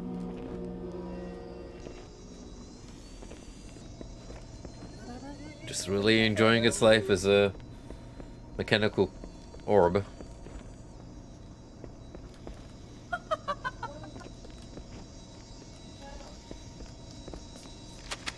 I will deactivate the security lock. Wait here. Wait here. Oh. Music.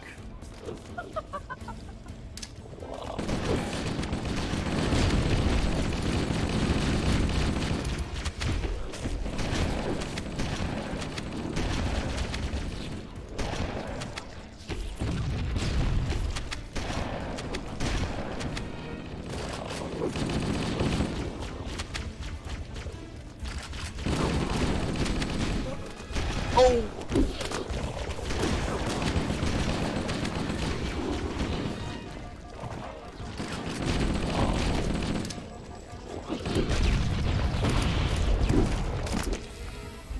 Yeesh. I will deactivate the security lock. Wait here.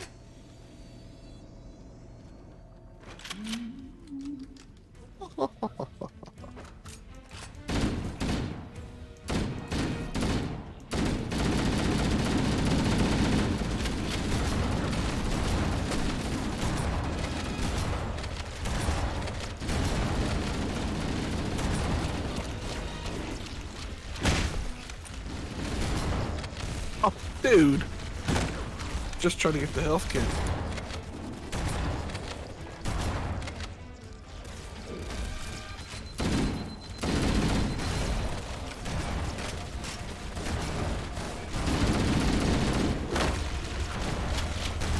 Whoa, this is rough.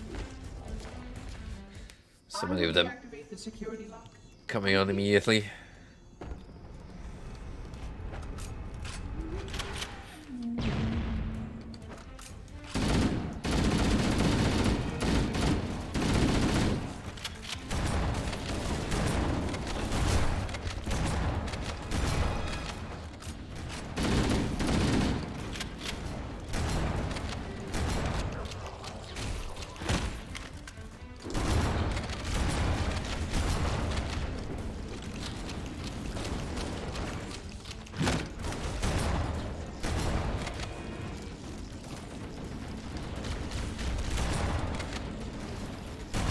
Really, just gotta get rid of the humanoid ones first.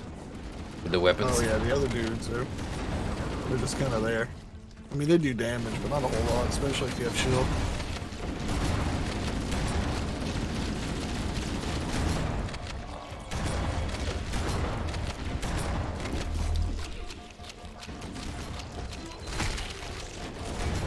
God damn it. I got swarmed.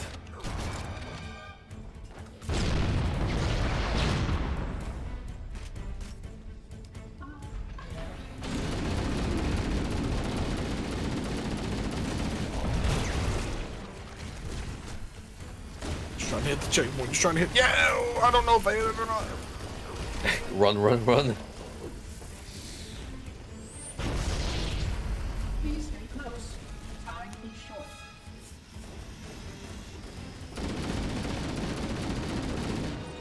Just let the sentries handle it.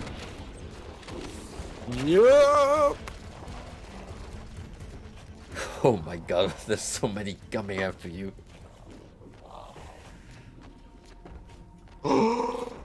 Come on. Oh, this one is just absolutely thirsty.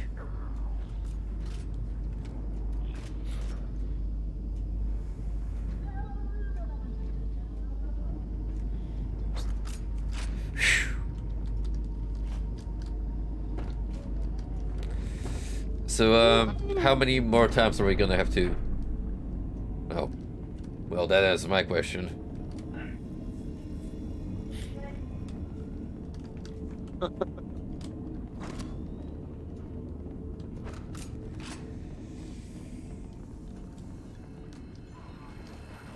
You enjoyed this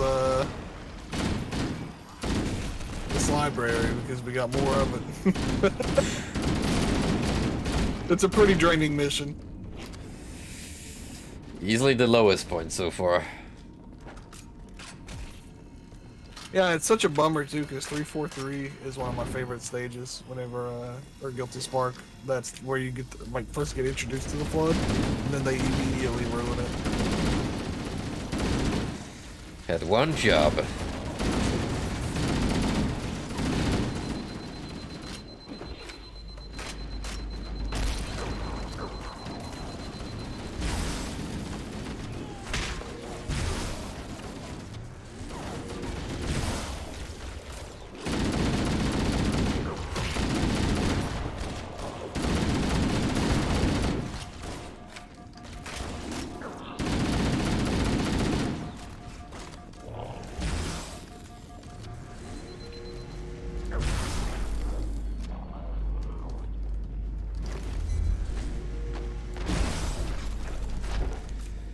Whew.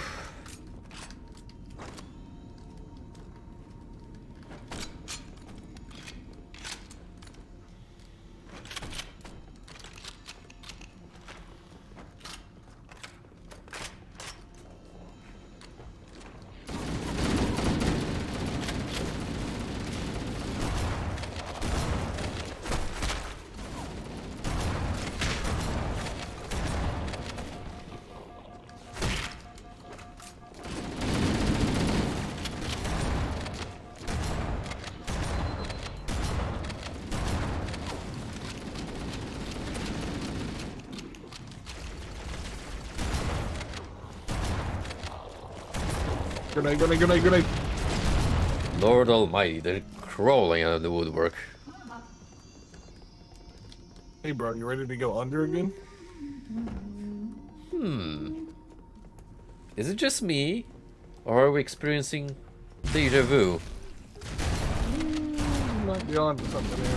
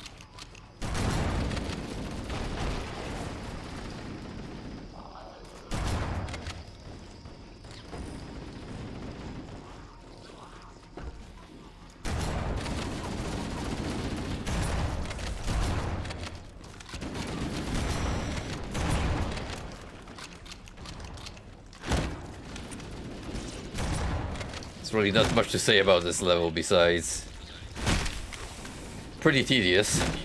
Yeah. Honestly, there's not much that we haven't already seen here before. Same old, same old.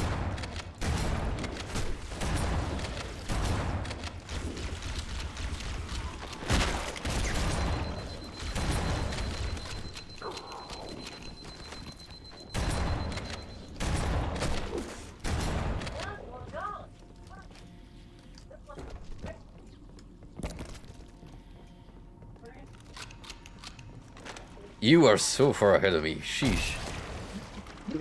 All the while, all the while they keep spawning in.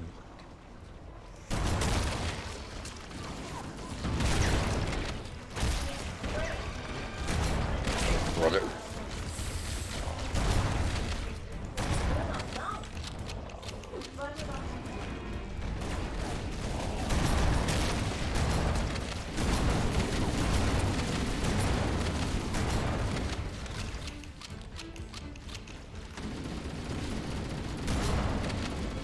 Zero reason to lag behind and try to take down all of them. Yeah, that's true. We've killed, I think, more Flood in this mission than we have Covenant in the previous, like, 6 missions. Oh, easily. Thank you, cutscene. Oh, yeah. The energy barrier surrounding the index will deactivate when we reach the ground floor.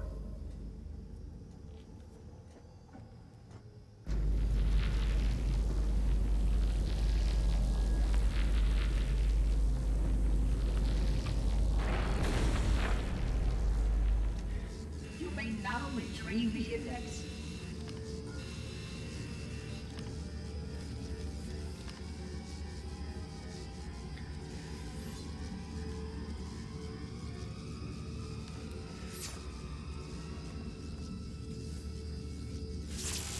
Protocol requires that I take possession of the index for transport. Your organic form renders you vulnerable to infection. The index must not fall into the hands of the Flood before we reach the control room and activate the installation. Well, that's a little arbitrary given we've done all the dirty work. Little. A lot, actually. Just a smidge. Oh, we survived. Dude, if the game would crash at this point, I'd be extremely salty. We would simply just skip this mission. Yeah, just pretend Which means that any organism with we've sufficient passed. mass and cognitive capability is a potential vector. Is something wrong?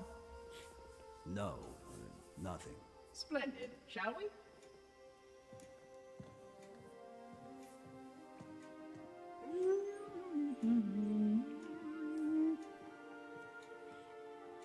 Unfortunately, my usefulness to this particular endeavor has come to an end.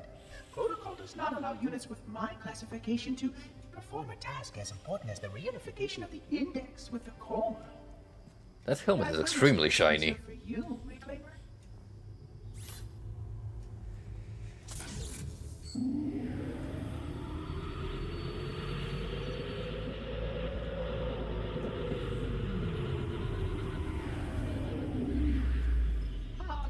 That wasn't supposed to happen. Oh, really? There she is. Cortana. I've spent the last 12 hours cooped up in here watching you toady about, helping that thing get set to slit our throats. Hold on now. He's a friend. Oh, I didn't realize. He's your pal, is he? Your chum? Do you have any idea what that bastard almost made you do? Yes. Activate Halo's defenses and destroy the Flood, which is why we brought the index to the control center. You mean this? A construct in the core?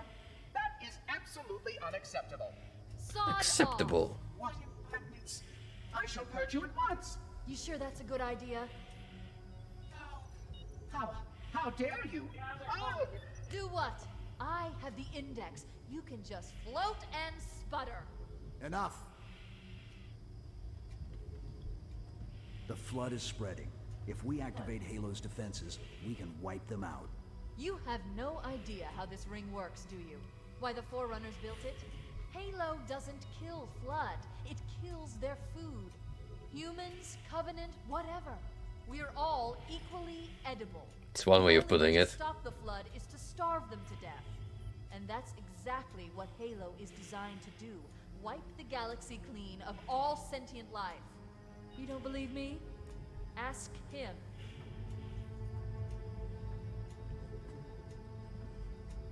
Is it Your defense? More or less.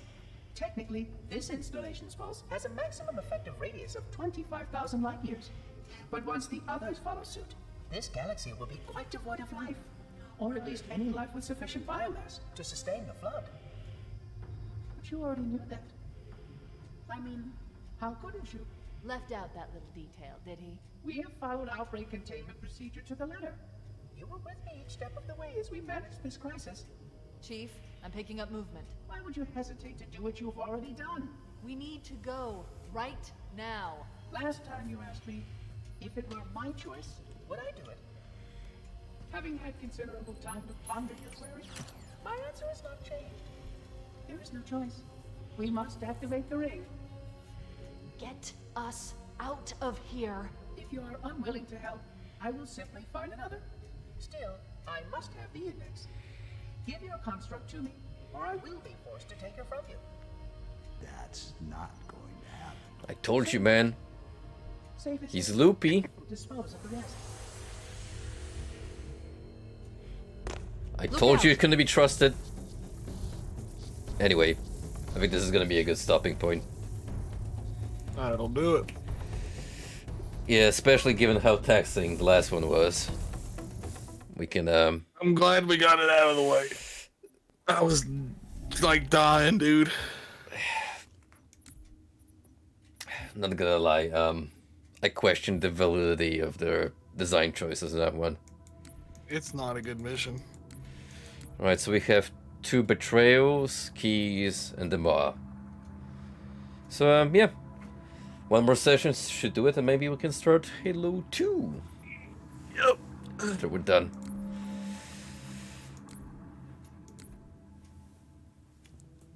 Alright, well, thanks for joining me again, buddy. Thanks everyone for stopping by, and I'll see you again soon for more video games. Not sure if I'll be on tomorrow, but I'll see you guys when I see you. Have a Take it great easy. one.